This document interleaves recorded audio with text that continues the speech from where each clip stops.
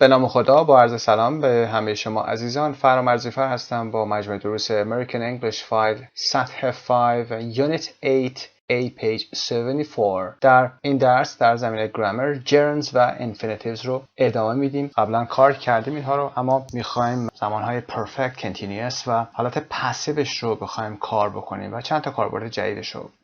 در وکب health and medicine هست و سیمیلیز رو باشون کار خواهیم کرد. سیمیلی ها میدونید که همون تشبیه ها هستن. و در قسمت pronunciation word stress رو کار خواهیم کرد. اما در قسمت quote the art of medicine consists in amusing the patient while nature cures the disease. هنر مدیسین این هست، هنر مدیسین، هنر دارو یا پزشکی این هست که باید پیشنت رو امیوز کنی، سرگرمش بکنی، در حالی که خود طبیعت هست که بیماری رو درمان میکنه و یا بیماری باید به صورت طبیعی درمان بشه. گوینده این کوت هم ولتر هست، French author and philosopher.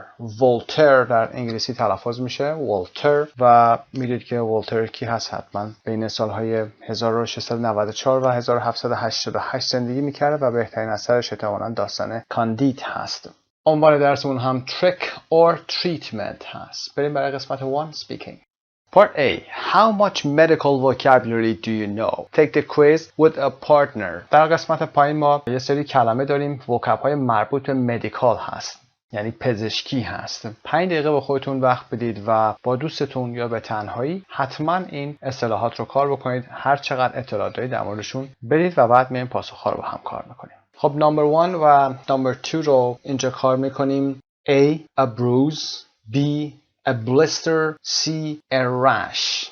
چه وقتی شما احتمالاً این حالتها رو میگیرید؟ مثلا حالت بروز هست که کبودی، بلیستر تاوله و a rash که اون حالت سرخی روی پوست هست مثل کهیر. A. From a fall, being hit by somebody or knocking against something, leaving you with a blue, brown or purple mark. خب بروز رو دیگه میتونید تعریف کنید. You get it from a fall، از افتادن. fall off رو در درس گذشته کار کردیم در وکبش. Being hit by somebody، توسط کسی ضربه خوردن. و یا knocking against something، و یا اینکه دستتون پاتون رو به جایی بزنید. I knocked my elbow for example against the wall. Leaving you with a blue، این چیزی که براتون میمونه به این شکل هست. علامت قهوه‌ای، آبی یا بنفشی که رو بدنتون میمونه هست. A blue, brown or purple mark. Of course it is painful sometimes. B. A blister. Blister که میدونید تاول هست. From walking a long way in uncomfortable shoes or from wearing shoes that are too tight. کفشایی که تنگ هستن و راحت نیستن، برای مسیرهای طولانی هم پوشیده شده باشن. It is a swelling on the skin filled with liquid. میتونه کاملتر بکنه این جمله این رو و میشه It is a swelling. یک جای متورمی هست، ورم کرده، بالا اومده هست. A swelling on the skin، روی پوست، filled with liquid که پر از مایع هست. liquid تلفظش هست. و C. A rash. As an allergic reaction to something or with certain children's illnesses like measles. خب rash allergic reaction to something نگه داشته باشید. اگر حساسیتی داشته باشید نسبت به چیزی or with certain children's illnesses. یه سری بیماری های خاص کودکان هست. Children's illnesses like measles. measles به همین شکل نوشته میشه. سرخک هست. It is an area of red spots on the skin. یک ناحیه قرمزی هست یا پر از دندون‌ها یا نقطه‌های قرمزی روی پوستتون میشه. Number 2. Why might you be given A cast که گچ هست، گچی که روی پای شکسته و دست شکسته میگیرن. B. A bandage، بانداژ هست. C. Antibiotics که آنتیبیوتیکه. D. Stitches که بخیه هست. X-ray که اشعه X هست، عکس رادیولوژی هست. و an ultrasound که سونوگرافی هست. To protect a broken bone in an arm or a leg.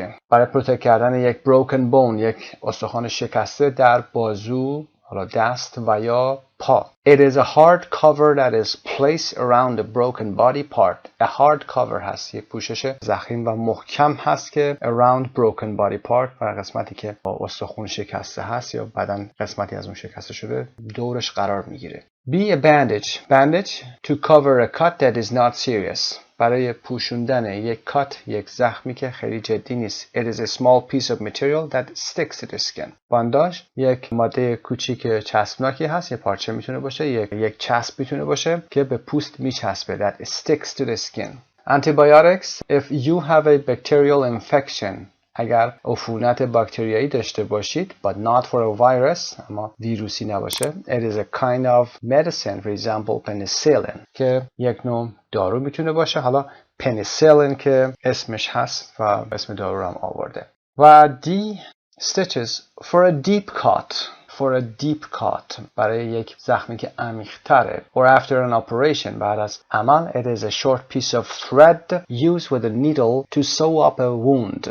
برای زخم‌های عمیق استفاده میشه. یک تکه نخ کوتاه هست thread نخ هست و با یک نیدل استفاده میشه و با یک سوزن to sew up S-E-W sew تلفظ میشه to sew up. گذشتهش هم sewed هست و حالت past participleش دو حالت داره یا sewn S-E-W-N و یا S-E-W-E-D مثل گذشتهش آورده میشه. پس sewed و حالت سومش sewn و یا sewed تلفظ میشه.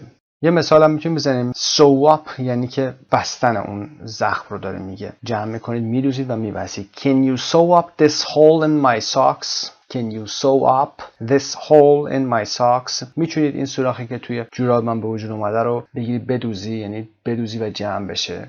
و E to check if a bone is broken برای چک کردن این که یک bone broken هست یا نه. It is a photograph that shows bones or organs in the body. عکسی هست که استخوان و اندام ها رو یا بافت ها رو در بدن نشون میده. و ultrasound if you are pregnant to check the baby's progress. اگر کسی pregnant باشه یعنی باردار باشه برای رشد بچه میشه این کار رو انجام داد. Or check muscles or internal organs. میتونید ماهیچه ها رو چک بکنید muscles or internal organs و یا بافت‌های درونی رو for example for back or joint problems برای مشکلات کمردرد و یا مفاصل joint که مفصل هست. It is a medical test in which a machine produces an image on a computer screen. این یک تست پزشکی هست که in which که در اون ماشین منظور دستگاه کامپیوتری هستن تصویری بر روی مانیتور کامپیوتر ایجاد میکنن با استفاده از امواج ultrasound. خب بریم برای قسمت سوالات بعدی number 3. Number 3 when might you need to see چه وقتی احتمالا نیاز هست که این حالتهای پایین رو ببینیم. A primary care physician, a specialist, a surgeon. A primary care physician به معنای پزشک عمومی هست. Physician یادتون باشه تلفظ physician و ممکنه مشابهش physicist رو هم دیده باشین. البته در درس‌های خیلی درس‌های پیش کار کردیم physicist که به معنای فیزیکدان هست. پس physician پزشک هست و physicist که P-H-Y-S-I-C-I-S-T هست فیزیکدان هست. پس پزشک عمومی رو کی میبینید و بعد specialist و surgeon رو صحبت میکنیم. For any small medical problem برای هر مشکل کوچیک پزشکی for example one that doesn't require a specialist. حالا یه بیماری که نیازمند یک به specialist یا متخصص نیست. require doesn't require means doesn't need. B a specialist because you have a medical problem that requires advice or treatment from a doctor who is an expert in that field. یک مشکل پزشکی دارید یا بیماری دارید که نیازمند توصیه یا درمان توسط یک دکتری هست که اکسپرت هست توی اون زمینه کارشناس هست متخصصه. و a surgeon if you need to have an operation اگر احتیاج به عمل جراحی داشته باشید that involves cutting the body که نیازمند برش بدن هست and often removing or replacing body parts و یا گاهی وقتا هم نیاز هست که بخشی از بدن بافتی از بدن برداشته بشه یا جابجا بشه. A surgeon is a doctor who does this.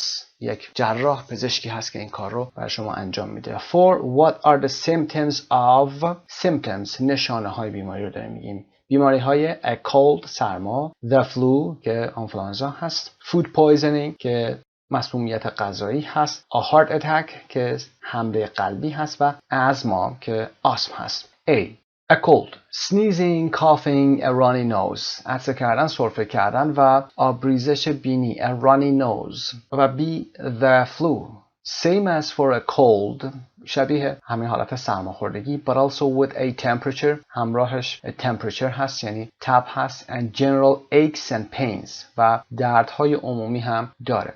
Food poisoning, vomiting, being sick and diarrhea. Vomiting که throw up کردن هست حالت تهوع. being sick هم حالت تهوع و diarrhea هم که اسهال هست. D. A heart attack, chest pain. درد در قفسه سینه. increased or irregular heart rate ضربان قلب افزایش پیدا کرده یا زیاد شده، یا irregular یا بی‌قاعده و نامنظم. و ای هم که ازما هست. ازما دقت داشته باشید، ازما امریکن هست و اسما صدای س به جای ز بریتیش هست. ازما بیماری آسم است، تنگی نفس هست. coughing especially at night سرفه کردن خصوصا در شب. difficulty breathing تنفس کردن هم با دشواری و مشکل هست. ازما. اگر کسی هم حمله آسمی داشته باشه اون حالت میگیم an asthmatic attack. و 5 what might happen to you if you اگر کارهای زیر انجام بدید چه حالتهایی ممکنه برای شما به وجود بیاد. A if you had to stand for a long time in a hot crowded room اگر قرار بود که باید در یک اتاقی که پر از جمعیت هست و خیلی هم گرمه برای مدت طولانی وای میسید you might faint احتمالاً غش میکردید. you might faint غش کردن or passed out غش کردنه. و B drank too much coffee مقدار زیادی قهوه نوشیدن. You might have a fast or irregular heart rate, trouble sleeping. احتمالاً دچار fast or irregular heart rate میشدید که ضربان قلب سریع و نامنظم میشه و trouble sleeping که دشواری و مشکل در خوابیدن. و C were stung on your hand by a wasp.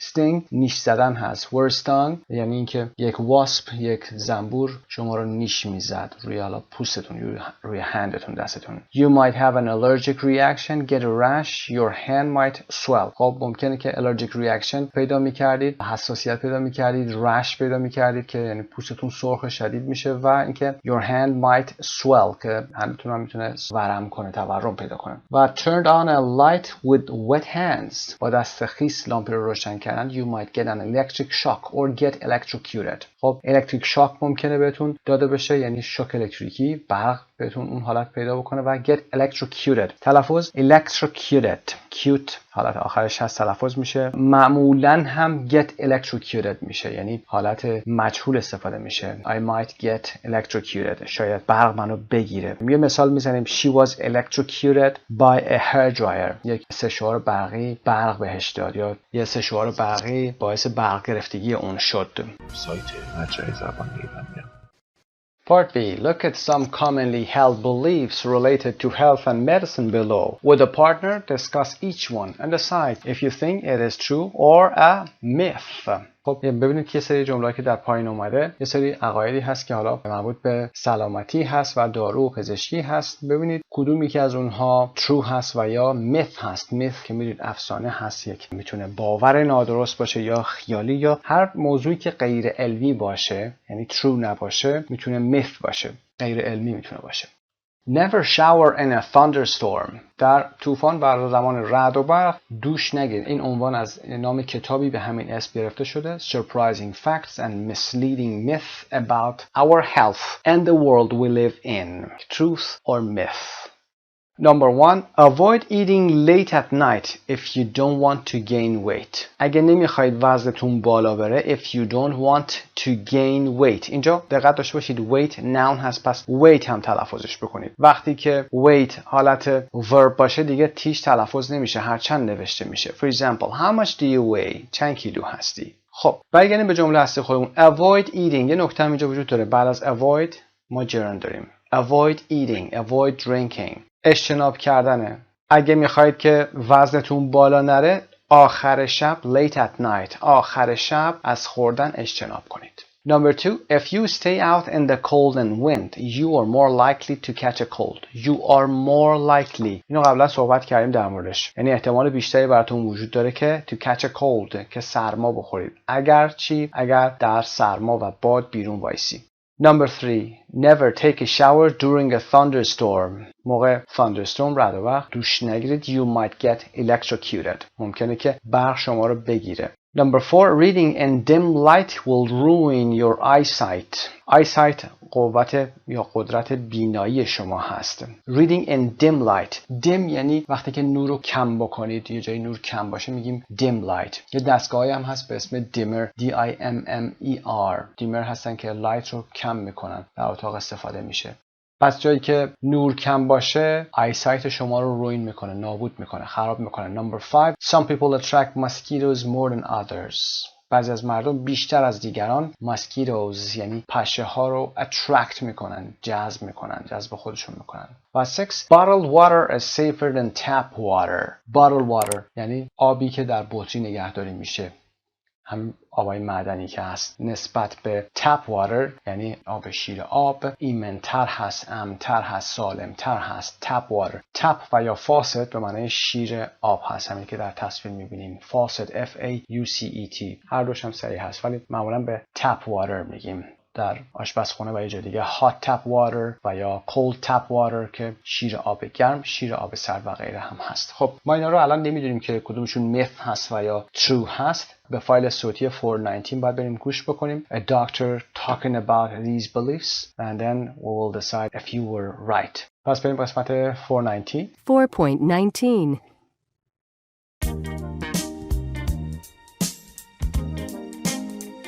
We have in the studio Dr. Linda Blakey, who is helping us separate the medical facts from all the myths and old wives' tales that are out there. Who is helping us separate. Separate به عنوان verb هست، یعنی جدا کردن، تفکیک کردن. Separate اگر adjective باشه قبلا گفتیم تلفظش میشه separate.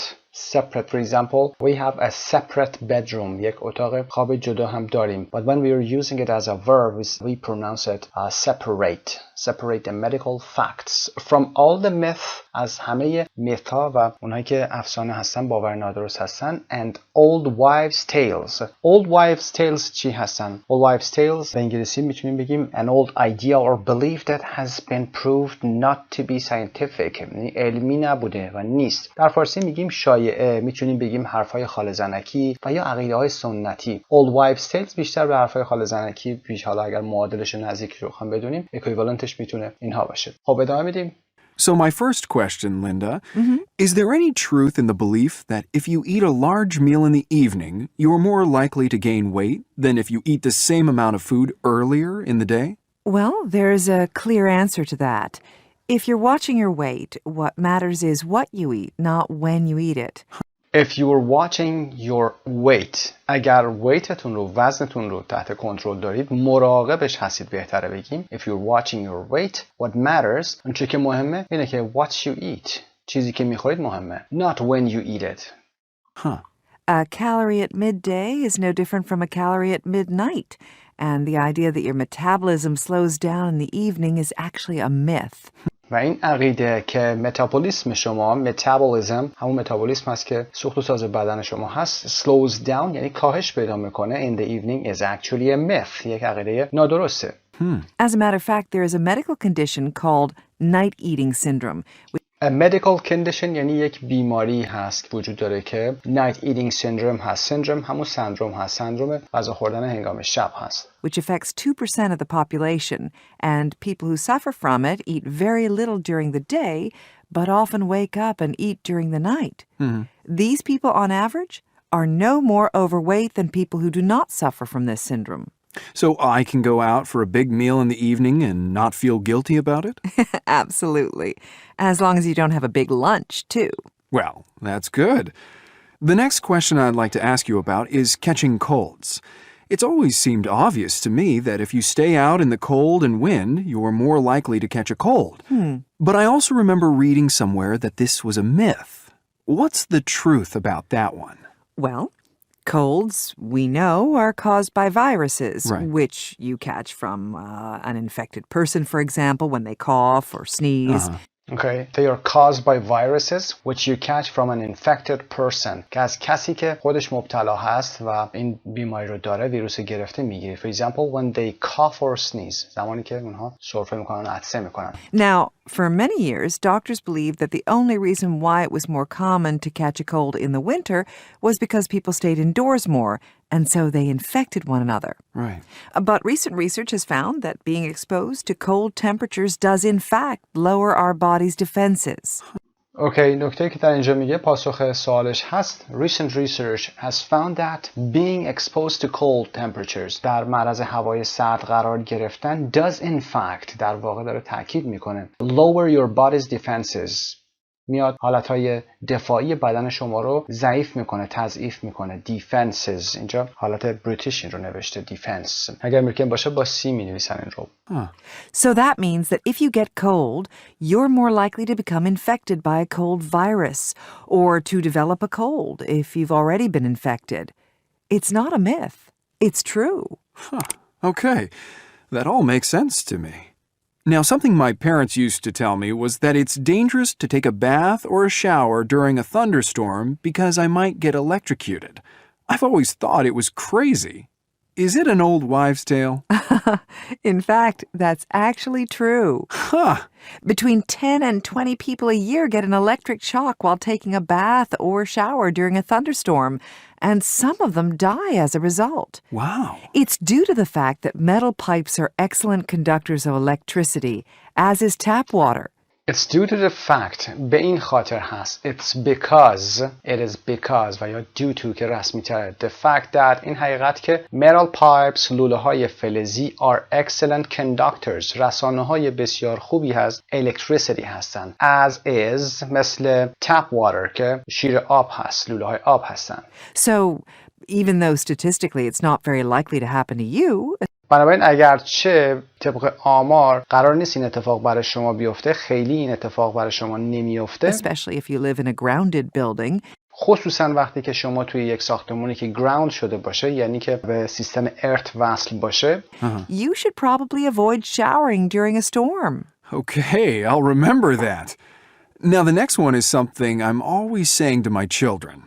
Turn the light on. You can't possibly read in that dim light. And they always tell me they can read perfectly well. But reading in dim light must be bad for their eyes, right? Well, that's one that parents around the world have been telling their children for generations, but it actually has no real scientific basis. Huh. Reading in the dark or in dim light can cause a temporary strain on the eyes, but it quickly goes away once you return to bright light. خب وقتی که در تاریکی کتاب میخونی یا dim light باشه، نور کم باشه، can cause a temporary strain on the eyes. can cause و یا can put، میتونه و یا place strain on something، یعنی فشار بیاره بر چیزی، بر مایچه های چشمتون. can put a temporary، موقتی، فشار موقتی رو آیزتون بیاره. Well, now I know. Now, the next one affects me directly. affect as a verb. affect و effect گفتیم با ای شروع میشه که noun هست. Every summer in the mosquito season, I get really badly bitten, even when I get really badly bitten، یعنی به شدت نیش میخورم از دست این پشه ها. I put insect repellent on. insect repellent که همون دافع حشرات هست. I put something on. I put insect repellent on. But my wife never gets bitten at all. at all رو هم که گفتیم داره تأکید میکنه فعل منفی قبلی رو. اصلا همسر من پشه ها نیشش نمیزنن. She says that mosquitoes don't like her. Is that possible? It's irritating, isn't it? Yes. As a matter of fact, it seems to be true. Female mosquitoes, which are the ones that bite, are attracted to the carbon dioxide we exhale. They are attracted to the carbon dioxide we exhale. اونها جذب میشن، جلب اون کاربن دی اکساید یا دی اکسید کربنی که ما اکسیل میکنیم، یعنی بیرون میدیم، تو بازدم میدیم. inhale و exhale داریم. Our body heat and certain chemicals in our sweat. و یه سری مواد شیمیایی خاصی که در سوئتمون یا در عرقمون هست و بادی هیتمون به اونها جذب میشن. But some lucky people produce chemicals that either prevent mosquitoes from detecting them or that actually drive them away. Unfortunately, I'm not one of those lucky people either, but your wife obviously is. The last thing I would like you to clarify for us is the idea that bottled water is purer than tap water. Now, I know it's one thing to drink bottled water if you're traveling in a country where the water hasn't been treated or isn't safe to drink. Where the water hasn't been treated اینجا به معنی آب که تصفیه نشده باشه or isn't safe to drink هست. But what about here in the United States? We're all a bit suspicious of what comes out of our taps, and that's why sales of bottled water have risen so much over the last decade. But what many people don't realize is that bottled water isn't subjected to the same regular testing that tap water is. And in some tests, a third of the samples of bottled water analyzed were contaminated. subject to or to be subjected to یعنی تابع بودن یا تحت کنترل چیزی بودن، اینها بیشتر ازشون مراقبت میشه و شیر آب و آبهای لوله کشی بیشتر انالایز میشن. و bottled water analyzed were contaminated یعنی آلودگی شیمیایی داشتن هست. In any case, a quarter of all bottled water sold is just filtered tap water. به هر حال a quarter of all bottled water یعنی 1/4 بطری‌های آبی که فروخته میشه sold is just filtered tap water که از شیر آبی که فیلتر شده باشن یا از دستگاه تصفیه گرفته شدن و پر شدند. خب به سوالات قسمت B که برگردیم. number 1 myth بوده، number 2 is true, number 3 is true, number 4 was a myth, number 5 was true, and number 6 was myth. اما part D, listen again, why is each belief true or a myth? Take notes and then compare with a partner که پاسخ رو اینجا با هم کار خواهیم کرد. Number 1, if you were watching your weight که صحبتشو کردیم، گفتیم کنترل کردن وزن، مراقب بودن. What matters is what you eat, not when you eat it. A calorie at midday یادتون باشه میگیم in the morning, in the evening, in the afternoon، ولی میگیم at midday or at midnight is no different from a calorie at midnight. Number 2, being exposed to cold temperatures lowers our body's defenses. So that means that if you get cold, you are more likely to become infected by a cold virus or to develop a cold if you've already been infected. Number 3, metal pipes are excellent conductors of electricity, as is tap water. 4, reading in the dark or in bad light can cause a temporary strain on the eyes. فشار موقتی رو روی چشم ها باعث میشه but it rapidly goes away اما به سرعت رفع میشه once you return to bright light وقتی که برمیگردید به جایی که روشنه یا روشنای روز هست. 5. Some lucky people produce chemicals that either prevent mosquitoes from detecting them or that actually drive them away. یه مواد شیمیایی رو بعضی از آدمای خوششانس تولید میکنن که یا جلوی آشکار شدن یا کشف اونها رو توسط ماسکیتو رو میگیره و یا اینکه اصلا کلا اونها رو دور میکنه، repellent هست. و number 6, bottled water isn't subjected to the same regular testing that tap water is. سیستم آبهای بسته‌بندی شده و بطری‌ها خیلی تحت نظارت و مراقبت نیستش نسبت به اون مراقبتی که روی واتر تپ میشه. And in some tests that were done in the United States, for example, a third of the samples analyzed were contaminated. Lexis and context. Complete the extracts from the listening with the missing word. Listen and check. قسمت‌های پایین رو حتما چک بکنید. از خود متن گرفته شده و کلمه‌اش رو که می‌بینید قسمت اولش رو هم آورده. هر کدوم هم یک کلمه بیشتر نیست. این کار رو انجام بدید و بعد بیایید با ویدیو با هم چک می‌کنیم. برای number 1 watching your weight بوده، trying not to gain weight، مراقب وزن بودن. number 2 viruses که ویروس ها هستن، a microscopic organism that causes infectious diseases in people، ویروس ها رو تعریفشون میدونید. defenses our body's mechanism for protecting itself، مکانیزم بدن ما هست برای مراقبت از خودش. 4 syndrome a set of physical conditions that show you have a particular disease or medical condition, for example Down syndrome. syndrome هم که تعریفشون میدونید همون سندروم هست و یا نشانگان هست. مثالی هم آورده داون سندروم که نشانگان داون هست. و 5 strain an injury to a part of your body caused by working it too hard.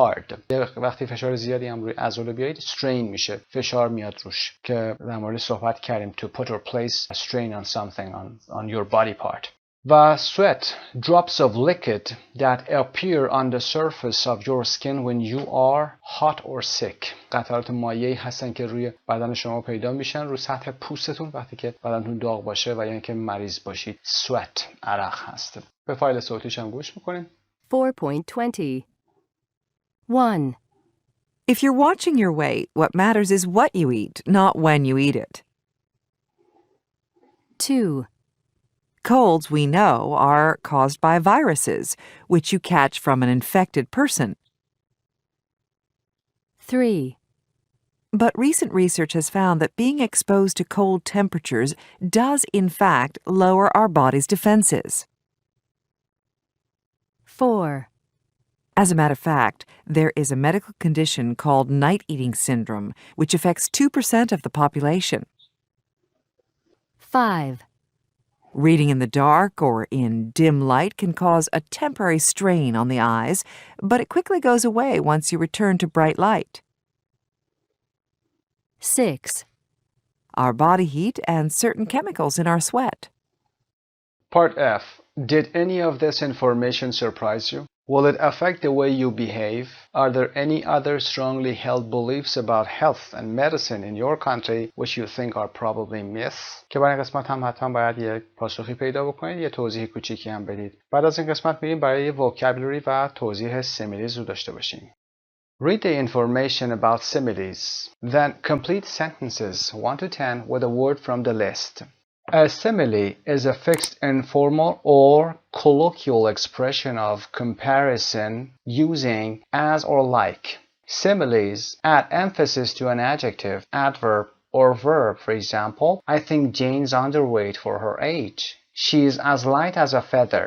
Very light. خب simile رو expressionی هست که describe something by comparing it with something else using the words as or like. For example, as white as snow. خب سیمیلی رو تعریفش رو حتما میدونید. تشبیه هست. ما در فارسی میگیم تشبیه. در تشبیه درک شباهت یا مقایسه مستقیمه. ما از کلماتی مثل از و لایک استفاده میکنیم که شباهت رو نشون بدیم. اینجا هم آورده اینها رو از و لایک. یه حالت دیگه هم داشتیم که استعاره بود. اون رو با سیمیلی اشتباه نگیریم هیچ وقت. استعاره رو گفتیم که متافور میشه. M-E-T-A-P-H-O-R-E متافور. گفتیم استعاره هست. مقایسه مستقیم نداره. باید مفهوم رو توی استعاره درک بکنید. دو تا مثال میزنیم. برای تشبیه میگیم Her cheeks were like roses.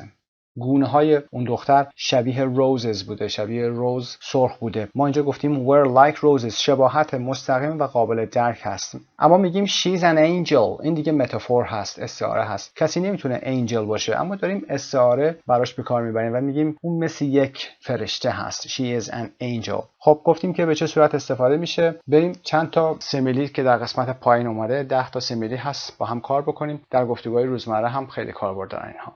Number 1, my husband's as stubborn as a mule. He refuses to go to the doctor about his bad back.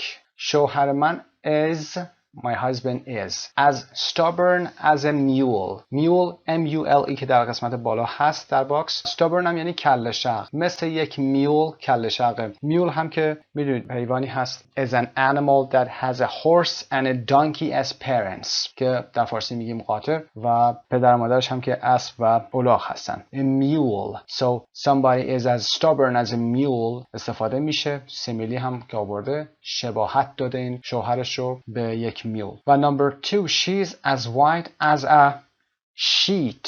I think she's going to faint. As white as a sheet. مثل یک ملافه سفید شده. این ملافه سفیدی که روی تخت میکشیم. As white as a sheet. یه تشبیه دیگه هست و داره غش میکنه. She's going to faint. و faint رو هم که در همین درس تمرین کردیم. پس as white as a sheet رو هم کار کنید. و number 3, he is as sick as a dog. He should go to the hospital and see a doctor. وقتی کسی خیلی بیمار باشه میگیم somebody is as sick as a dog. As sick as a dog. و اون باید بره بیمارستان و به دکتر خودش نشون بده. Number 4, he's as deaf as a post. You'll have to speak up a little. As deaf as a post. Post is a piece of wood set in the ground vertically like a lamppost. Post اینجا که میگیم منظورمون میل نیست. منظورمون تیر چوبی هست که توی زمین میذارن مثل تیر برق. Lamp post. یعنی مثل اون اصلا هیچ چیزی نمیشنوه. He's as deaf as a post. You'll have to speak up a little. باید کمی بلندتر صحبت کنید. خب سیمیلی 4 بوده. بریم برای 5.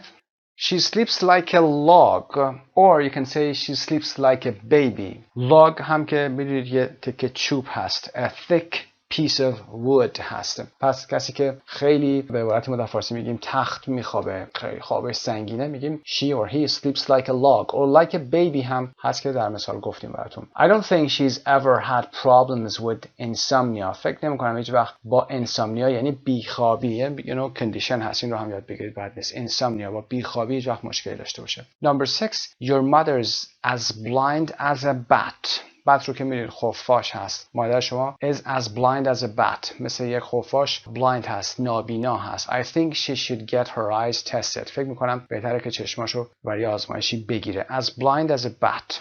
Number 7, she's been as good as gold. She took all her medicine without making any fuss. خب داره در مورد بچه میگه، کسی که مریضه و خیلی آدم خوبیه. To be as good as gold. مهربون بودن و خوب بودن هست. همه داروهاشو بدون اینکه هیچ دردسر و سر و صدایی راه بندازه. Without making any fuss. اینا مثال خوبی هست که یاد بگیریم. Without making any fuss. و داروهاشو خورد. She took. میدیم برای دارو میگیم to take your medicine. Number 8, my new medication works like a dream. I feel 100 times better. داروهای جدیدم بسیار عالی تاثیر میذاره. Works like a dream. این هم حتما یاد بگیریم. از like استفاده کرده مثل sleeps like. کار میکنه مثل dream. I feel 100 times better. 100 برابر حالم بهتر شده. Number 9, when I pressed the button, the nurse came as quick as a flash and immediately changed my IV bag, which was running out. وقتی که من دکمه رو فشار دادم پرستاره به سرعت حالا ما میگیم برق و باد as quick as a flash اومد و immediately بلا فاصله IV bag منو عوض کرد. IV bag همون ظرف سرم هست which was running out که داشتش تمام میشد. So as quick as a flash. flash هم که میدونید مثل نور هست. Number 10, my son eats like a horse. I sometimes think he has worms. پسر من مثل یک اسب غذا میخوره. My son eats like a horse. بعضی وقتا فکر میکنم که اصلا کرم داره تو بدنش. I think he has worms too. So to eat like a horse. Part B. Try to think of 3 people or things you could describe with these similes. Compare with a partner. خب 3 نفر رو پیدا بکنید مثالی باشه براتون. این کمک خیلی خوبی هست براتون برای اینکه این سیمیلیا رو یاد بگیرید. آشنا باشه تو ذهنتون و اینها رو مثالاشو براشون بزنید اگر میتونید برای هر کدوم. اگر stubborn هستن as a mule، اگر خیلی رنگ پریده هستن as white as a sheet و یا sick as a dog که خیلی وضعشون بد باشه علاوه بیماری. as deaf as a post رو برای کسی که خیلی گوشش سنگین sleeps like a log or baby تخت میخوابه. as blind as a bat که اصلا نمیبینه و کسی که خیلی خوش رفتار هست as good as gold هست و works like a dream یعنی خیلی خوب کار میکنه works very well و flash هم که very quickly هست. it's like a horse هم که خیلی زیاد غذا میخوره. اینا رو حتما مثالهای ملموسی داشته باشید که براتون جا بیفته. بریم برای قسمت grammar.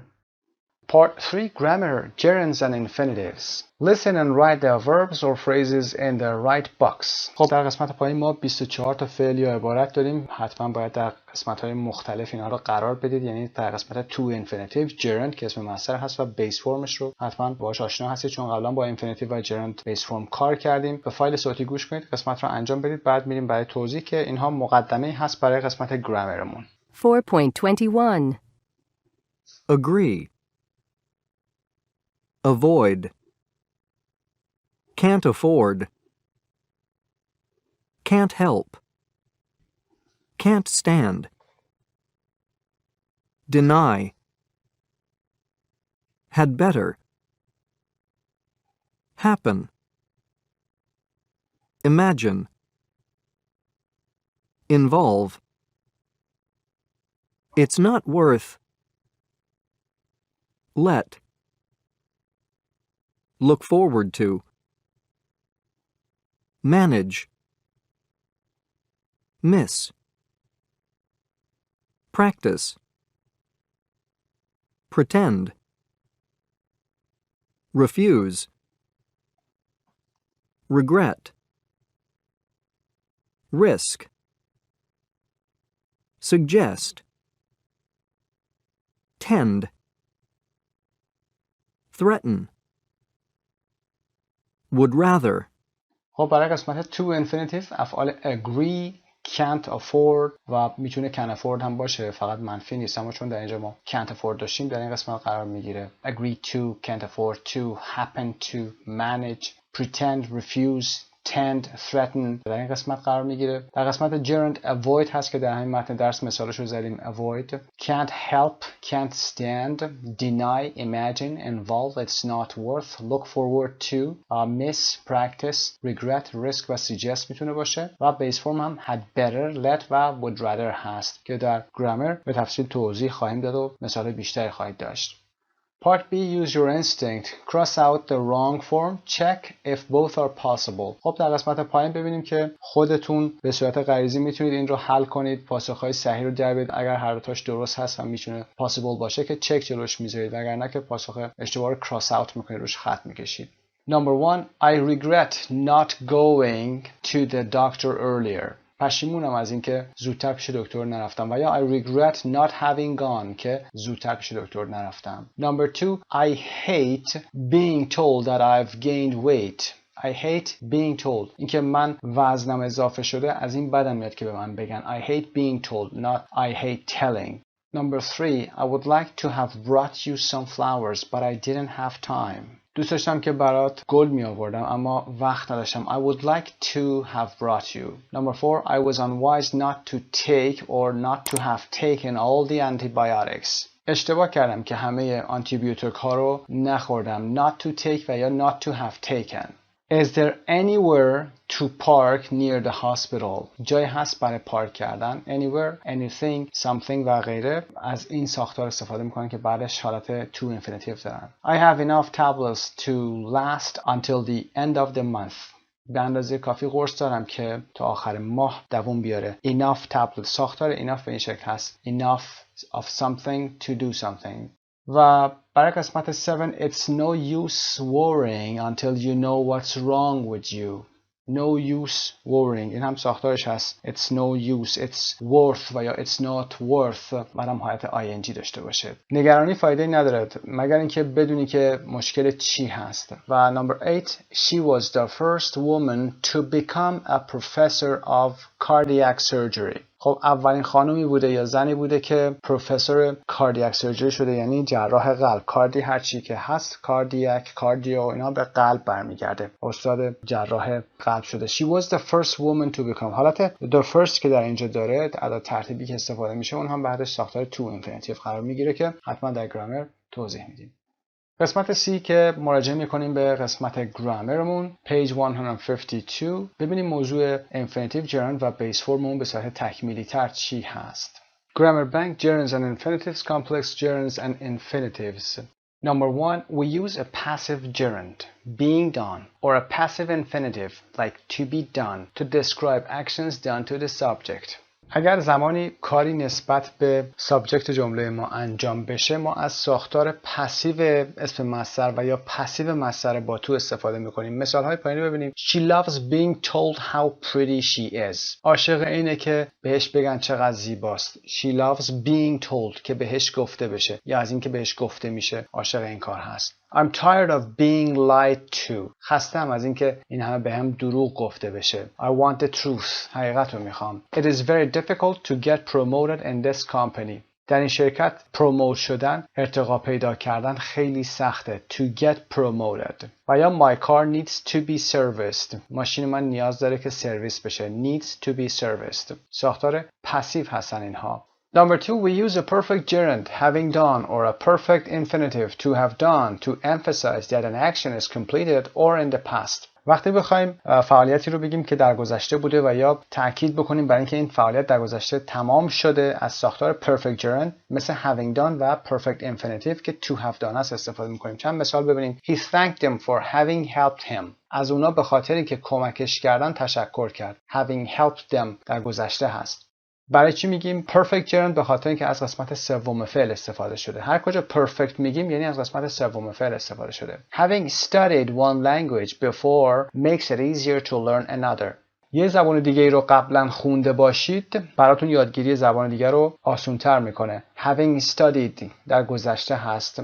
Gerund هست. Gerund perfect gerund هست. How wonderful to have finished all our tests. خیلی عالیه که همه تستامون رو تمام کردیم. آزمونا رو تمام کردیم. To have finished. By the time I'm 30, I hope to have started a family. تا وقتی که 30 سالم بشه امیدوارم که یه فامیلی رو شروع کرده باشم. یه خانواده رو راه انداخته باشم. I hope to have started. این زمان به زمان گذشته بر نمیگرده اما یک completed action هست در آینده. That an action is completed. By the time I'm 30 یعنی زمانی که 30 سالم بشه.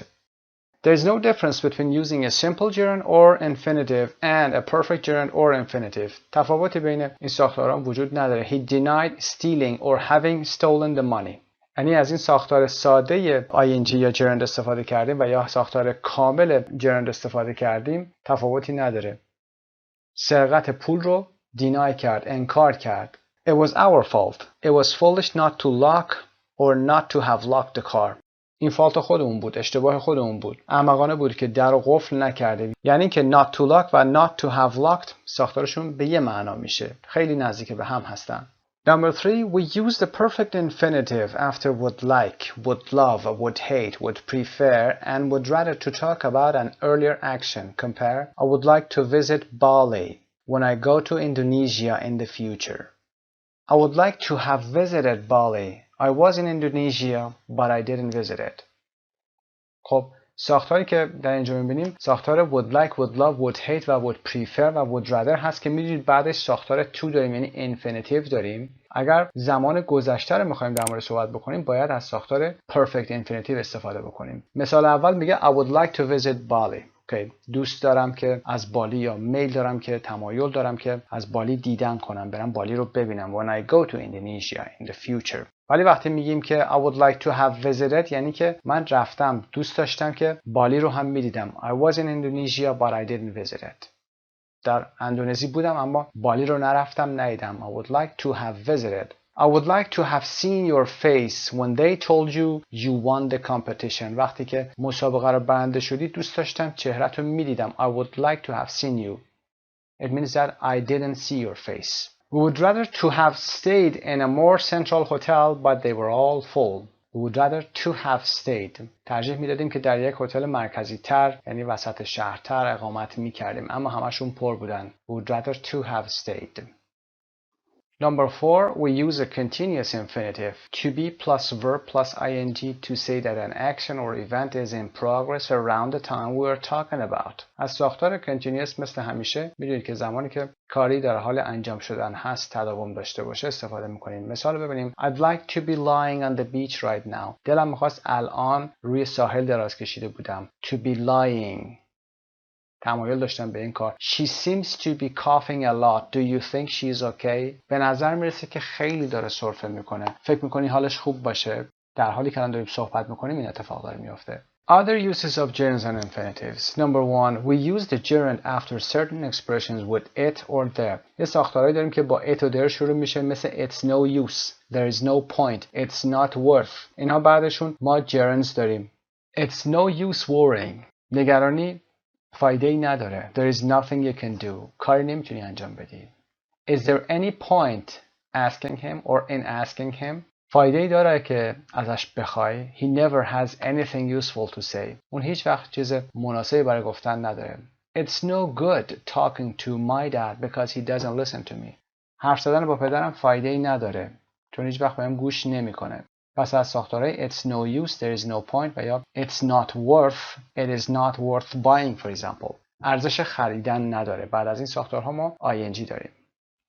We use the infinitive with to after nouns formed from verbs that take the infinitive. For example, agree, plan, hope, etc. در گذشته در مورد infinitive که کار کردیم گفتیم فعلایی مثل agree, plan, hope اینا بعدشون ما infinitive با to داریم، مصدر با to داریم. He agreed to come. اون موافقت کرد که بیاد. حالا همین ساختار رو ما وقتی که حالت noun این افعال رو در جمله داشته باشیم بعد از اون ما to infinitive داریم. مثل we had an agreement to share the costs.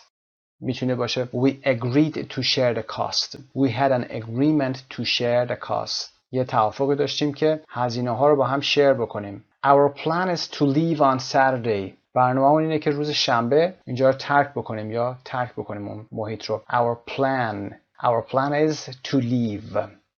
میتونیم بگیم we planned to leave.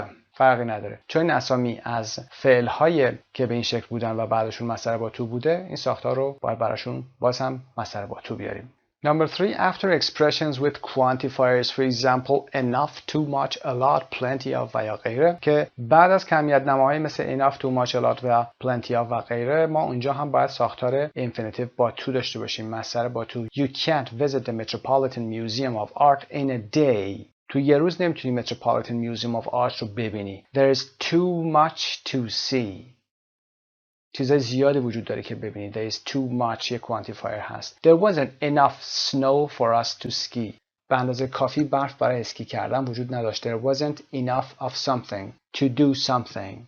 در ادامه when we want to refer to the subject of the infinitive verb we use for plus person or object pronoun before the infinitive. This can be used before any infinitive structure, for example after adjectives.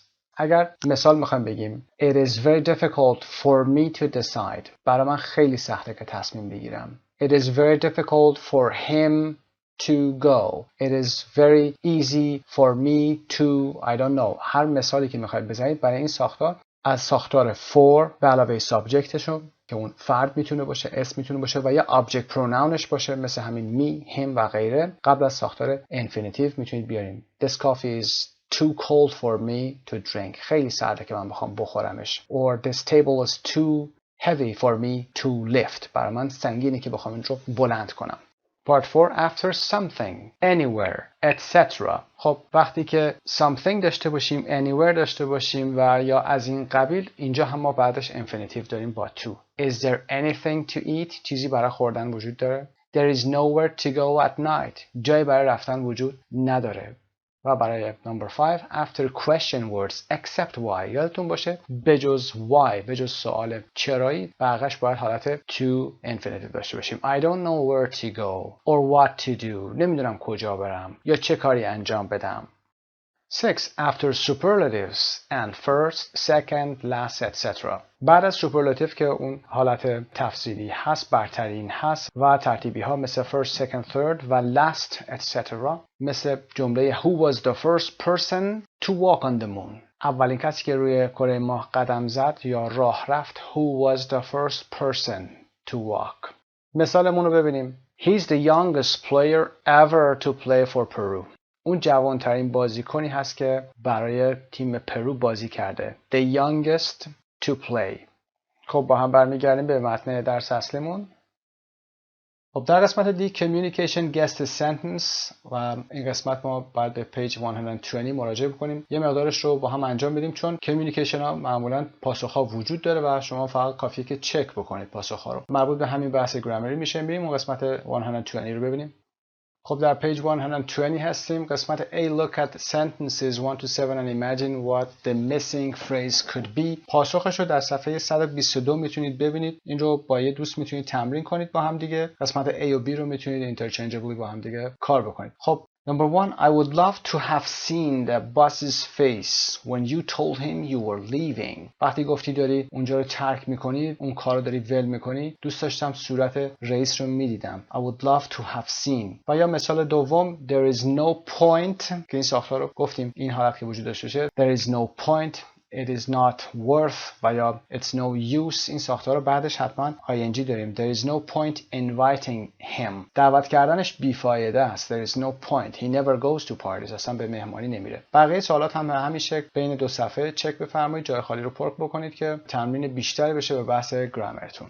خب پس قسمت های 120 و 122 رو با هم دیگه انجام بدید. سوالات و پاسخ‌ها وجود داره. چک بفرمایید تمرین بیشتری بشه و بحث گرامرتون. یونیت 8A پارت 1ش در اینجا به پایان میرسه. موفق باشید. به نام خدا با عرض سلام. یونیت 8A پارت 2 پیج 76.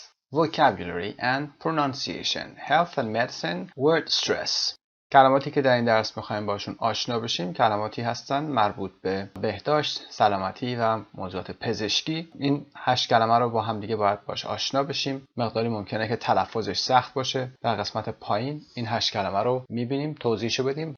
Part A, look at some words which describe types of alternative medicine. Alternative medicine روش‌های پزشکی جایگزین هستند از قبیل هومیوپاتی، استیوپاتی، aromatherapy، herbal و یا herbal medicine، chiropractic و reflexology، hypnotherapy و acupuncture که توضیحش رو هم خواهیم داد. توضیحات انگلیسیش هم که در خود درس هست. اما یه مقدار به این کلمات نگاه کنید ببینید چطور تلفظ میشه. بریم با هم قسمت B422 گوش کنیم به فایل صوتی و دفینیشناشون رو هم میذاریم و بعد از اون یه توضیح کوچیکی هم خواهیم داد. 4.22 1. It's a kind of treatment that uses hypnosis, that is, putting people into an unconscious state to help with physical or emotional problems. Okay, number 1 is hypnotherapy. Hypnotherapy. 2. It's medicine or remedies made from herbs and plants. Herbs or plants. Number 2, herbal medicine. 3. It's a system of treating diseases or conditions using very small amounts of the substance that causes the disease or condition. Homeopathy. Number 3. Homeopathy. 4. It's a technique that uses natural sweet-smelling oils for controlling pain or for rubbing into the body during massage. It's aromatherapy. Aromatherapy. 5. It's a type of alternative treatment in which somebody's feet are massaged in a particular way in order to heal other parts of the body or to make them feel mentally relaxed. Reflexology.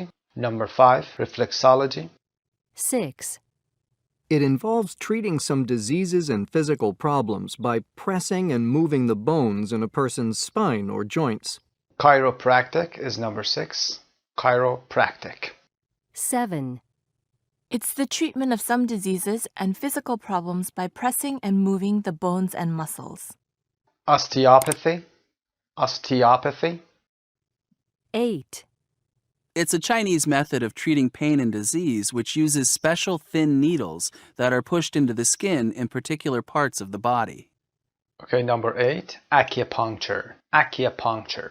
definitionش رو هم که در این قسمت میبینید، میتونید پاز بکنید، از این قسمت استفاده بکنید. هیپنوتراپی، اگر بخوام به بعضی از این آلترناتیو مدیسین اشاره بکنیم، هیپنوتراپی که نمبر 1 بوده، تلفظ هیپنوثا، یعنی قسمت ث که استرس میگیره، تراپی ها که درمان هستن و هیپنوتیزم درمانی هست که برای مشکلات جسمی و روحی استفاده میشه. هومیوپاثی که استرس روی او قرار میگیره و آ تلفظ میشه هومیوپاثی که علاج به مثل هست، توضیحش هم که دارید میبینید این قسمت. و اروماتراپی، اروما به معنای رایحه هست، اروماتراپی رایحه درمانی. رفلکسولوژی قسمت س استرس میگیره، رفلکسولوژی از رفلکس میاد و انعکاس درمانی، عکس العمل شناسی یا بازتاب شناسی هست. و کایروپرکتیک معمولا درمان کمر و درد گردن اینا هست از طریق مانیپولاسیون که تنظیم و تطبیق ستون فقرات هست، تمرکز بر حرکت دست درمانگر بر روی ستون مهره های بیمار هست. و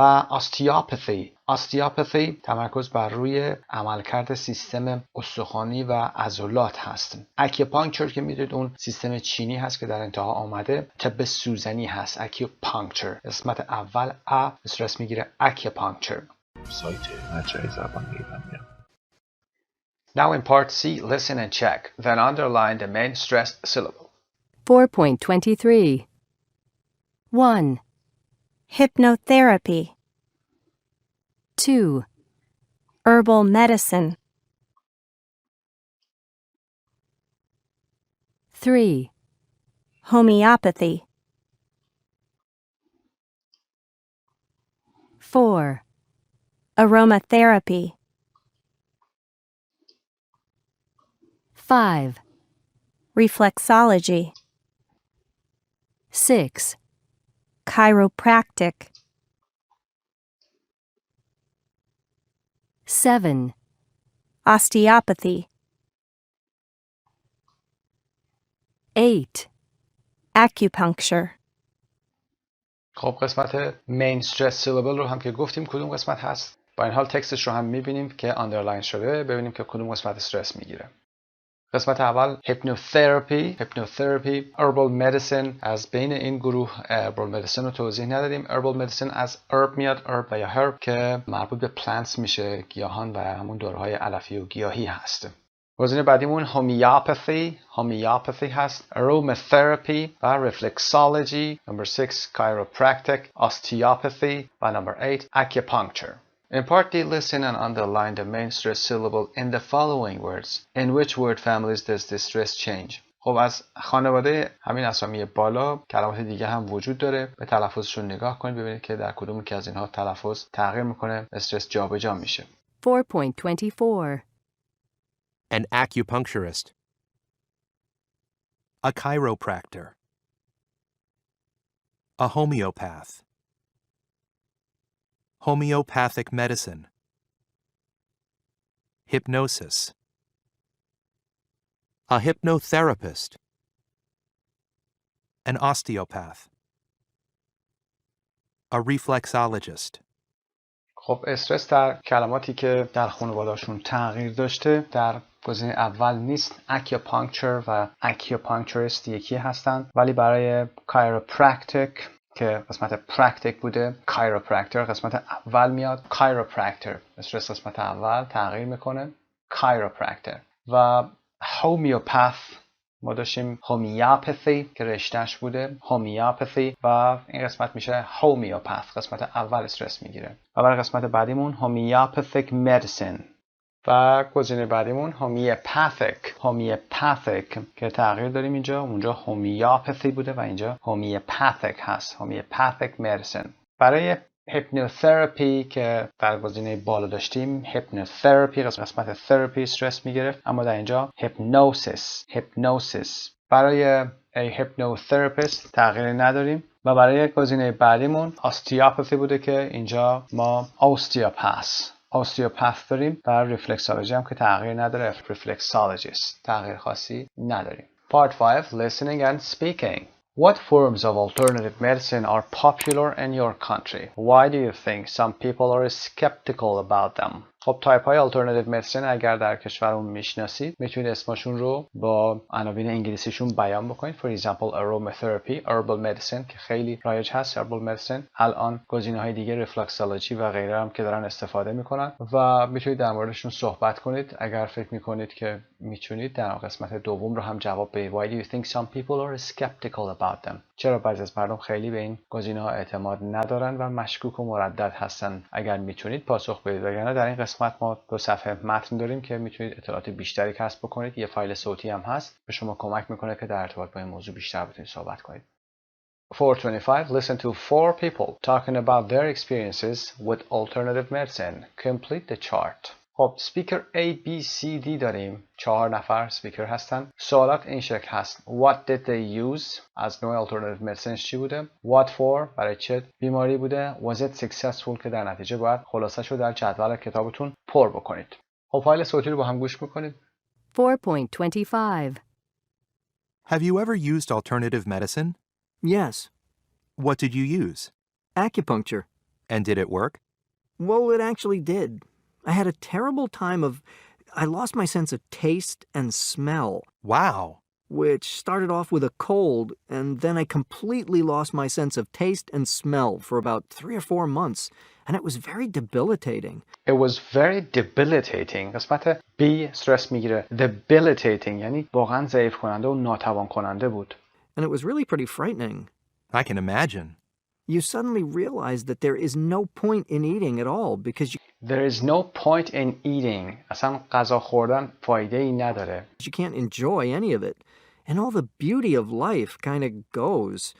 It's an incredible thing of not having one of your senses.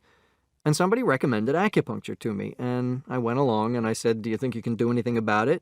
And she said, yes, I think I can. She said, so here's a rose, which was in her room. Right. And she said, put your nose into it and tell me what you can smell.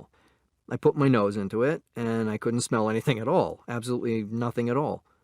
And she laid me down, and half an hour of needles later, I got up, and she said, try... And she laid me down. She laid me down یعنی من رو خوابوند روی زمین. Half an hour of needles later یعنی نیم ساعت با اون سوزنایی که توی بدن من فرو کرده بود. بعد از اون I smelling that rose again, and I put my nose into it, and there was this faint smell of rose. Faint smell of rose به این معنا هست که بوی اندکی خیلی کم خفیفی از روز می اومد. Which was the most beautiful thing I've ever smelled in my entire life. The most beautiful. گفتیم the رو با حرف تعریف the رو قبل از کلماتی که میاریم به همین شکل the تلفظ میکنیم. اگر vowel باشه بعدش مثلا میخوایم بگیم the apple میگیم the apple. ولی اینجا چرا گفته the most beautiful؟ به خاطر اینکه میخواد تاکید خیلی بیشتر و زیادی بیاره. اینجا با کانسوننت هم the رو the تلفظ میکنه. The most beautiful. So that was it? You were cured? No. So you were cured? درمان شدید؟ Oh.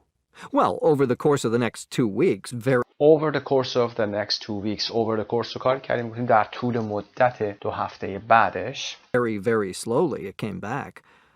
I was walking down Cambria Avenue and a woman walked past and A woman walked past. این رو هم کار کردیم. یه خانومی از کنار من عبور کرد. رد شد. I went, "Ooh, perfume." And I literally turned and followed her.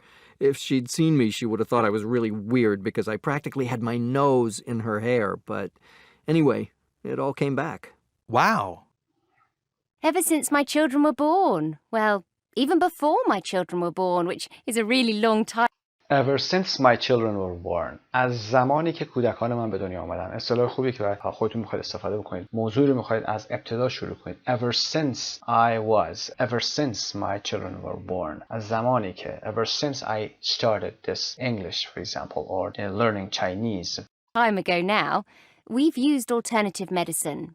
Or as I like to call it, complementary medicine. As I like to call it, من دوست دارم این رو بگم complementary medicine. Complementary یعنی مکمل، درمان مکمل. We use homeopathy, and none of my children ever had an antibiotic while they were growing up, and I think that's something to be proud of. They have used them since they've been adults for various reasons, often because they have to work, but apart from that, no antibiotics. And I don't think I've had any in the last 30 years or so. Kate, have you ever used alternative medicine? Well, the time I remember was during the birth of my second child. My first was a pretty dramatic experience, so I thought I'd go and find out if I could make it easier. I went to a homeopath who gave me a lot of pills and said that when contractions started, I should take one and then, an hour later take another one, and an hour later take two. But within half an hour, I'd taken all 3 bottles and was still in agony. And said that when contractions started. Contractions در اینجا منظور از دردهای زایمان هست که شروع میشه. و در قسمت آخر هم میگه and was still in agony. agony به معنای درد و عذاب و رنج هست. در درد شدید بودن. No. Yeah. They had no effect at all? No. So did you call the person? These aren't working? No, I never did, but I wouldn't recommend homeopathy for childbirth. I can understand why not. So, Adam, what's your take on alternative medicine? Do you have any experience? One. Just one. And I was taking a very long flight from Miami to Vancouver, and I don't like flying, though I don't take anything for it. But when I got there, I was only there for just a few days, and I wanted to enjoy my waking hours. And the jet lag was crazy, so I bought some herbal sleeping pills. Oh, I see. So I didn't want to use really heavy, real sleeping pills. I've never used those. So I went to buy some herbal sleeping pills and put them in my bag, and then I got there and I looked at the package and it said, "Take 8 half an hour before bedtime." So I thought that was a lot, but that's what it said, so I took 8. But it was kind of like having a lot of grass in my mouth. It was like swallowing a lot of grass before bed, and it didn't agree with me. So I was like burping up, like a lot of grass, and I was burping so I wasn't sleeping. So I wasn't really convinced about them. So a great night's sleep. It was wonderful. A lot of grass.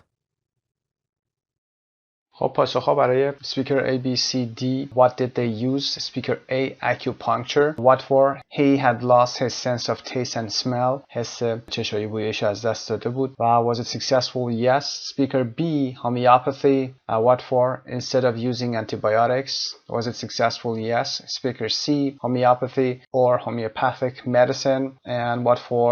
For childbirth. برای تولد کودکش یا نوزادش بوده و was it successful? No. Speaker D, herbal medicine to help him sleep, and it was not successful. Part C, listen again, write the number of the speaker. Who? Number 1. خب برای این قسمت یه دور دیگه به فایل صوتی گوش میکنید و پاسخ رو پیدا میکنید و بعد هم فایل ویدیو رو پلی کنید که با هم پاسخ رو چک میکنید. Number 1. Who took more than the recommended dose? که بیشتر از مقداری که دوسی که recommend شده بود استفاده کرد. Speaker C.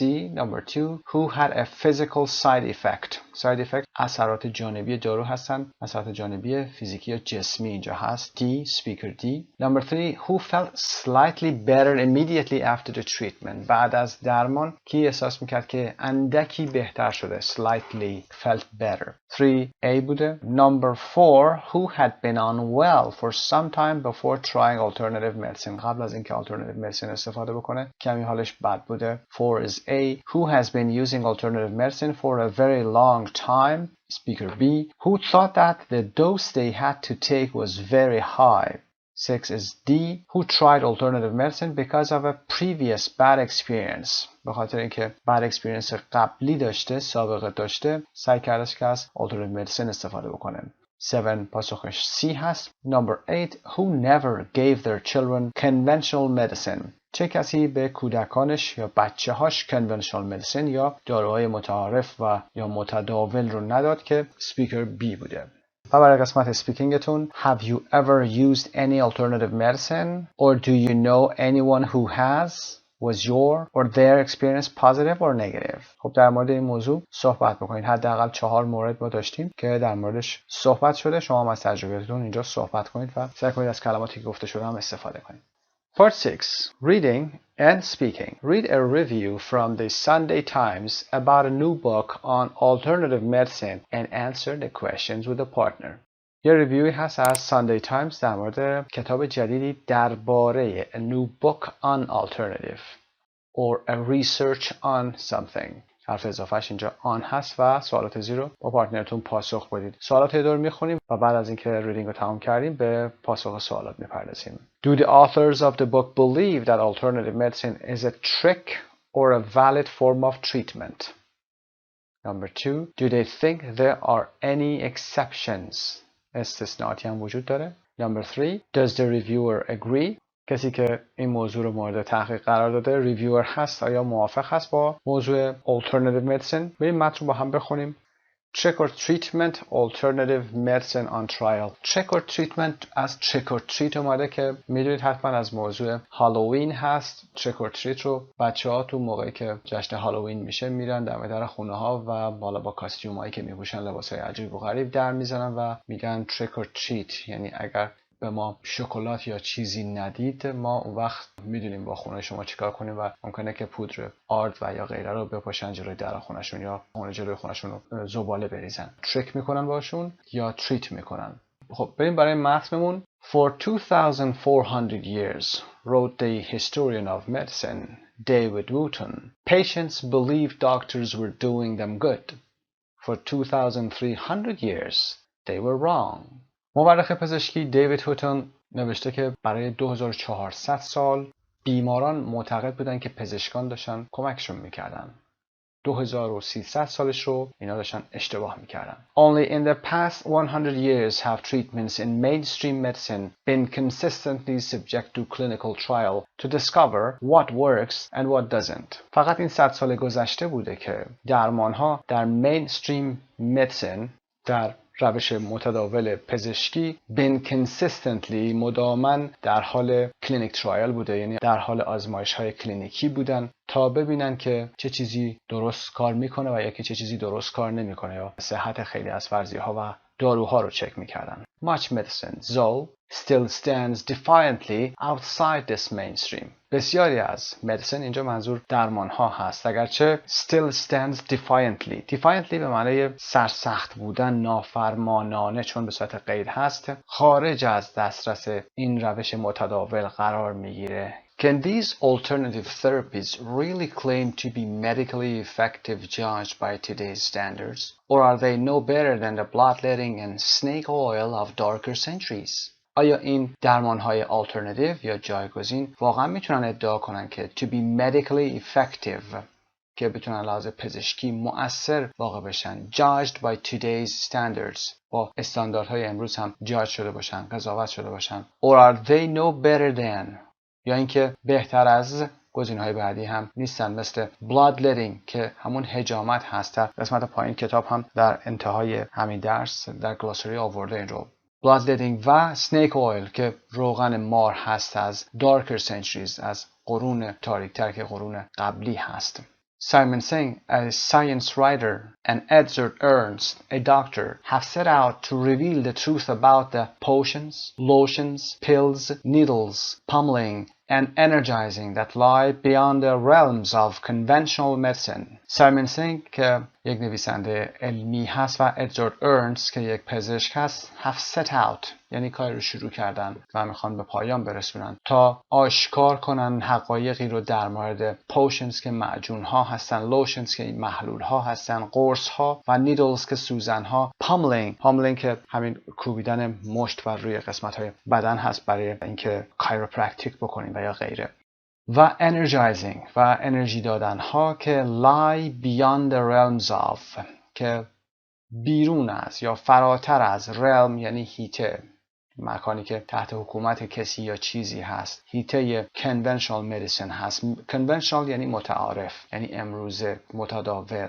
Their conclusions are damning. نتایج اونها چی هست؟ کاملا و یا شدیداً منفی هست. به این معنا هست Their conclusions are damning. Most forms of alternative medicine, say the authors, for most conditions remain either unproven or are demonstrably ineffective, and several alternative therapies put patients at risk of harm. اغلب اشکال پزشکی alternative medicine که جایگزین هست، آثارها میگن، نویسنده ها میگن که برای اغلب conditions بیماری ها یا unproven میمونن، remain یعنی باقی ماندن، یعنی اثبات نشده باقی مونن، و یا اینکه or are demonstrably و یا demonstrably ineffective و یا به طور آشکار یا به شکل قابل شرح یا قابل اثبات نامؤثر هستند.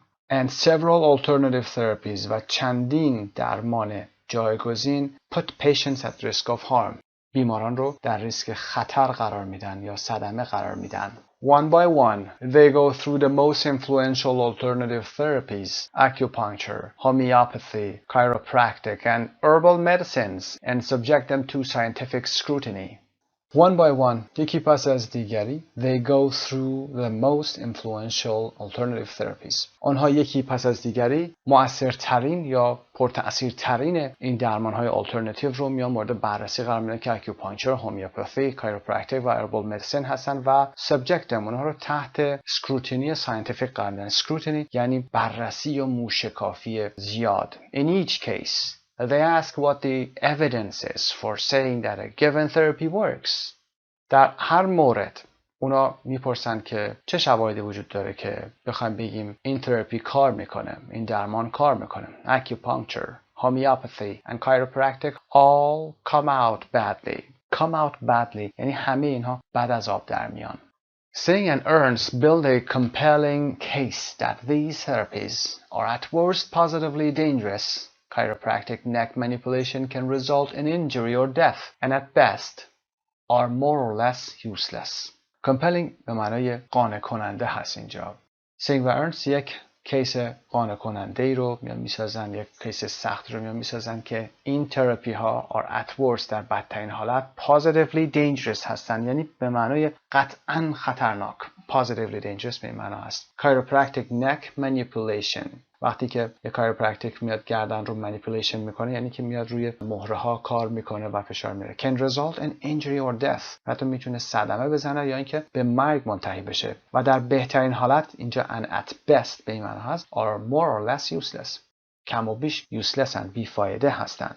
For example, tests done in Germany have shown that real acupuncture works no better in easing migraines than sham acupuncture, a random application of wrongly positioned needles working as a placebo. به عنوان مثال تستایی که در آلمان انجام شد نشون دادن که have shown that real acupuncture داره تاکید میکنه works no better in easing migraines. easing migraines یعنی تسکین دادن مایگرن که حالت سردردهای شدید هست، میگرن هست. تلفظ مایگرن دو حالت داره، میگرین و یا مایگرین که هر دو صحیح هست. در کاهش درد، در تسکین دردهای مایگرنی. then sham acupuncture. sham acupuncture به معنی اکوپانکچر قلابی، جعلی که فیک باشه. sham به این معنا هست. a random application of wrongly positioned needles که این sham acupuncture به این معنا هست که استفاده سوزن‌ها به صورت wrongly، به صورت اشتباه، به هر شکلی گذاشتن این رو working as a placebo، که به عنوان یک پلاسیبو هم که یک گولزنه هست، شبه دارو هست یا دارونما هست که در تحقیقات هم انجام میشه، از پلاسیبو استفاده میشه. پس بهتر از یک اکوپانکچر شم هم عمل نمیکنه، یعنی تأثیری نداره در واقع. Singh and Ernst do not deny that placebos are powerful things. سینگ و ارنست انکار نمیکنن که پلاسیبوها واقعا چیزهای قدرتمندی هستن، شبه داروها واقعا قدرتمندن. This being so, does it matter if homeopathy really works in scientific terms? This being so به این معنا هست. خودش یک عبارت کامل هست، به همین شکل هم باید یاد بگیرید، جدا نکنید یا شکل دیگه ای رو انجام ندید. میگیم در نتیجه آیا does it matter؟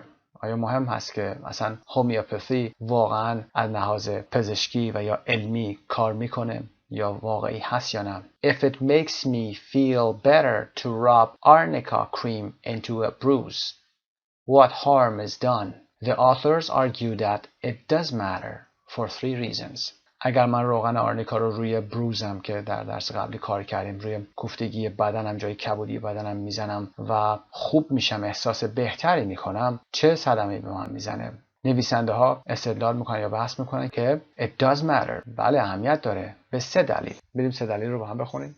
First, if as the evidence indicates homeopathy is merely a placebo, then the price tag is a rip-off. نخواست این که اگر همونطور که شواهد نشانگر هستن نشون میدن هومیوپاتی صرفاً merely a placebo باشه، یک گولزنک باشه، پس قیمتی که میذارن پرایس تگ، این برچسب قیمت هست، is a rip-off، یه چیز جعلی و ساختگی هست، اصلا واقعی نباید باشه، خودش یک کلکه. A second problem lies in the ethics of the doctor-patient relationship. مسئله دوم در اخلاقیات رابطه دکتر و بیمار هست. In order to make the placebo effect work, doctors would have to suppress their knowledge that homeopathy was bogus. اگر پزشکا بخوان کاری کنن که پلاسیبو افکت کار بکنه، باید دانش خودشون رو از اینکه هومیوپاتی کلا شم هست، بوگس هست، قلابی و ساختگی هست رو باید بیان سرکوب کنن. In fact, the best way to exploit the placebo effect is to lie excessively to make the pill seem extra special by using statements such as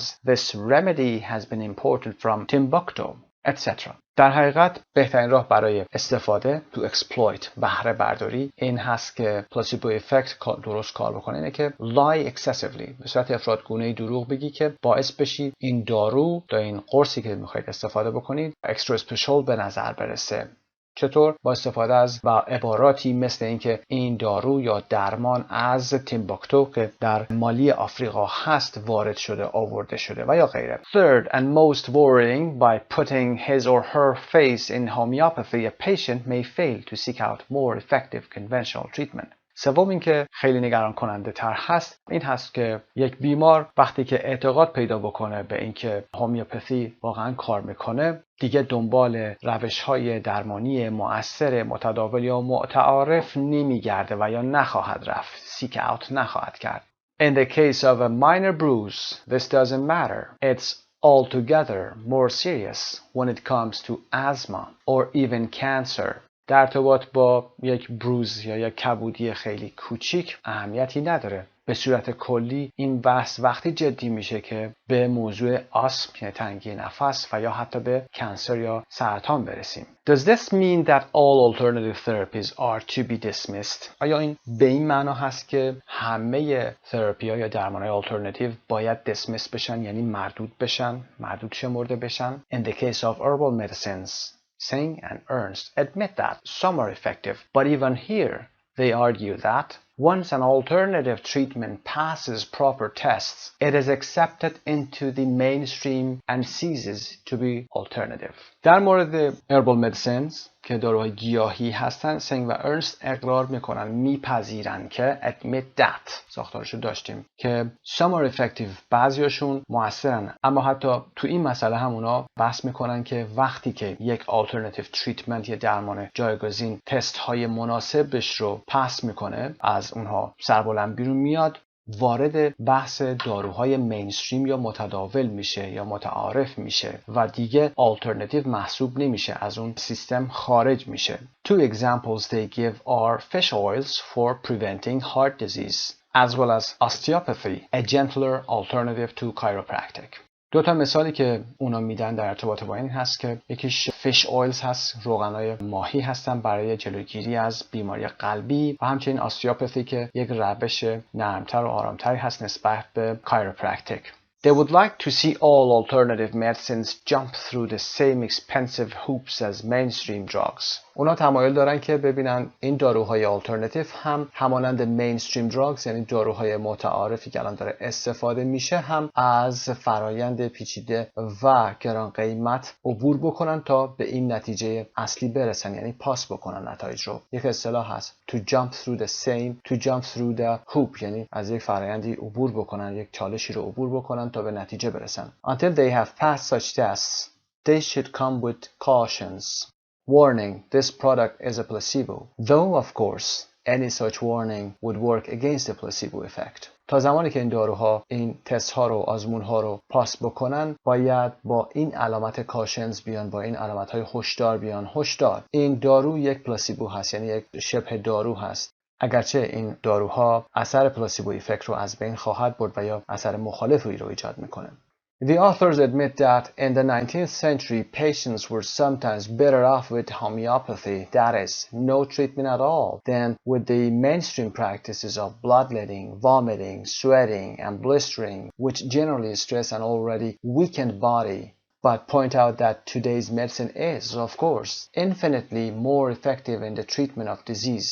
نویسندگان admit that، یعنی اقرار میکنند که میپذیرند که در قرن 19 بیماران were sometimes better off، خیلی راحت تر بودن بعضی وقتا این بیماران با هومیوپاتی که روش هومیوپاتی هست. That is به این معنا که no treatment at all، یعنی اصلا درمانی صورت نمی گرفته، تا اینکه با mainstream practices درمان بشن، یعنی اون درمانهای متداول مثل حجامت و استفراغ و عرق کردن و تاول زدن و که همه اینها به صورت کلی دارن نشون میدن که یک بدن ضعیف شده‌ای به وجود اومده، اما خاطر نشان میشن که داروی امروز، درمان امروز البته به صورت نامحدودی مؤثرتر هست در درمان بیماری ها. However, in my opinion, mainstream medicine is hopelessly primitive when it comes to preventing disease. اگرچه به نظر من درمان متعارف امروزی یا متداول امروزی وقتی که صحبت جلوگیری از بیماری میشه به صورت ناامیدانه پریمیتیو میشه، یعنی خیلی اولیه هست، خیلی تناسب مراحل اولشه. The evidence-based medicine that Singh and Ernst are so fond of does not look so great when we consider the profiteering of big pharmaceutical companies which would rather sell us drugs to manage our diseases than help us stay well. درمان یا داروهایی که evidence-based هست، حالا بر پایه شواهد هست که سینگ و ارنست واقعا حالا عاشقشون هستن، دقیقا طرفدارشون میکنن، به نظر نمیرسه که خیلی عالی باشن وقتی که ما استفاده بردن و منفعت بردن شرکت‌های بزرگ داروسازی رو در نظر میگیریم که بیشتر ترجیح میدن which would rather sell us، که ترجیح میدن به ما داروهایی رو بفروشن که بیماری هامون رو منیج بکنیم و مدیریت بکنیم تا اینکه بهمون کمک بکنن که سالم بمونیم.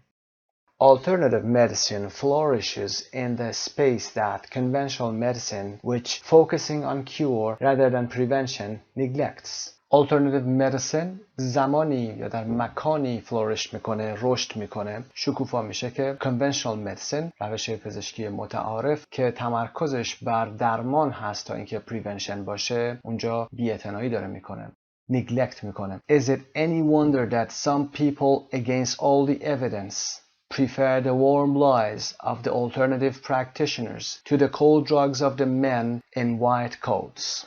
Is it any wonder؟ آیا جای تعجب وجود داره that some people، که بعضی از مردم برخلاف تمام شواهد موجود against all the evidence، دروغ‌های آرام بخش، اینجا warm lies به این معنا هست، میتونه به این اشاره کنه که این دروغ‌های آرام بخشی هستن، comforting باشن یا friendly باشن، of the alternative practitioners، دروغ‌های آرام بخش متخصصین alternative و یا جایگزین رو به داروهای سرد، البته cold drugs که اینجا داره میگه منظور روش‌های متعارف کلینیکی سرد هست، روش‌های سرد پزشکان روپوش سفید ترجیح میدن.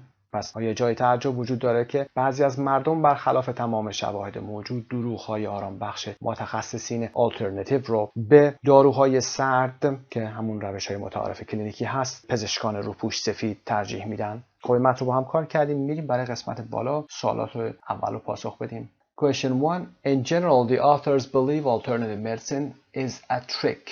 یک کلکه کلا. Number 2. They think there are some exceptions. For example, fish oil for preventing heart disease and osteopathy. فکر میکنن استثناءاتی هم وجود داره که fish oil بوده برای جلوگیری از heart disease و osteopathy. و number 3. The reviewer does not entirely agree as he or she thinks that alternative medicine can be useful to prevent illnesses rather than curing them. Part B. Read the article again and choose the right answers. Number 1. Mainstream medicine 1.4 refers to A. Medicine that is considered normal and used by most doctors. Number 2.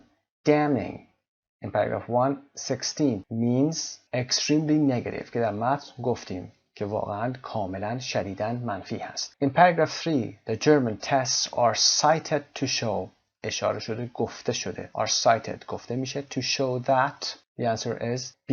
Any benefits from acupuncture are due to the placebo effect. هر نتیجه مثبتی از acupuncture گرفته شده به خاطر placebo effect بوده.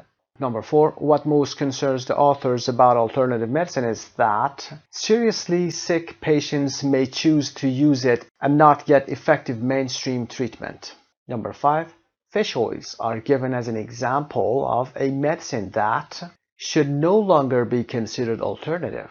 Number 6, the reviewer believes that some people use alternative medicine because the practitioners pay more attention to them than mainstream doctors.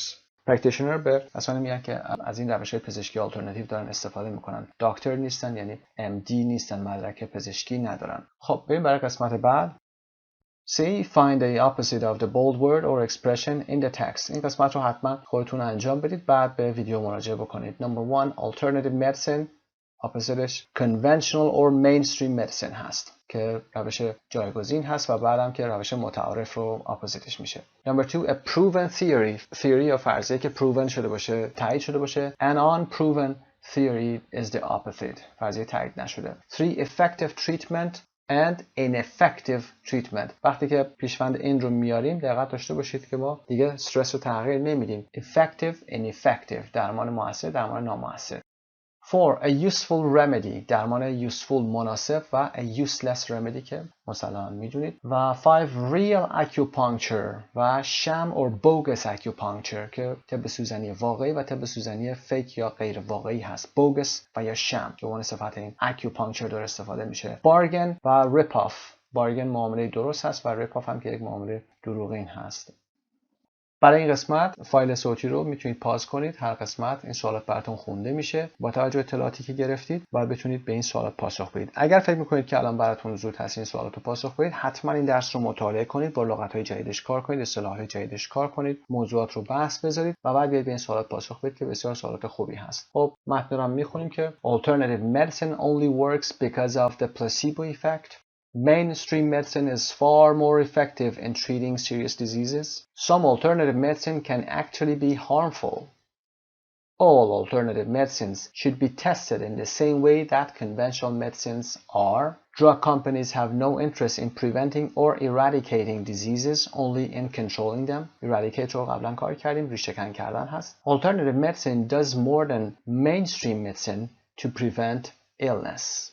و در قسمت گلاسری bloodletting, medical treatment used in the past in which some of a patient's blood was removed که همون حجامتی هست که خودمون داریم انجام میدیم. bloodletting. Pummel to keep hitting hard with your hand or fist که پاملینگ هم گفتیم کوبیدن هست در قسمت های ستون فقرات رو انجام میدن. و placebo که a substance that has no physical effects given to patients who do not need medicine but think that they do or when testing new drugs. خب پلاسیبو رو هم که گفتیم دارو نما هستن، شبه دارو هستن، در واقع داروی واقعی نیستند. به این ترتیب قسمت A2 هم در اینجا به پایان میرسه. خسته نباشید. به نام خدا، با عرض سلام، فرامرزی هستم با یونیت 8B از کتاب امریکن انگلیش فایل سطح 5 پیج 78 هستیم. موضوعاتمون در grammar expressing future plans and arrangements، vocab travel and tourism و pronunciation اون بحث homophones هست، کلماتی که سپلینگشون شبیه هم نیست، معانیشون متفاوته ولی به یک شکل تلفظ میشن، صداهاشون به یک شکل هست، homophones. در vocab هم گفتیم travel and tourism، کلماتی که به ISM ختم میشن، کلماتی تقریبا انتزاعی هستن، اسمایی مثل socialism، communism و یا از این قبیل حتما باید به این شکل تلفظ بشن، ism، tourism. اما در قسمت quote از مارک توین، American writer، I have found out there ain't no surer way to find out whether you like people or hate them than to travel with them. Mark Twain is best known as the author of The Adventures of Huckleberry Finn and Tom Sawyer و موضوعی که اینجا داریم بهش میپردازیم این هست. میگه متوجه شدم که همسفر رو یا دوست رو یا همسایه رو باید در سفر بشناسیم. هیچ راهی بهتر از این نیست که اونها رو در سفر بشناسیشون. اما نکته‌ای که در اینجا وجود داره کلمه ain't هست و no surer. ain't یک کلمه غیر رسمی هست، یک کلمه غیر گرامری هست. is ungrammatical میگیم. grammatical یعنی بر اساس گرامر هست، صحیح هست، ولی ungrammatical یعنی غیر گرامری هست، اصولا درست نیست. non standard English هست. برای چه کلماتی استفاده میشه ain't؟ در گفتگوها معمولا استفاده میکنن برای isn't، aren't و am not. یعنی میگن I ain't یعنی I am not. She ain't یعنی she is not. اما no surer خودش مطمئن‌تر نبودن با ain't وقتی اومده در انگلیسی ما نداریم این ساختار رو. این یک ساختار ungrammatical دیگه هست که بهش میگیم double negative. دو منفی نداریم. همونطور که در گرامر گفته بودیم که although it was rainy we went out.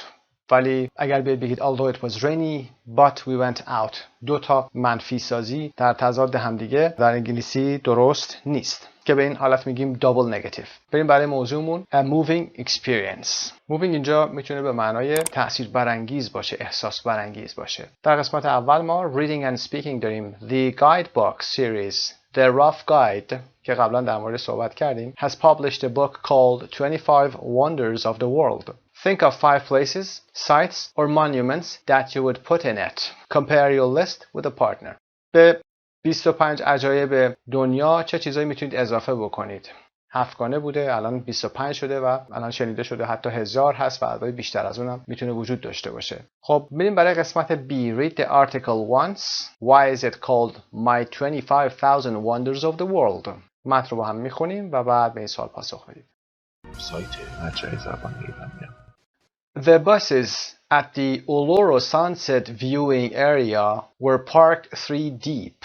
The buses و یا the coaches اتوبوس ها at the Uluru Sunset viewing area. اولورو به اسم قبلیش ایرز راک بوده اما بعدا به همون اسم اصیلش که از ابوریجین ها در استرالیا اونو ساختن اون اسم رو گرفته شده. یک قطعه سنگ خیلی خیلی بزرگ هست، یعنی بزرگترین قطعه سنگ دنیا هست که تغییری نکرده، در طول سالها همونجا هست. یکی از ویوینگ سایت ها هست که میرن توریست از اون دیدن میکنن. یکی از خاصیت هاش هم این هست که در برابر نور آفتاب رنگش تغییر میکنه و بسیار زیبا میشه در استرالیا. اما موضوعی که ما اینجا داریم were parked 3 deep ممکنه که براتون جالب باشه. وقتی که 3 ردیف ماشین یا 3 تا ماشین کنار همدیگه پارک کرده باشن میگیم they are parked 3 deep.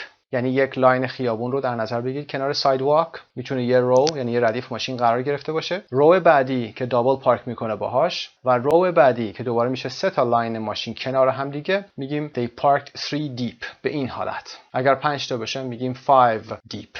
پس کنار همدیگه پارک کردن رو میگیم. Guides were putting up tables and setting out beverages and snacks. گاید ها که راهنماهای تور هستن داشتن putting up tables میکردن، میزها رو میچیدن و setting out داشتن تقسیم میکردن، میچیدن روی میزها beverage و snack رو که نوشیدنی ها و ساندویچ های کوچیک هست.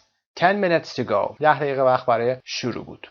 Are we ready? آماده ایم؟ 5 minutes folks. کلمه folks دقت داشته باشید L تلفظ نمیشه. Folks means people. معمولا امریکایی استفاده میکنن. 5 minutes folks یعنی به افراد داره میگه، به مردم داره میگه، به اون گروهی که اونجا هستن. 5 دقیقه وقت داریم. Got your cameras? دوربیناتون آماده کردین؟ Okay, here it comes. شروع میشه. Whether an American backpacker or a wealthy traveler, Danish, British, or French, we all saw that sunset over Uluru or Ayers Rock in what seems to be the prescribed tourist manner.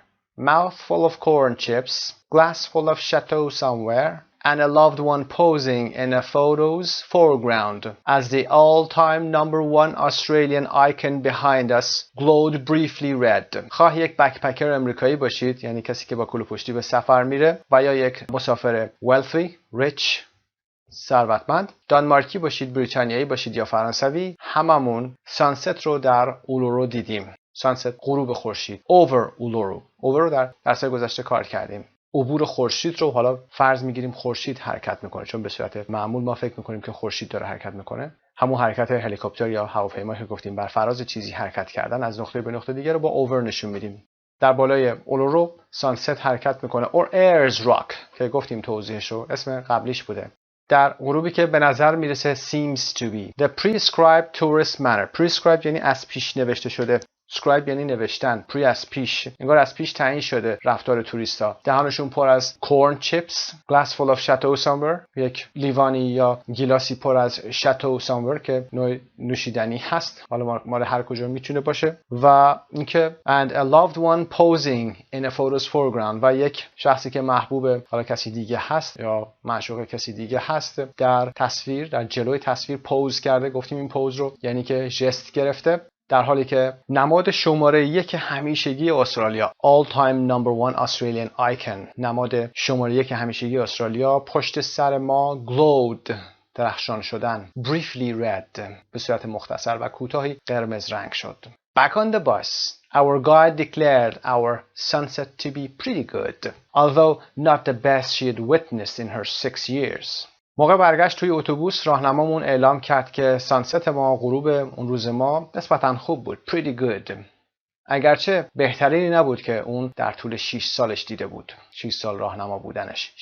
She had witnessed. Behind me, Adam, a student from Manchester, reinserted his iPod earphones. پشت سرم آدم که دانشجویی از منچستر بود، گوشی آیپادش رو دوباره وصل میکنه. Well, that's enough of that rock.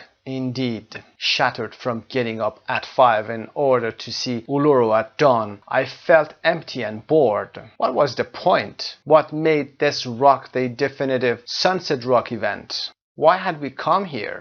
خب دیگه تماشا کردن اون راک، تماشا کردن صخره دیگه بسه. That's enough of that rock. Indeed. مسلماً، حتماً. Shattered from getting up. Shattered یعنی داغون شدن، smashed, devastated، خرد و خراب یا داغون بودن. از اینکه صبح زود ساعت 5 برای دیدن اولورو در dawn بیدار میشه. dawn یعنی daybreak، یعنی سپیده صبح. اپوزیتش هم dusk هست. dawn و dusk رو با هم داریم. dawn D-A-W-N و dusk D-U-S-K برای دوستانی که با فایل صوتی دارن گوش میکنن. dusk یه سینونیمش میتونه twilight باشه که اسم فیلم معروفی هم هست. twilight استرس قسمت اول T-W-I-L-I-G-H-T که غروب میشه. I felt empty and bored. احساس پوچی و بی‌حوصلگی میکردم. What was the point? اهمیتش چی بود؟ نکتهش تو چی بود؟ What made this rock the definitive sunset rock event? چی این ویزیت رو یا این رخداد رو یک رخداد غروب خیلی خاص می ساخت؟ یک غروب معتبر و کامل می ساخت.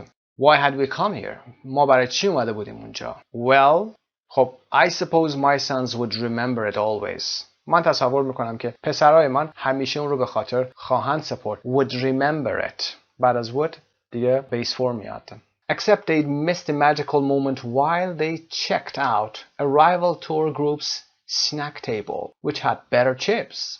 جز اینکه اونا قسمت ماجیکال مومنتش و لحظه جادوییشو از دست دادن در حالی که داشتن به میز گروه رقیب بغل دستیمون که سنک تیبل داشتن رو نگاه میکردن که چیپس های بهتری رو اون میز بود. So now I've visited 4 of the 25 wonders of the world as decreed by rough guides. بنابراین تا الان من I've visited یعنی تا الان 4 تا از 25 عجایب دنیا رو دیدم. As decreed یعنی حکم، چیزی که در کتاب rough guide آورده شده، یعنی حکم کرده. داره میگه 25 تا جای عجیب در دنیا وجود داره. And I think this will be the last.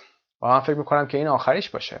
While in my heart, I can see myself wandering, enchanted through China's forbidden city. In my head, I know I would be standing rumpily at the back of a group, listening to some imperial palace tour guide. فکر میکنم یکی آخرین سفرم بوده باشه، در حالی که در قلبم من خودم رو میتونم ببینم که wandering enchanted یعنی مسحور سرگردان در through China's forbidden city. through رو گفتیم در یک مکان سه‌بعدی، جایی که دور و اطرافتون رو چیزی گرفته باشه، که اینجا شهر ممنوعه چین رو میگه. خودم رو اونجا سرگردان و مسحور میبینم. In my head I know. تو ذهنم من اونجا خودم رو میبینم که پشت یک گروهی از مردم وایسادم. حالا grumpy یعنی که آدمی که ترش و بد اخلاق باشه. grumpily با ترشرویی در پشت یک گروه از افراد وایسادم، دارم به Imperial Palace Tour Guide دارم گوش میکنم. To some منظور حالا به یکی از اون راهنماهای اون تور قصر سلطنتی یا امپراتوری دارم گوش میکنم.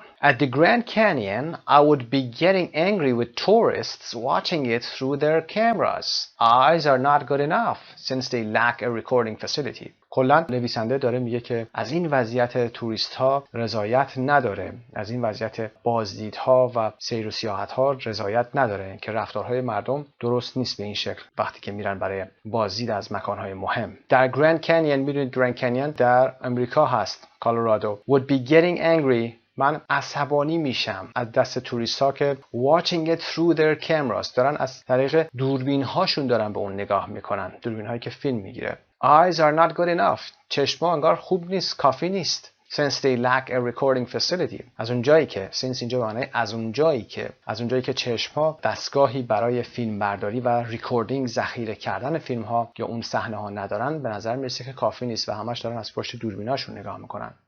As we become richer and consumer goods are more widely affordable، در حالی که پولدارتر میشیم، ثروتمندتر میشیم، consumer goods یعنی کالاهای مصرفی مثل خودرو و غیره are more widely affordable، دیگه به صورت گسترده قابل تهیه و استفاده خواهند شد و قبل از اینکه obsolete بشن یعنی منسوخ بشن، از کار بیفتن، میتونن ما رو برای مدت کوتاهی only briefly satisfy مون بکنن، رضایت ما رو جلب بکنن و یا باعث رضایتمندی ما بشن. اون وقت ما به سفر رو میکنیم. We turn to travel، به سفر رفتن رو میکنیم که ما رو با experience اینجا جمع بسته شده پس به معنی تجربه نیست، که برایمون سرگذشت‌ها و خاطراتی فراهم بکنند. These will endure, set us apart from stay-at-home people and maybe fill our lives with happiness and meaning. اینها باقی میمونن، endure، و ما رو از stay-at-home people، کسانی که تو خونه فقط میمونن، جدا میکنن و شاید زندگی های ما رو از شادی و معنا پر بکنند.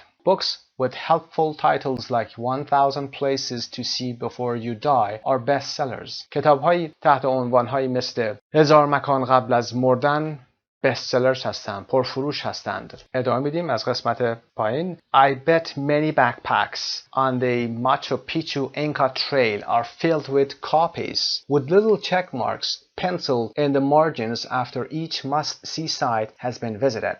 I bet، شرط میبندم، مطمئن هستم، شرط میبندم که بسیاری از بکپک ها، بسیاری از کوله پشتی ها در مسیر ماچو پیچو اینکا تریل، که منظور همون شهر معبدی در پرو هست، اینکاها اونجا زندگی میکردن، پر از کاپی های هست، یعنی نسخه های هست که یا برگه های هست. little check marks penciled، علامت گذاری شده با مداد در مارجنزشون. مارجن به معنای حاشیه کتاب هست. After each must-see site has been visited، بعد از اینکه هر مکانی که باید دیده بشه از اونجا بازدید به عمل اومد، اونها چک مارک میخورن. Travel is now the biggest industry on the planet. سفر الان یکی از بزرگترین صنایع در روی planet یعنی روی سیاره زمین هست. Bigger than armaments or pharmaceuticals، حتی بیشتر از armaments به معنی تسلیحات هست، weapons، or pharmaceuticals و یا دارو، صنعت دارو. And yet viewing the main site of any destination is rarely the highlight of a trip، و با این حال نگاه کردن یا دیدن main site of any destination، مکان اصلی هر مقصدی، به ندرت نقطه برجسته یا مهم و جالب یک سفر هست. Mostly, it sits there on your itinerary like a duty visit to a dull relative. اغلب این مکان در آیتینری شما، یعنی در اون نقشه راه شما، نقشه مسافرت شما، مثل ملاقات یکی از فامیل های دورتون که به اجبار باید برید اون رو ببینید، یعنی از ته دلتون خوشتون نمیاد برید ببینید، اونجا میمونم. The guilt of not visiting the Sistine Chapel because we preferred to stay in a bar drinking limoncello almost spoiled the weekend in Rome. احساس گناه این که از سیستین چپل ما دیدن نکردیم. سیستین چپل کلیسایی هست، کلیسای سیستین، از جاذبه های گردشگری روم در ایتالیا هست. از اونجا دیدن نکرده بودن و میگه احساس اون گناه از ندیدن اون مکان به خاطر اینکه ما ترجیح دادیم که در یک بار بمونیم و لیمونچلو بخوریم که یک نوشیدنی ایتالیایی است که از لیمو به دست میاد و خصوصا در جنوب ایتالیا تهیه میشه. تقریبا یک آخر هفته ما رو در روم خراب کرد یا تباه کرد. In Queensland, the Great Barrier Reef reproached us. در کوینزلند استرالیا The Great Barrier Reef که صخره‌های مرجانی هستن reproached us. reproach یعنی سرزنش کردن، ملامت کردن، یعنی ما رو سرزنش کردن، یعنی داره اون حالت تصور رو داره میگه از اینکه میگه اومدن تا استرالیا و از ما دیدن نکردن، صخره‌های مرجانی دارن بهش میگن. How could we travel 15,000 miles without seeing it? چطور میتونستیم 15,000 مایل سفر کنیم بدون اینکه بریم از Great Barrier Reef دیدن کنیم؟ How would we explain back home that we were too lazy and preferred to stay playing a ball game in our hotel pool? چطور میتونستیم موقع برگشت به خونه توضیح بدیم که ما اینقدر تنبل بودیم we were too lazy و ترجیح دادیم we preferred و بعد از اون ساختار to آورده preferred to stay که ترجیح دادیم که بمونیم در هتل و ball game یعنی توپ بازی بکنیم در استخر هتلمون. In the end we went to the reef and it was fine. در نهایت ما به ریف رفتیم، یعنی به اون صخره‌های مرجانی رفتیم و خوب بود. But it won't rank highly in the things I'll never forget about Australia. اما اون صخره‌های مرجانی won't rank highly یعنی در رده بالای چیزهایی که من هیچ وقت از استرالیا فراموش نمی‌کنم قرار نخواهد گرفت. Like the fact that the money is made of waterproof plastic. How gloriously Australian is that? Like the fact that the money مثل این حقیقت که پول از waterproof پلاستیک ساخته شده در استرالیا. یک پلاستیک ضد آب هست. How gloriously Australian is that? این موضوع یا این مسئله چقدر شکوهمندانه استرالیایی هست. یعنی داره به اصالت این موضوع میپردازه. Even after a day's surfing, the $50 bill you left in your surfing shorts is still okay to buy you a drink. بعد از یک روز سرفینگ کردن یعنی موج سواری کردن در اون آبهای پرنمک اقیانوسی شما $50 که در جیب شلوارک سرفینگتون قرار داده بودید هنوز سالم و مرتب هست برای خریدن یک نوشابه یا یک نوشیدنی. And the news story that during a recent tsunami warning the surfers at Bondi Beach refused to leave the sea. What and missed the ride of their lives? و دیگری این خبر بود که در طول recent tsunami warning در طول هشدار سونامی اخیر موج سوارا در باندی بیچ امتناع کردن از اینکه بخوان دریا رو ترک بکنن. چی؟ ترک بکنن اونجا رو و اون موج سواری زندگیشون رو تو دلشون بمونه، یعنی نرن و موج سواری نکنن. Or the stern warning at the carry-on luggage X-ray machine at Alice Springs Airport. No jokes must be made while being processed by this facility to forestall, no doubt, disrespectful Aussie comments. You won't find the bomb, mate. It's in my suitcase. و یا اینکه سومیشو داره میگه stern warning یعنی هشدار جدی. stern سختگیرانه. stern warning در کجا؟ در at the carry-on luggage X-ray machine. در قسمتی که carry-on luggage رو یعنی محموله یا وسیله یا ساکی یا کیفی که شما حمل میکنید با خودتون به هواپیما میبرید رو برای اینکه X-ray ماشین چک بکنه داخلش رو محتویاتش رو ببینه. در کجا؟ در فرودگاه الیس اسپرینگ استرالیا. این هشدار اومده، این ساین اومده. No jokes must be made while being processed by this facility. در حالی که در طول زمانی که دارید توسط این دستگاه در این قسمت دارید پروسس میشید، دارید کنترل میشید، کسی اجازه جوک گفتن و شوخی کردن نداره. To forestall, no doubt برای پیشگیری کردن، پیشگویی کردن، پیش دستی کردن forestall هست. No doubt بدون شک. Disrespectful Aussie comments. Aussie همون حالت مخفف استرالیایی هست. Aussie خونده میشه. برای اینکه کسی از این نظرات بی احترامانه آزی یعنی استرالیایی استفاده نکنه که این نظر به این شکل هست. You won't find a bomb, mate. It's in my suitcase. شما نمیتونید بمب پیدا بکنید. بمب توی کیف منه. خب این میتونه یک جوکی باشه یا سر به سر گذاشتن و مأمور اکس ری باشه. You won't find a bomb, mate. Mate خب به رفیق گفته میشه، مثل guy و یا dude هست. The more I travel, the clearer it seems that the truth of a place is in the tiny details of everyday life, not in its most glorious statues or scenery. هرچه بیشتر سفر میکنم برای من بیشتر شفاف میشه که حقیقت این مکان، که حقیقت that the truth of a place، که حقیقت یک مکان در جزئیات ریز زندگی روزانه هست و نه در شکوهمندترین مجسمه ها و مکان های دیدنیش. Put down your camera, throw away your list, the real wonders of the world number infinitely more than 25. دوربیناتون رو پایین بذارید، لیستتون رو کنار بذارید. عجایب واقعی دنیا تعدادشون به صورت بی نهایت بیشتر از 25 هست. The real wonders of the world number به تعداد میگه، به عنوان فعل استفاده میشه. این تعداد بیشتری داره. Infinitely به صورت بی نهایت بیش از 25 هست. سوال قسمت B در قسمت One Reading and Speaking رو با هم ببینیم. Why is it called My 25,000 Wonders of the World? Because the author thinks that the wonders of the world, or what makes a place special, are the small details of life, not the main sights, and that there are probably thousands of them. که در قسمت انتها یعنی در نتیجه این رو توضیح دادیم. Okay, part C. Read the article again, then answer the questions with a partner. سوالات رو میخونیم از روی کتاب و پاسخ رو قرار میدیم. پاسخ ها رو هم میخونیم براتون. Question 1. What do you think the author means by the prescribed tourist manner in 1.7? Does she think it's a good thing? The answer is, and the way tourists to Uluru are supposed to behave. اونطور که ازشون انتظار میره توریستا رفتار نمیکنن. منظورشون این هست در اولورو they are supposed to behave. It is clear from the ironic tone, for example, glass full of chateau somewhere, that the writer does not approve.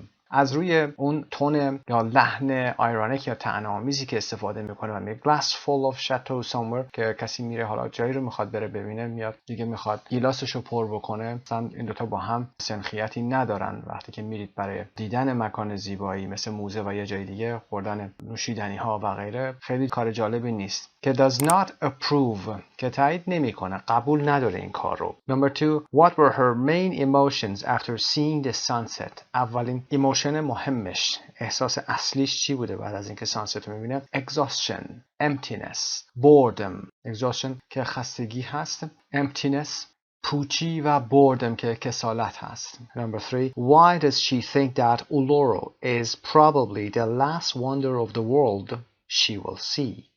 به خاطر اینکه she has realized that she doesn't really enjoy these experiences. Partly بخشیش به خاطر این هست که because she gets angry with other tourists who are recording everything. And number 4. What kind of tourists is she criticizing when she says eyes are not good enough in 126? داره به کی انتقاد میکنه وقتی که از این عبارت استفاده میکنه eyes are not good enough؟ چشم‌ها به اندازه کافی خوب نیستن. Tourists who photograph or record beautiful buildings and views instead of looking at them with their own eyes and enjoying them. 5. What does she say that a lot of backpackers carry with them nowadays and why? Copies of guidebooks such as 1,000 places to see before you die, so that they can visit the places and then check them to show that they've been there. اینجا they've been there یه سر شده که باید جداشون کنید، اصلا دو کلمه هست. Question 6. What does she compare visiting the main tourist sites to? Why? با چه چیزی مقایسه میکنه visiting main sites رو؟ A duty visit to a dull relative. وقتی که به یکی از بستگان دور میخواید سر بزنید و اونم از روی اجبار باشه. For example, going to see a rather dull relative because you feel you have to. خاطر اینکه احساس میکنید که باید این کار رو انجام بدید. ته دلتون نمیخواید. Not because you really want to. نه که واقعا دلتون بخواد. She makes this comparison. این مقایسه رو انجام میده because she thinks that most tourists don't really enjoy these sites. اینطوری فکر میکنه که اغلب توریستا از دیدن این مکانها لذت نمیبرن. But just go there because they feel it's expected of them. فقط میرن اونجا به خاطر اینکه از اونا این انتظار میره که فرضاً رفتن شیراز باید پرسپولیس رو دیده باشن. وقتی میرن باید چند تا عکس داشته باشن. Number 7. What does she mean by the Great Barrier Reef reproached us? reproach رو توضیح دادیم. It blamed or criticized us for not wanting to visit it. ما رو مقصر دونست یا انتقاد کرد به ما که نخواستیم بریم اونو ببینیم. گفتیم که reproach یعنی سرزنش کردن، ملامت کردن. Number 8. What 3 aspects of Australia did she find really memorable and why? The waterproof banknotes که پولهای waterproof هست، ضد آب هست. اسکناس‌ها البته banknote هستن. The surfers who refused to leave the sea after a tsunami warning. اون موج سوارا که امتناع کردن از اینکه بخوان دریا رو ترک بکنن با اینکه بهشون سونامی وارنینگ داده شده. And the warning at the carry-on luggage X-ray machine at Alice Springs Airport. They all told her a lot about the Australian people, their personality and the way they live. و اما برای سپیکینگتون talk to a partner. با تمام اطلاعاتی که گرفتید، متنی که خوندید، کلمات جدیدی که یاد گرفتید، باید بتونید از عهده این قسمت بر بیایید. Have you ever been to see a famous site and thought it was overrated? آیا رفتین به یه جایی که یه جای دیدنی باشه، مشهور باشه و به این نتیجه رسیدید که it was overrated؟ خیلی اینو بیش از حد بزرگش کرده بودن، خیلی مبالغه کردن در موردش. Or been to see a famous site that lived up to your expectations؟ که مطابق با انتظاراتتون بوده. It lived up to your expectations به این معنا هست که مطابق با انتظاراتتون بوده، اون چیزی که فکر می‌کردید بود. Or ever felt guilty about not seeing a site when you were on vacation somewhere. جایی رفته باشی و از اون سایت دیدن نکرده باشید.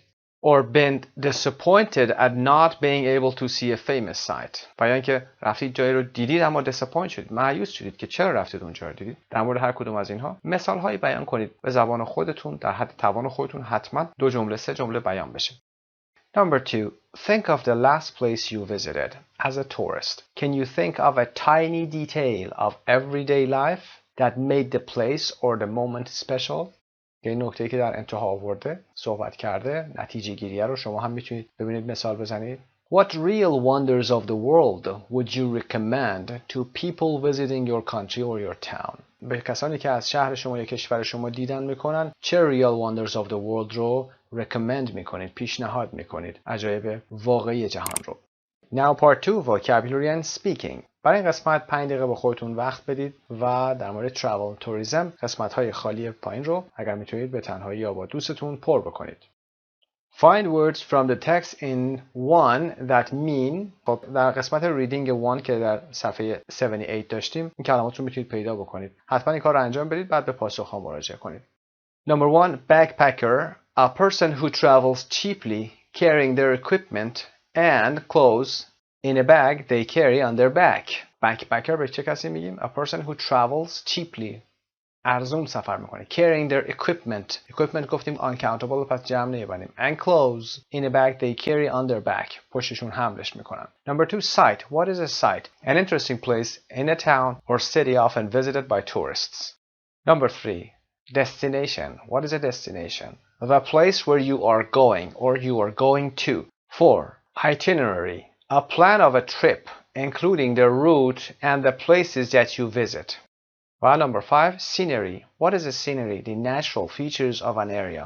For example, mountains, valleys, rivers or forests. که کوه‌ها، دره‌ها، رودخونه‌ها و جنگل‌ها اشکال طبیعی یک منطقه هستند. این کلمات رو حتما دفینیشناشون رو یاد بگیرید و بگید بکپکر چی هست. به انگلیسی حتما توضیح بدید که who is a backpacker. از خودتون بپرسید. وقتی که پاسخ‌ها رو دادید حتما به رنگی مختلف این رو انجام دادید. در کتابتون برای خودتون دفینیشن رو تمرین کنید. بگید حتما بتونید توضیح بدید هر کدوم از این کلماتی که تقریبا جدید هست براتون. خب با این مقدمه میریم به پیج 165 vocabulary bank travel and tourism. کلمات بیشتری رو در ارتباط با این موضوع کار خواهیم کرد. Nouns and noun phrases. Complete the missing words. What do you think they mean? خب در قسمت‌های پایین ما یه سری تصاویر داریم که در اون تصاویر یک سری تبلیغاتی نوشته شده و کلماتشون میسینگ هست. ما باید اونها رو کامل بکنیم. پاسخ رو هم در سمت راست قرار بدیم و در موردشون توضیح هم میدیم. Number 1, weekend getaway. Weekend getaway. 3 days in Mexico City, $487. Weekend getaway چی هست؟ A short vacation over a weekend in a destination not too far away. Weekend getaway. کلاً getaway یعنی به جایی رفتن، از خونه بیرون زدن. میتونه با ویکند بیاد، به معنای سفر انتهای هفته هست، حالا 2 روزه میشه معمولا. میتونیم اصطلاحات دیگه رو به کار ببریم، مثلا girls getaway داریم، boys getaway داریم، وقتی که دخترها با هم دیگه سفر میرن، خانم‌ها با هم میرن.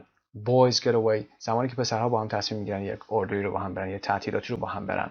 in a destination not too far away در مقصدی که خیلی دور هم از خونتون نیست. Next is 8-day package tour to China. package tour 8 روزه به چین including flights, hotels, breakfast included and sightseeing. دیگه گشت و گذار و پرواز و هتل که صبحانه هم شاملش میشه، البته یعنی نهار و شام دیگه نیست. اما package tour چی هست؟ package tour a vacation that is organized by a company at a fixed price that includes the cost of travel, hotel etc. مثل همین سفر که یه شرکتی با شما قرارداد میبنده، قیمتش هم fixed price هست، قیمت بسته هست و شما دیگه نیاز نیست کار خاصی انجام بدید. یه سری از کارها رو خود شرکت به عهده میگیره، مثل پرواز و غیره و اینا رو شما دیگه نیاز به هماهنگی ندارید. و اما برای flight to Australia with one night layover in Singapore 4-star hotel. یه پرواز به استرالیا هست، Australia with one night layover. layover به چی میگیم؟ Short stay between two parts of a long trip, normally used when you break up a long flight. For example, we had a 24 layover in Hong Kong on the way to Australia. وقتی داشتیم به عنوان مثال از امریکا میرفتیم به هنگ کنگ در چین، we had a 24 layover یعنی یه توقف میان راهی داشتیم. layover به این معنا هست، توقف میان راهی یا بین راهی 24 ساعته در اونجا داشتیم. 4 is day trip to Niagara Falls. Bus leaves at 9 a.m. Return approximately 6:30 p.m. خب a day trip هم به این معنا هست a trip or visit completed in one day. سفری که تقریبا توی 1 روز کامل میشه، کمتر از 1 روز هست که day trip سفر روزانه هست به Niagara Falls. آبشارهای نایاگرا هست و bus leaves at 9 a.m. and return means approximately تقریبا 6:30 p.m. برگشتش هست. Grand Central Terminal guided tour every day at 12:30 p.m. The tour lasts 75 minutes. Grand Central Terminal اسم این ترمینال بزرگ هست و guided tour a tour that is led by somebody who works as a guide. guided tour هم که میره توری که به همراه راهنما هست. هر روز از ساعت 12:30 بعد از ظهر تور 75 دقیقه طول میکشه. The tour lasts 75 minutes. Visit Thingvellir National Park located 31 miles east of Reykjavik. This is one of Iceland's most spectacular landscapes and the site of ancient Icelandic parliament. خب site place where a building is or was located. مکانی که ساختمون در اونجا قرار گرفته or where something happened یا مکانی که چیزی در اونجا اتفاق افتاده. مکان هست site. The site of the Battle of Gettysburg.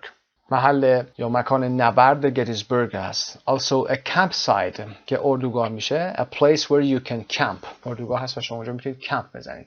And then Fly, the new budget airline that offers cheap flights to hundreds of destinations. Budget airline پروازهای ارزان قیمت هستن. That offers cheap flights to hundreds of destinations که به صدها مقصد هم پرواز داره. اما بریم budget fly و budget airline چی هست؟ budget اینجا بیش افتاده، حتما قرار بدید. BUDGET. An airline offering cheap fares. cheap fare داره. fare گفتیم قیمت بلیط ها هست. taxi fare, bus fare, flight fare. اوکی، ما برای budget airline بلیط ها ارزان قیمت هستن. چطور؟ usually by not offering traditional passenger services. معمولا اون خدمات مسافری سنتی ارائه نمیشه، یعنی همه جایی ارائه میشه، اینا ارائه نمیکنن. مثل numbered seats، صندلی که شماره داشته باشه، free meal، نهار شام رایگان، newspapers و غیره. اما number 8 cheap round trip که حتما میدونید flights to California and the Far East یک round trip هست، بلیط رفت و برگشت. a trip to a destination and then back to your point of departure. به مقصد و برگشت به نقطه مبدأتون. point of departure. خب برای part B complete each definition with the correct word. تفاوت بین trip, journey و travel رو اینجا کامل میتونیم ببینیم. برای گزینه اولمون باکس اول trip هست. سی که در اینجا آورده شده نشان countable بودن یعنی قابل شمارش بودن هست. an act of traveling from one place to another and usually back again. A business trip, a school trip, for example. A business trip. اینا که با علامت مد گذاشته شده یعنی باید trip رو در اینجا قرار بدید. هر کجا این علامت رو دید یعنی اون کلمه‌ای که در انتری اومده، در مدخلش اومده باید اینجا قرار بدید و مثالتون میشه. برای جلوگیری از تکرار این علامت رو قرار میدن. A business trip. سفر کاری. A school trip to Ecuador. Tomorrow there will be a boat trip to the island. یه سفر قایقی یا دریایی به جزیره هست. They had to make several trips to bring all the equipment over. و اما برای journey, an act of traveling from one place to another. تا اینجاش یکی هست. Especially when they are a long distance apart. خصوصا وقتی که فاصله خیلی زیاد باشه. It was a long and difficult journey across the mountains. They continued their journey on foot. سفرشون رو پیاده ادامه دادن. پس journey معمولا سفر طولانی هست. و اما travel که خیلی کاربرد داره uncountable هست. The activity of going to different places for business or pleasure, especially over long distances. Her interests include music and foreign travel. Continued fighting makes travel in the area dangerous. نبردی که در حال تداوم هست و اونجا صورت داره میگیره اون سفر رو به اون منطقه خطرناک میکنه. و اما اینجا air travel, train travel, space travel. معمولا ما air trip, air journey و یا train trip و غیره رو نمیشنویم. معمولا به این صورت میشنوید که میگن train travel, space travel و یا travel insurance, travel documents, travel guide که به این صورت هم کاربردهاش هست. بنابراین travel is an uncountable abstract noun and cannot be used instead of a trip or journey. یادتون باشه که به جای trip و journey هم نمیتونه استفاده بشه. Travel can also be a verb too. کلماتی که در بالا داشتیم یعنی trip و journey یادتون باشه به عنوان فعل استفاده نمیشن و noun هستن. هرچند به معنای مختلف و به معنای journey به معنای absolute که خیلی الان منسوخ هست استفاده نمیشه میشد استفاده کرد. trip به معنای زمین خوردن میتونه باشه اما برای سفر شما فعل travel استفاده میکنیم. We traveled. اما برای trip میگید I took a trip به این شکل. Verb phrases. Complete the collocations with the right verb. در قسمت پایین collocation داریم که فعلای مناسب رو باید براش قرار بدیم. کلمات رو میخونیم cancel, extend, go on, postpone, put off, start out and take out. از این میان کلمه postpone هست که نکته داره باید براتون بگیم. postpone یا put off که در کنارش نوشته شده هر دو میتونن interchangeably استفاده بشن اما postpone استرس در قسمت آخر و تی هم silent letter هست تلفظ نمیشه. نیاز نیست بگید postpone و این رو postpone میخونیم. استرس روی پو دوم قرار میدیم. Number 1 take out travel insurance. Take out travel insurance یعنی که بیمه کردن سفر. Take out travel insurance. Start off or start out on a journey early. Start off و start out یعنی رهسپار شدن شروع کردن یک سفر زود سفر رو رفتن شروع کردن. Number 3 a trip or a visit. Extend the trip. Extend a visit means finish later than planned. یعنی تمدید کردن مدت زمانش رو بیشتر کردن سفر یا ملاقات به جایی که رفتید. Finish later than planned. 4. Go camping or go backpacking or go sightseeing که با فعل go گفته میشه. حتما قبلا هم کار کردید میدونید مثل go swimming, go shopping و غیره هست. به این شکل go camping, go backpacking و go sightseeing. We went sightseeing. Number 5. Go on an outing, a trip, a vacation, a safari, a cruise. از این بین cruise که میدید معمولا سفرهای دریایی گفته میشه. سفاری در صحرا هست. vacation کلا تعطیلات هست و trip هم که گفتیم سفر هست. و اما outing به چه معنا هست که با فعل go on به کار میبره. go on an outing به معنای سفری هست که معمولا گروهی میرن برای دیدن جایی. مردم دست جمعی پا میشن میرن. به عنوان مثال an outing to the zoo, an outing to the beach. دست جمعی پا میشن میرن باغ وحش. دست جمعی پا میشن میرن به beach ساحل هست. Number 6 postpone به تعویق انداختن عقب انداختن. put off هم هست که phrasal verbش هست. To postpone or put off a trip, a visit, reschedule it for a later time. یعنی به تعویق انداختن برنامه رو به عقب انداختن. برای number 7 cancel. To cancel a trip, a flight, a visit, decide not to go. cancel کردن سفر یا پرواز هست. Part 3. Adjectives and phrases to describe places. Match the adjectives and definitions. با سخنرانی قرار میدیم و صحبت میکنیم. صفت اول breathtaking هست. breath دقت داشته باشید کلمه breath دو حالت داره، قبلا هم گفتیم. یه حالتش اسم هست که breath هست و verbش breathe هست که در انتها ای داره و breathe تلفظ میشه. اما breathtaking چه صفتی هست؟ When something is so beautiful or amazing or wonderful that it takes your breath away. وقتی نفستون رو میگیره انقدر زیبا هست. For example, a breathtaking view, a breathtaking scenery and you are unable to breathe like that. اما dull که میدونید حالت منفی داره. lively سرزنده بودن هست. off the beaten track. off the beaten track به چه معنی هست؟ beaten track رو اول میگیم که چی هست definitions. off the beaten track از beaten گرفته شده. beaten هم یعنی ضربه خورده، کوبیده شده. flattened یعنی صاف شده، هموار شده. by thousands of footsteps. انقدر این track یعنی اون مسیر beaten شده که کوبیده شده که دیگه صاف شده. So beaten track is the road where many people walk. اما off the beaten track یعنی جایی که beaten track نیست. یعنی جایی که کسی ازش عبور نکرده. As a place away from where most people go and therefore is more remote. در دسترس همه نبوده و خیلی دور و به صورت بکر هست. So off the beaten track. و overcrowded که میدونید از over و crowded اومده که پر از جمعیت میشه، مملو از جمعیت میشه. overrate رو هم قبلا کار کردیم، چیزی که امتیازی بیش از حدی بهش داده شده باشه، چیزی که از حد مجازش بیشتر تعیین شده باشه، تبلیغ شده باشه براش. picturesque تلفظش رو در قسمت رسک استرس میذاریم. picturesque صفت خیلی زیبا و دیدنی هست. spoiled که خراب شده هست و touristy که استرس قسمت اول میگیره از همون کلمه tourist اومده اما معمولا بار منفی داره. tourist و for example tourist هم میتونه عنوان یک adjective استفاده بشه. This is a tourist town. این یک شهر توریستی هست. اما وقتی میگیم this town is very touristy که میگیم بار منفی میاره، یعنی خیلی دیگه شلوغ پلوغ هست اینجا. Number 1. overrated with a better reputation than it really deserves. A better reputation یعنی شهرت بیشتر، بالاتر. نسبت به چی؟ It really deserves. بیشتر از اون چیزی که لیاقتش رو داشته باشه overrate میشه. و number 2 که dull هست به معنای boring و designed to attract a lot of tourists که توریستیه، طوری طراحی میکنن که توریست زیادی جذب بشه اونجا. و change for the worse به معنای spoiled. change for the worse یعنی خراب شدن. full of life and energetic lively هست و far away from other people, houses, etc. off the beaten track هست.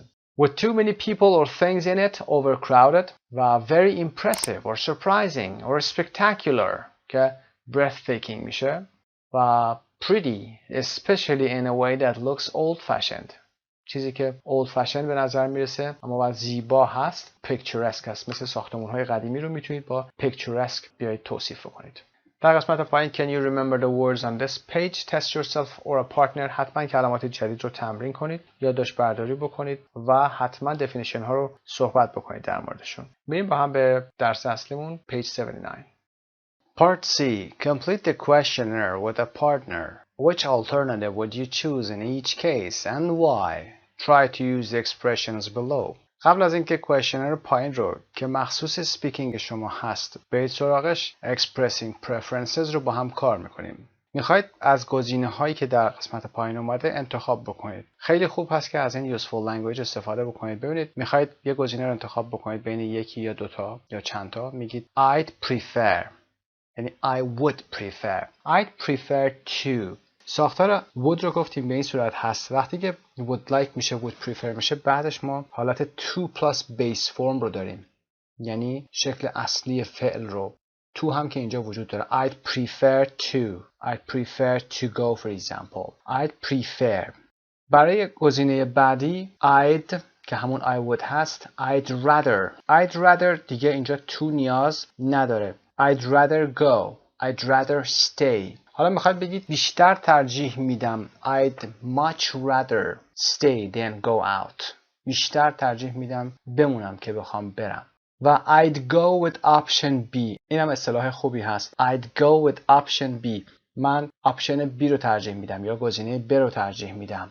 Because و I wouldn't بعدش فعل با مصدر بدون to هست. I wouldn't go, I wouldn't stay, I wouldn't take that trip. به اون سفر نمیرم. حالتهای شرطی توشون هست. یه وضعیتهای خیالی رو بیان میکنم. اصولا وجه شرطی داره استفاده میشه. اما definitely رو قبلش آورد. I definitely wouldn't.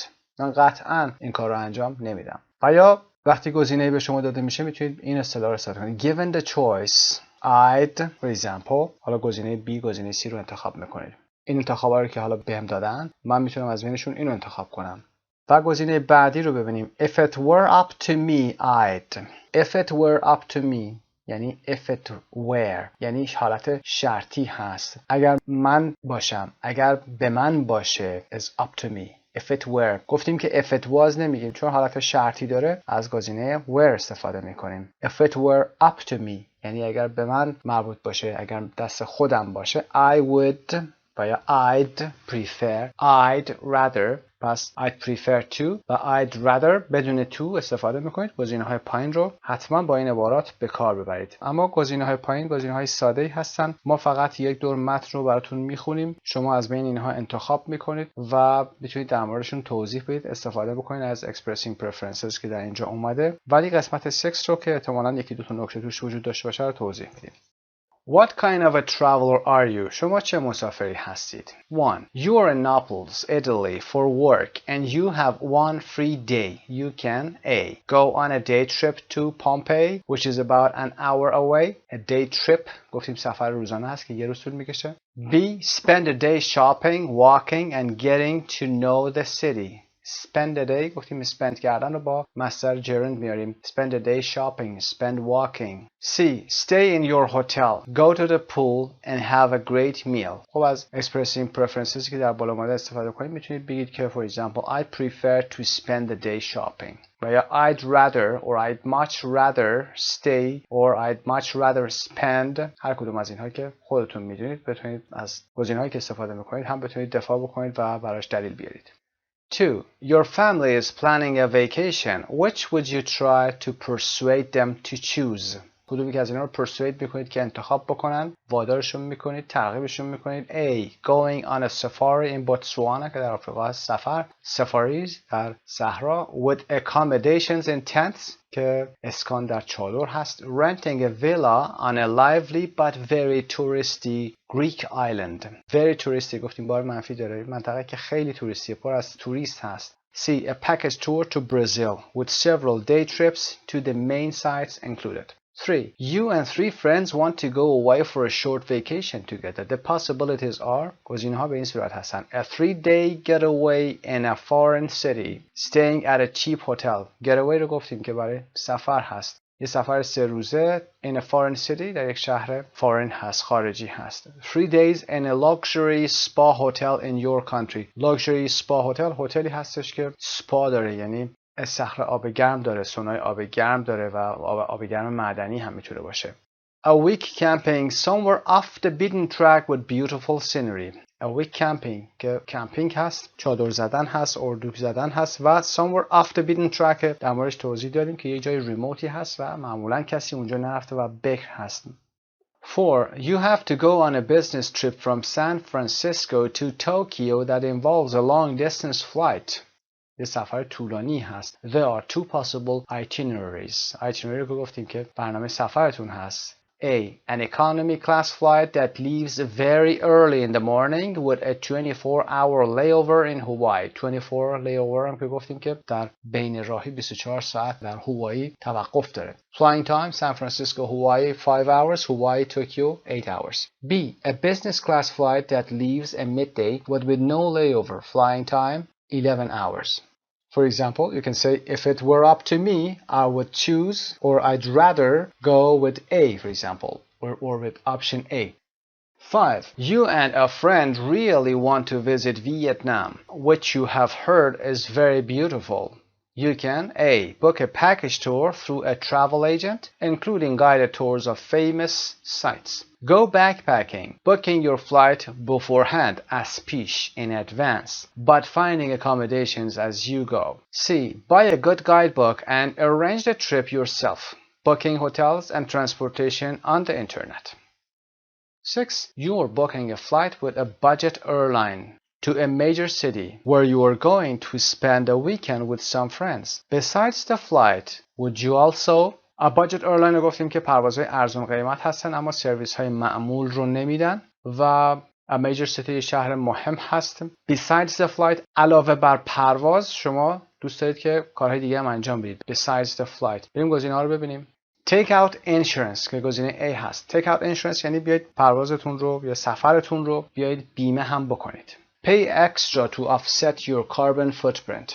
Extra یعنی اضافه پول پرداخت کردن. برای چه کاری؟ To offset your carbon footprint. اول ببینیم carbon footprint چی هست و بعد offsetش رو بگیم چی هست. carbon footprint معمولا امروزه کاربرد داره و بحث environmentalisty هست. اگر که شما در منطقه زندگی میکنید، در جایی که دارید زندگی میکنید، ماشینتون، خودتون و به هر حال زندگی شما ایجاد کاربن میکنه، یعنی CO2 میکنه و باعث میشه که مصرف اکسیژن بالا بره و کاربن بیشتر تولید بشه و برای اینکه بخواید این اثر منفی رو از بین ببرید شما باید یه هزینه ای بکنید که آفست کردن هست گفته میشه to offset your carbon footprint. معمولا هم میان حساب میکنن میگن که به جای ما هر نفر چقدر در روز تولید کاربن دی اکساید میکنیم و بعد برای این کاربن دی اکساید چقدر باید مثلا هزینه پرداخت کنیم، چقدر درخت کاشته بشه، هر درختی چقدر میتونه کاربن ها رو جذب بکنه که معمولا عددش زیاد میشه اما الان دارن این کار رو انجام میدن و میگن که برای اینکه به environment به محیط زیست کمک بشه این هزینه ها رو هم پرداخت میکنن. اگر دوست داشته باشه کسی میتونه این کار رو انجام بده.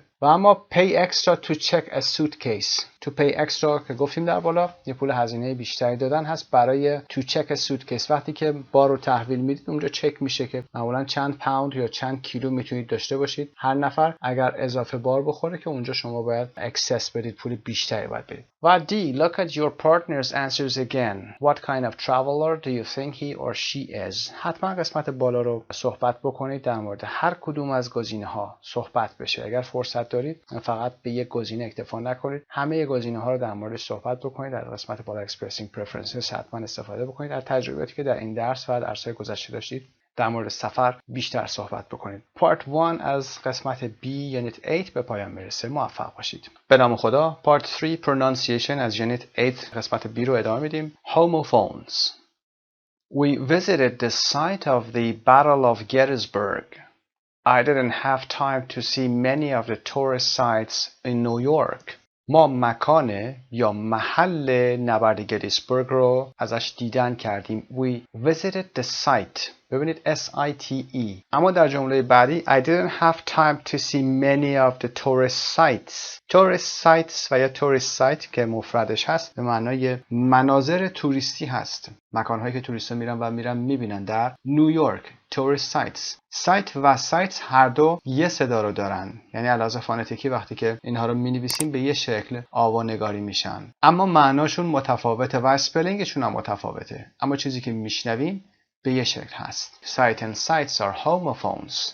یعنی هم آوا هستن، صداشون یکیه. They are words that are spelled differently and have different meanings but are pronounced exactly the same. کلماتی هستن که به شکل متفاوتی اسپل میشن، نوشته میشن و معانی متفاوتی دارن اما به یک شکل تلفظ میشن. نمونه‌های دیگه هم اگر بخوایم برای هم‌آواها بگیم که homophones هستن، در انگلیسی کلمات flower و flower هست. flower F-L-O-W-E-R که گل هست و F-L-O-U-R که art هست، اسم غیر قابل شمارش یادتون باشه. flower we need some flour به یه شکل تلفظ میشه اما یکی گل یکی آرت. برای کلمه scent میتونیم بگیم S-C-E-N-T scent یعنی رایحه. کلمه دیگه‌ای که هوموفونش میتونه بشه sent هست به معنی فرستادن. قسمت دوم فعل send هست. sent S-E-N-T. و کلمه دیگه‌ای که با C شروع میشه اسپلینگش کاملا متفاوت هست. C-E-N-T cent هست که همون پول به صورت سکه هست. 1 سنت 1 cent. دو نمونه دیگه هم بگیم برای هوموفون ها. through و through هست. I went through the tunnel. حتما یادتون میاد through T-H-R-O-U-G-H که through بوده از جای عبور کردن و through T-H-R-E-W گذشته فعل throw هست، انداختن هست. new و new N-E-W که جدید هست و new که با K-N-E-W هست که وجه گذشته فعل دانستن هست. new هم از هوموفون ها به شمار میان. خب بریم یه مقدار تمرین هم انجام بدیم در قسمت A. Would a partner think of homophones for the bold words? کلماتی که در پایین bold هستن براشون هوموفون پیدا میکنیم. پاسخ هم در سمت راست گذاشتیم. Number 1 We're going to have to wait for 2 hours before the flight to check in. قراره که صبر کنیم یا باید صبر کنیم برای مدت 2 ساعت قبل از اینکه فلایت چک این بکنیم. wait صداش هست. در جمله دیگه what's the maximum weight? maximum weight WEIGHT اینجا پاسخشو نذاشته، میتونید یادداشت بفرمایید. WEIGHT what's the maximum weight؟ ماکسیموم وزن چی هست؟ حد اکثر وزن چی هست؟ For carry on luggage on this flight. برای این پرواز، برای بارهایی که میتونید با خودتون حمل بکنید. Maximum weight. پس این ویتی که در بالا اومده با ویت وزن هر دو هوموفون هستن. یادتون باشه برای ویت که شکل فعل هست یعنی وزن، اونجا تی دیگه تلفظ نمیشه. یعنی میگیم weigh. Like how much do you weigh؟ شما چند کیلو هستید؟ وزنت چقدره؟ Number 2 we're bored. حوصلمون سر رفته. We don't want to visit any more museums.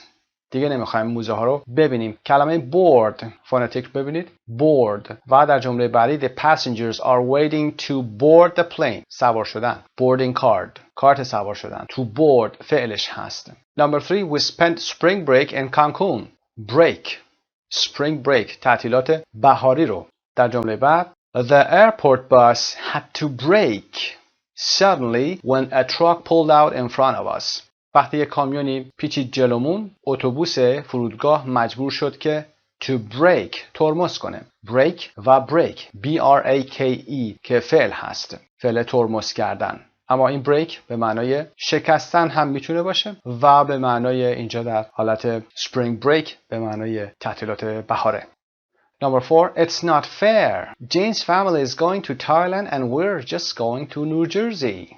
انصاف نیست. fair. خانواده جین دارن میرن تایلند و ما فقط میخوایم بریم به نیوجرسی، یعنی در آمریکاییم، بیرون نمیریم از آمریکا. How much is the airfare to Australia? نرخ پرواز یا کرایه هوایی تا استرالیا چقدر هست؟ fare به این شکل F-A-R-E. گفتیم کرایه وسایل حمل و نقل هست. taxi fare، باس fare و یا غیره. Number 5 where's the piece of paper with our flight details? piece of paper اون تکه کاغذ رو دنبالش داره میگرده. piece تلفظش. We want to go somewhere off the beaten track for some peace and quiet. میخوایم یه جایی بریم که صلح و آرامش باشه، سکوت و آرامش باشه، peace and quiet باشه. peace رو به همین شکل مثل کلمه‌ای که برای صلح می‌نویسیم peace and quiet که با هم میان معمولاً. We're looking for some peace and quiet. دنبال این جا میگردیم. off the beaten track رو هم که در متن وکاب گفتیم، یه جای دور و ریموت و دست نخورده و بکر هست. Number 6 I slept in a tent on an old army cot. من در یک تخت قدیمی ارتشی خوابیدم. In a tent on an old army cot. تخت خواب قدیمی هست که پورتابل هم از قابل حمل جمع میشه معمولا تخت خواب ارتشی یعنی نظامی. We just barely caught the train. It left seconds after we got in. ما سریع تونستیم قطار رو بگیریم، یعنی نوک به نوک رسیدیم و قطار رو گرفتیم. چند ثانیه بعد از اینکه ما سوار شدیم قطار اونجا رو ترک کرد. We caught the train. C-A-U-G-H-T گذشته فعل catch هست. C-A-T-C-H catch. Number 7 I was walking my poodle on the beach when I was told that dogs aren't allowed there. من داشتم پودلمو، اون مدل سگ رو داشتم توی بیچ برای پیاده روی می‌بردم که به من گفته شد که سگ‌ها اونجا اجازه تردد ندارن. allowed به این شکل تلفظ و استرسش. جمله بعدی My grandfather had forgotten his glasses so he asked me to read the menu aloud to him. پدر بزرگم glasses عینکش رو فراموش کرده بود، بنابراین از من خواست که he asked me to read the menu رو براش بخونم aloud با صدای بلند. aloud A-L-O-U-D. Number 8 I can take you to the beach on my motorcycle but you will have to hold on to my waist really tight. waist کمر هست. من میتونم شما رو تا ساحل ببرم با موتورسیکلتم اما باید محکم از قسمت کمرم منو نگه داری. hold on to something, hold on to somebody یعنی محکم گرفتن. to my waist really tight محکم، واقعا محکم. tight که اپوزیتش هم loose میشه. L-O-O-S-E. so waist به معنی کمر هست. don't bother going to see the battlefield. It's a waste of time. It's just an empty meadow. خب رفتن برای موزه جنگی رفتن و میگه نرو اون زمین نبرد رو نگاه نکن، منطقه نبرد رو برای دیدنش نرو. It's a waste of time. فقط وقت تلف کردن. waste waste It's just an empty meadow. meadow به چمنزار علفزار میگن که حیوانات در اونجا چرا میکنن. یک چمنزار خالیه، چیزی نیست اونجا. Number 9, we're staying at a beautiful hotel for our honeymoon. We've booked a bridal suite. ما توی یه هتل زیبایی هستیم برای هانیمونمون، ماه عسلمون، و یک برایدل سویت رو بوک کردیم، یعنی رزرو کردیم. برایدل سویت هم که اتاقای مخصوص عروسی هست، یعنی در هتل اتاقای خاص عروس هست. سویت هست، واحد هست. I don't really like the local desserts. They're too sweet for me. من local desserts یا دسرهای محلی رو دوست ندارم، برام خیلی شیرین هستن. They're too sweet for me. Number 10, we walked along the pier watching the fishing boats returning with their catch. ما در along the pier حرکت کردیم. along گفتیم یک مسیری رو، یک خط صافی رو گرفتن و رفتن هست از ابتدا تا انتها. pier هم به معنای اسکله هست. ما مسیر اسکله رو گرفتیم و رفتیم و به قایق‌های ماهیگیری که از ماهیگیری برمیگشتن with their catch، یعنی با ماهی‌هایی که گرفته بودن داشتن برمیگشتن، ما داشتیم تماشاشون می‌کردیم. Searching for elephants, the safari guide continued to peer into the distance. Searching for elephants, the safari guide. safari guide که راهنمای تور سفاری هست، تور صحرا هست، در حالی که به دنبال فیل‌ها میگشت، به نگاه کردن یا زل زدن یا خیره شدن به فاصله دور ادامه داد. Continued to peer. peer P-E-E-R هست، double E هست. این دوتا با هم هوموفون میشن، هم‌آوا میشن. Number 11, if you are taking out travel insurance, make sure you give them the serial numbers of your gadgets. اگه دارید سفر رو بیمه میکنید، مطمئن بشید یا اطمینان حاصل بکنید که بهشون سریال نامبر یا شماره سریال وسایلتون رو میدید، مثل حالا تبلت یا هر وسیله دیگه، لپتاپ و غیره. سریال نامبر گجت هاتون رو میدید. سریال. و there wasn't much choice for breakfast, just toast and cereal. انتخاب زیادی برای صبحانه وجود نداشت، گزینه‌های زیادی نبودن، فقط توست بود و سیریال. سیریال هم که میدید که از غذایی هست که غلات هست و با حالا با شیر و غیره ترکیب میشه و خورده میشه. خب پس هوموفون رو با هم کار کردیم. بریم قسمت پایینم یک قسمت بی هست. سایت مجموعه زبان ایرانی. Test the partner. A. Say one of the homophones. B. Say what the two spellings and meanings are. Then swap roles. خب این کار رو که مثلا میدید باید چطور انجام بدید. خب حتما موضوع هوموفون رو یاد بگیرید که در لیسنینگ بهتون کمک میکنه. میریم برای قسمت بعد grammar. Expressing future plans and arrangements. در این قسمت میخوایم به افعالی که به آینده اشاره میکنن یه نگاهی بندازیم. قبلا کار کردیم اینها رو، ولی همه رو کلا در یه قسمت جمع کردیم، میخوایم ببینیمشون. A. How do you usually get to the place where you work or study? How long does it take you? Do you know any people who travel for more than an hour each way every day? خب به این سوالات حتما پاسخ بدید. How do you usually get to the place where you work or study? I get there by bus, for example, or by taxi, or sometimes by airplane. How long does it take you? It takes me زمان بدید. Do you know any people? Yes, for example, I know a man, I know a guy, I know a woman. و ادامه. برای part B, read an article about extreme commuting. What are the pros and cons for مجموعه هشتم؟ خب extreme commuting. اولا ببینیم commuting چی هست؟ خب commuting میدونید که سفر کردن به محل کار هست از خانه و برگشت. البته یک مسافت طولانی هست معمولا و commuting میشه. extreme هم که خیلی شدید باشه extreme commuting میشه. هر کجا extreme اومد اون اسم بعدی یک حالت خاص و شدید پیدا میکنه. یک کلمه telecommuting هم به این commuting اضافه بکنید. telecommuting دورکاری هست. TELE که در اول کمیوتینگ گذاشته بشه میشه دورکاری کردن. اما در اینجا میخوام ببینیم که برای مجموعه هشتم که در پایین هست چه چیزهای pros and cons هست، یعنی نکات مثبت و نکات منفیش هست، مثل advantage و disadvantageش هست. Extreme commuting. Would you do it? Job recruiters say that it is getting more and more difficult today to convince candidates to relocate. استخدام کننده های شغلی میگن که دیگه داره خیلی روز به روز داره سخت‌تر میشه که بخوای کاندیدات ها یا درخواست کننده ها رو ازشون بخوای که یا متقاعدشون بکنی که برای شغلشون بیان ریلوکیت بکنن. یعنی کسایی که به عنوان مثال در تهران زندگی میکنن و در کرج کار میکنن یا عکس در کرج زندگی میکنن در تهران کار میکنن، اینا که کمیوتینگ دارن برن تو محل کارشون. ترجیح میدن هر کدوم در محل زندگیشون اقامت کنن و کمیوت داشته باشن. Instead, people are increasingly open to extreme commuting as an alternative to relocation. Instead تلفظ instead در عوض مردم دارن به شکل رو به افزایشی به extreme commuting رو میارن که گزینه‌ای هست برای relocation یعنی جابجایی. Extreme commuting is the term used to describe a daily commute by car or train that takes more than 90 minutes each way or commuting to work each week by airplane. Extreme commuting چی هست؟ is a term or is the term. term یعنی واژه، اصطلاحی هست. یک کلمه تخصصیه که برای describe کردن کمیوت روزانه است. جابجایی روزانه است با ماشین، قطار که بیش از 90 دقیقه هر مسیرش طول میکشه و یا کمیوتینگ به سر کار با هواپیما هست که به صورت هفتگی البته انجام میشه.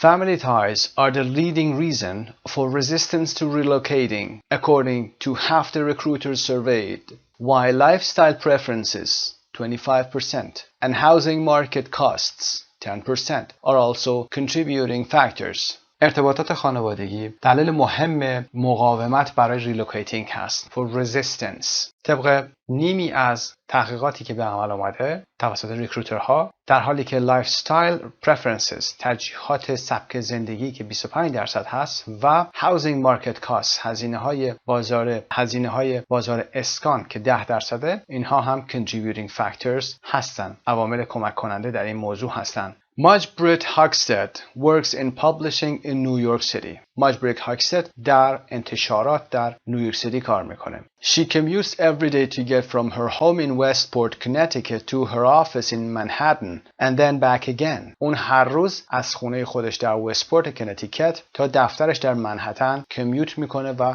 میره و برمیگرده. Commuting usually eats up about 4 hours of my day. این رفت و آمدها معمولاً 4 ساعت از روز منو به خودش میگیره. The morning commute involves getting up at the crack of dawn. Morning commute که رفت و آمد صبح هست شامل بیدار شدن در سپید دم هست. Going home is a little more tiring because I have to contend with rush hour traffic. برگشت به خونه کمی تایرینگ هست، بیشتر تایرینگ هست، خسته کننده تر هست، به خاطر اینکه من باید I have to contend یعنی ستیز کردن، مبارزه کردن with rush hour traffic، با ترافیک rush hour که ساعت شلوغی هست هم با اون هم درگیری داشته باشم. If I leave the office by 6 p.m. I'll usually struggle through my front door by around 8 p.m.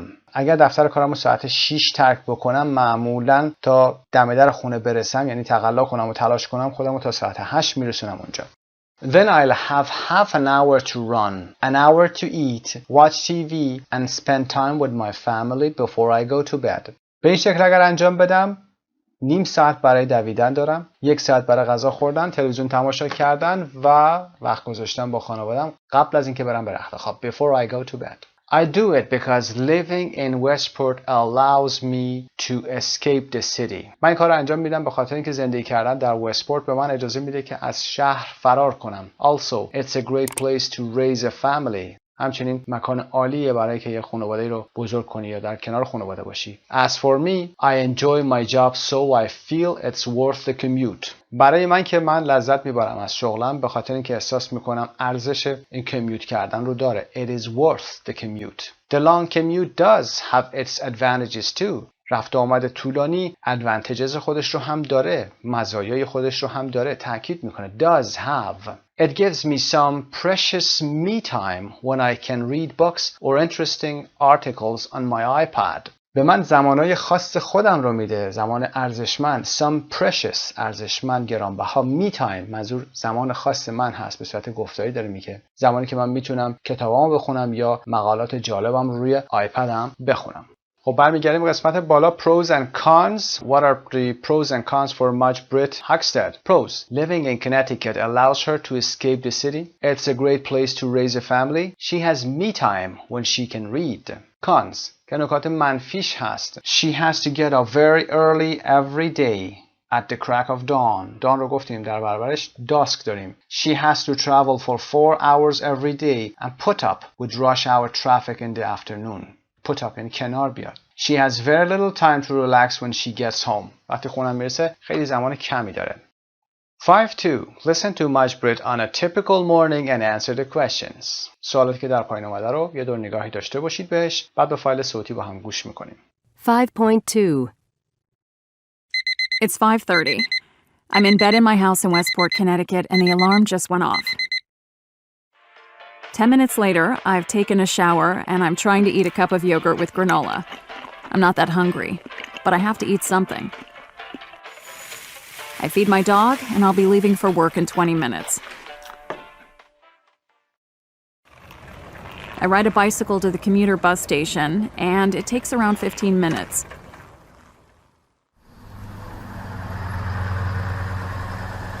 It's now 6:30, and I'm about to get on the commuter bus to the train station. I just caught it, which was a relief because I need to be on time today. I'm meeting a client at 8:45. It's due to arrive at Westport train station in about 30 minutes, depending on the traffic. I get to the Westport train station in time, thank goodness. My train leaves at 7:15.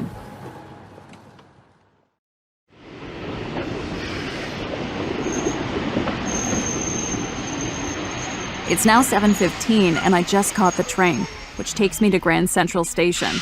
It's an hour ride, the longest leg of my commute.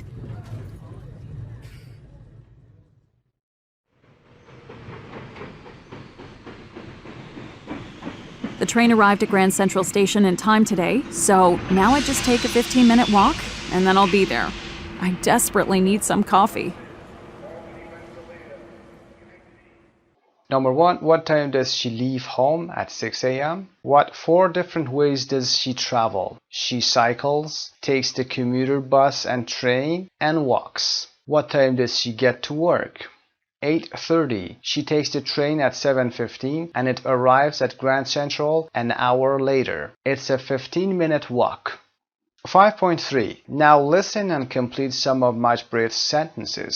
What do they have in common? 5.3. 1. I'll be leaving for work in 20 minutes. I'll be leaving for work. I will be leaving. 2. I'm about to get on the commuter bus to the train station. I'm about to get. I am about to get. 3. My train leaves at 7:15. Leaves. My train leaves at 7:15. 4. It's due to arrive at Westport train station in about 30 minutes, depending on the traffic. Due to arrive. To be due to arrive. It's due to arrive. 5. I need to be on time today. I'm meeting a client at 8:45. I am meeting a client. Or I'm meeting a client. پاسخ‌ها رو قرار میدیم اینجا براتون. I'll be leaving. این حالت یعنی که من بخوام نخوام دیگه ظرف 20 دقیقه باید برای رفتن به کار آماده بشم. یعنی خونه رو دیگه دارم ترک میکنم. I will be leaving. I'm about to get on the commuter bus to the train station. I'm about to. دیگه دارم میرم برای این کار. My train leaves at 7:15. گفتیم که برای برنامه‌ای که زمان بندی شدن مثل پرواز هواپیماها، حرکت قطارها، کنسرت، کلاس‌ها و غیره از زمان حال ساده استفاده میکنیم. My plane takes off or leaves or my train leaves or arrives. و number 4 it's due to arrive.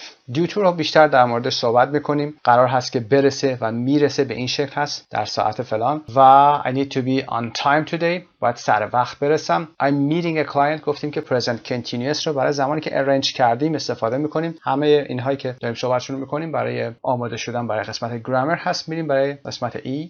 Page 153 Grammar Bank. اون قسمت رو برید باز بکنید کتابتون رو. Learn more about expressing future plans and arrangements and practice it. Grammar Bank expressing future plans and arrangements, present and future forms.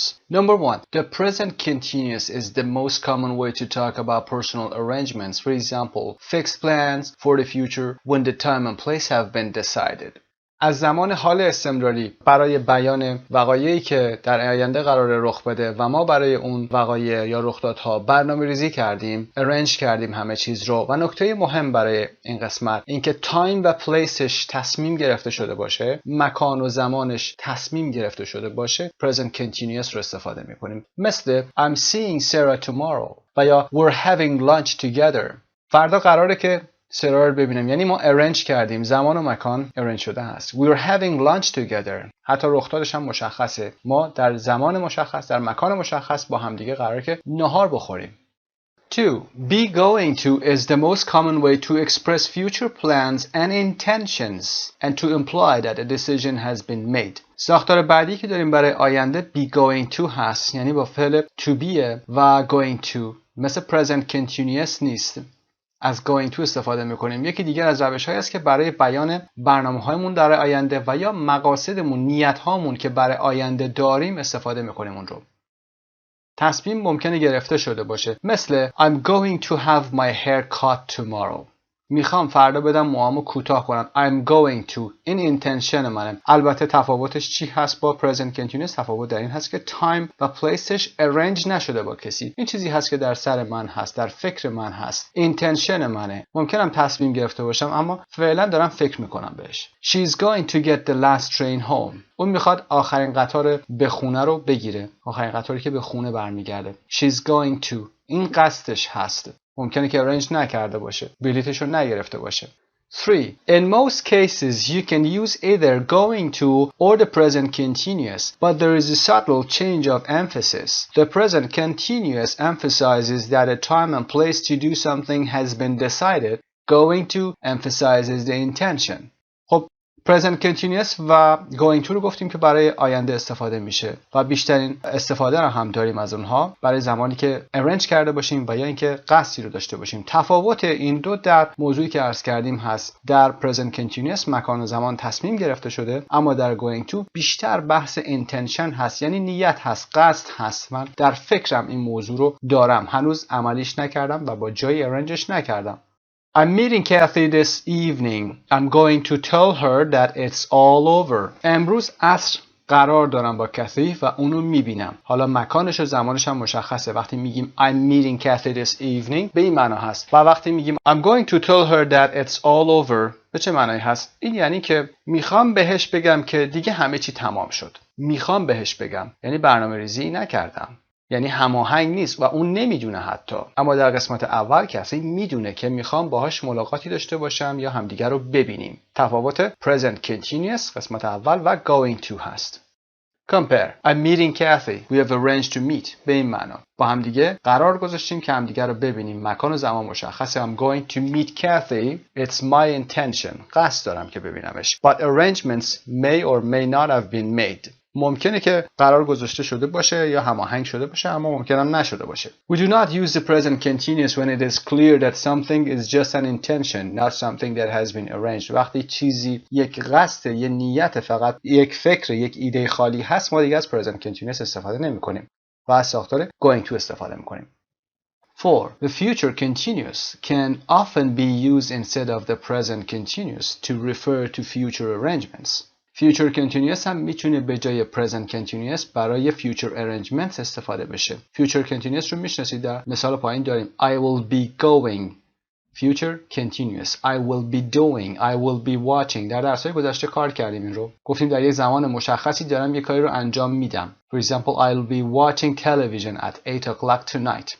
خب نکتهش رو ببینیم. We sometimes use it to emphasize that we are talking about something that will happen anyway rather than something we have arranged. Compare. برای زمانی که بخوایم تاکید بکنیم که در مورد چیزی داریم صحبت میکنیم که به هر حال اتفاق میفته. حالا ما چه arrangeش کرده باشیم یا نکرده باشیم. مقایسه کنیم. I'm seeing Sarah tomorrow. خب present continuous و I have arranged it در پرانتز آورده. فردا سارا رو میبینم. قرار گذاشتیم. هماهنگه. و I'll be seeing Sarah at the party tomorrow. It will happen anyway, but I didn't arrange it. من دیدن سارا رو arrange نکردم. ولی وقتی که تو پارتی میریم اونجا حتما اونو میبینیم. I'll be seeing Sarah at the party tomorrow. فردا توی پارتی سارا رو خواهم دید. یعنی چون میدونم سارا هم هست، ما قراری نذاشتیم. نه مکان نه زمان ما با هم هماهنگ نکردیم. ولی چون اونجا میایم it will happen anyway. و مثال در پایین I'll be going to the supermarket later. Do you want anything? کمی بعد به سوپرمارکت میرم یا خواهم رفت. شما چیزی نمیخواید؟ نکته بعدی در مورد 4. It is often used to make polite inquiries about arrangements. For example, will you be meeting us at the airport? اغلب از این ساختار آینده future continuous برای درخواست مؤدبانه برای arrangement استفاده میکنیم. مثل will you be meeting us at the airport؟ در فرودگاه منتظر ما خواهید بود. یا میاید به ملاقاتمون. Will you be meeting us؟ درخواست داره میکنه و مؤدبانه داره میگه یعنی شما میاید اونجا ما رو ببینید. Will we be having dinner at the usual time? I'm going to see a movie and it starts at 8. میشه سر ساعت معمولمون شاممون رو بخوریم. Will we be having dinner؟ ساختار درخواست هست. future continuous. من میخوام ساعت 8 فیلمی رو ببینم یا فیلم ساعت 8 شروع میشه. من موقع میخوام فیلم ببینم. I'm going to see. میخوام اون فیلم رو ببینم. 5. We can also use the simple present to talk about future events which are scheduled or part of a regular routine.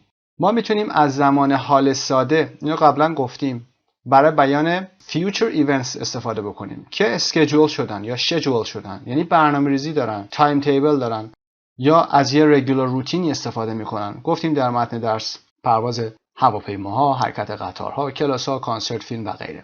The train leaves in 5 minutes. قطار ظرف 5 دقیقه دیگه حرکت میکنه، اینجا رو ترک میکنه. Our classes start next Tuesday. کلاس ما سه‌شنبه هفته بعد شروع میشه. Start. برای آینده داریم صحبت میکنیم اما از حال ساده استفاده کردیم. چرا؟ چون اینها زمانبندی هستن و مشخص هستن. Other ways of expressing future arrangements. 1. Be due to plus infinitive can be used to say that something is arranged or expected. ساختار due to رو داریم که به علاوه infinitive هست. بعد از due to infinitive یعنی مصدر به due to دیگه داریم. برای کارهایی که در زمان آینده arrange شدن و یا انتظار و احتمالشون میره، مثل My sister is due to arrive at 7:30. Can you meet her at the station? خواهر من قرار ساعت 7:30 برسه یا خواهر من ساعت 7:30 میرسه. Is expected to arrive. احتمال داره که برسه. Or is arranged. با قطار 7 حرکت کرده 7:30 میرسه. میشه تو ایستگاه بری منتظرش باشی و بری ببینیش یا بگیریش. We also use do on its own to mean expected. For example, the next train is due in 5 minutes. ساختار do رو هم داریم به تنهایی به معنی expected. قطار بعدی ظرف 5 دقیقه دیگه یا 5 دقیقه دیگه میرسه. is due. Number 2, we use be about to plus infinitive to say that something is going to happen very soon. Be about to رو هم برای زمان استفاده میکنیم که بگیم چیزی قرار اتفاق بیفته. البته plus infinitive هست. My sister is about to have a baby so I need to keep my cell phone turned on. خواهرم میخواد بچه دار بشه. is going to happen very soon. is about to have a baby. میخواد بچه دار بشه یعنی چند وقت دیگه داره بچه دار میشه. چند وقت هم خیلی طولانی نیست. very soon هست. برای من لازمه که گوشیمو روشن نگه دارم. We can also use be on the point of plus gerund with a similar meaning, but this is slightly more formal and implies something is more imminent. از ساختار be on the point of هم میتونیم استفاده بکنیم. البته بعدش دیگه gerund داریم، اسم مصدر یعنی ing داریم. معناش یکی هست اما کمی متفاوت تر هست به خاطر اینکه رسمی تره و معناش هم به این شکل هست که یه چیزی قریب الوقوع هست، خیلی قریب الوقوع تر هست، هر لحظه امکان احتمالش وجود داره. 3. We can use be plus to plus infinitive in a formal style to talk about official plans and arrangements. It has been announced that the president is to visit Brazil next month. یه ساختاری هست که به صورت رسمی استفاده میشه در سبک رسمی که معمولا در روزنامه‌ها و خبرها این شکل میاد که از ساختار to be هست به علاوه to به علاوه infinitive هست. مثلا the president is to visit Brazil. قرار هست to talk about official plans and arrangements. برنامه‌های رسمی و قرارمدارهای رسمی هست که به این شکل استفاده میشه. اعلام شده it has been announced. ساختار present perfect. اعلام شده که رئیس جمهور the president دقت داشته باشید is to visit Brazil next month. قرار هست که ماه آینده از برزیل دیدن کنه. is to visit. خب میریم برای ادامه درس به متن درس اصلیمون. خب پیج 81 هستیم. listening and speaking داریم. مقداری listening هست و speaking که باید صحبت بشه. در قسمت اول a journey to remember سفر به یاد ماندنی هست و famous people recount travel experiences they remember and sometimes would rather forget. famous people که میدونید افراد مشهور هستن. recount یعنی تعریف میکنن، بازگویی میکنن. recount travel experiences خاطرات سفر هست. اینجا experience جمع بسته شده. چندین بار هم اشاره کردیم به این موضوع. وقتی که experience جمع میشه یعنی خاطرات و سرگذشت ها هست دیگه، تجربه ها نیست. جمع نداریم برای تجربه. They remember and sometimes would rather هم که گفتیم بعدش ساختار base form داریم. They would rather or they'd rather forget.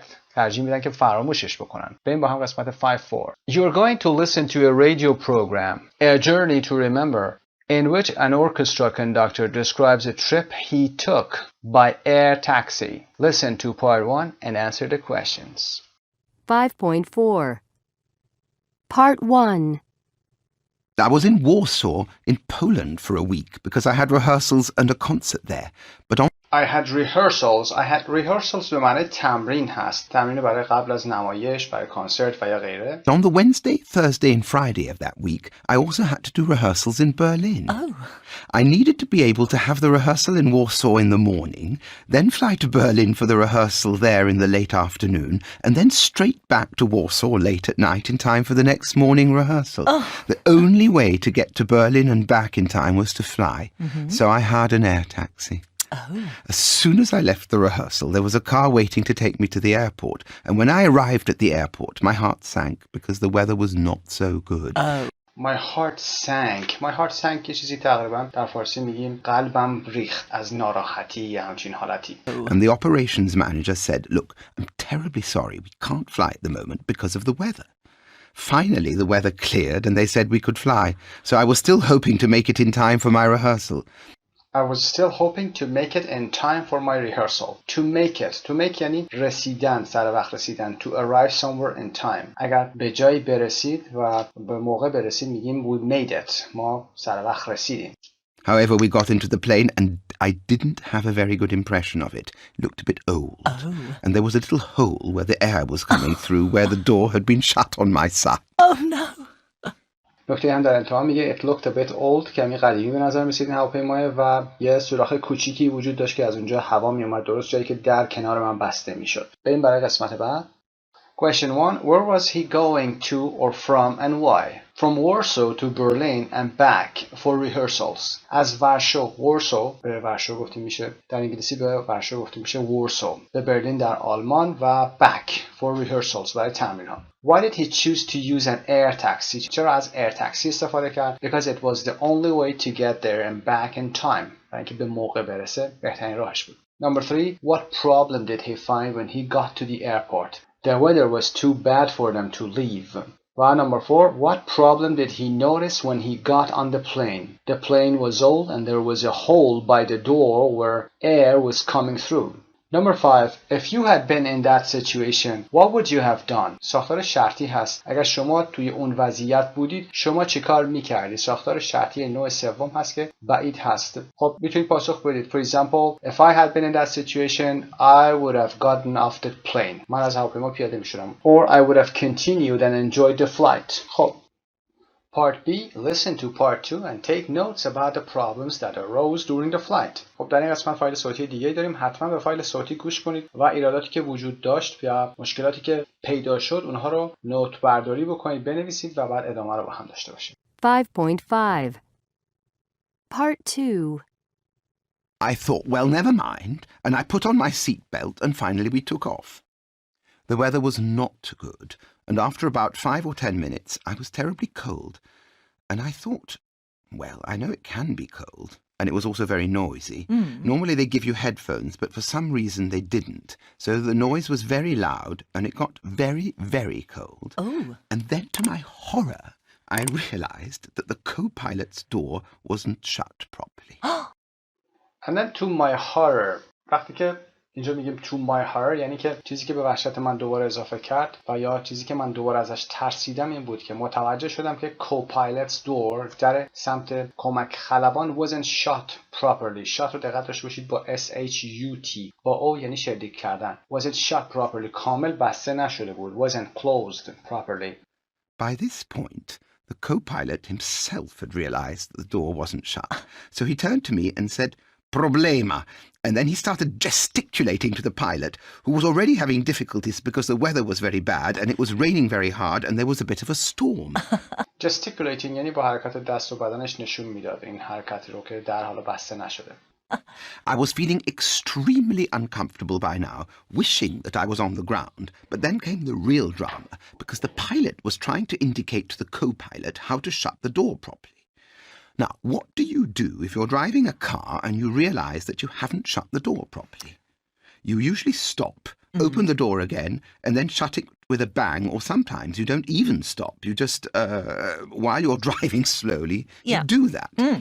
Anyway, this idiotic co-pilot, he proceeded to do precisely that. He then opened the door completely in order to shut it properly, and I was just behind them, as this is a small plane, so right in front of me was just open air. This open door, I was absolutely terrified, cold air rushing in, and then he tried to shut it properly, but presumably because of the pressure or the cold, I don't know what, he couldn't do so.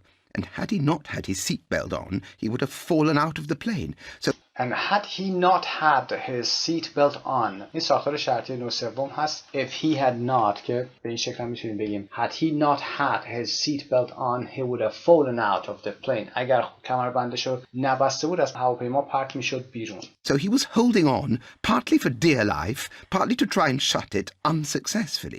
The pilot was shouting at him, but he couldn't correct the situation because, you know, he had to keep the plane in the air, which was now extremely precarious, and the plane was going up and down. خب در این قسمت هم یک کلمه داریم precarious, extremely precarious که صفتی هست به معنای پر مخاطره، ریسکی، خیلی خطرناک هست. And the plane was going up and down که بالا و پایین رفتن هواپیما بود.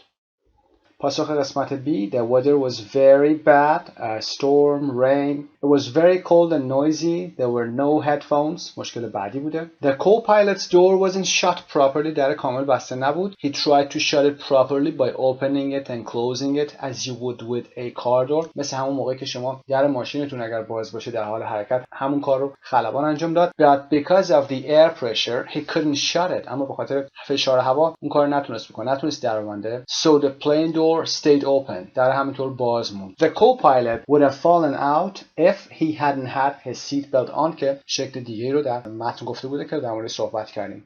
The plane started going up and down, presumably احتمالاً because of the bad weather or perhaps because the door was open and air was coming in. Listen to part 3 and answer the questions.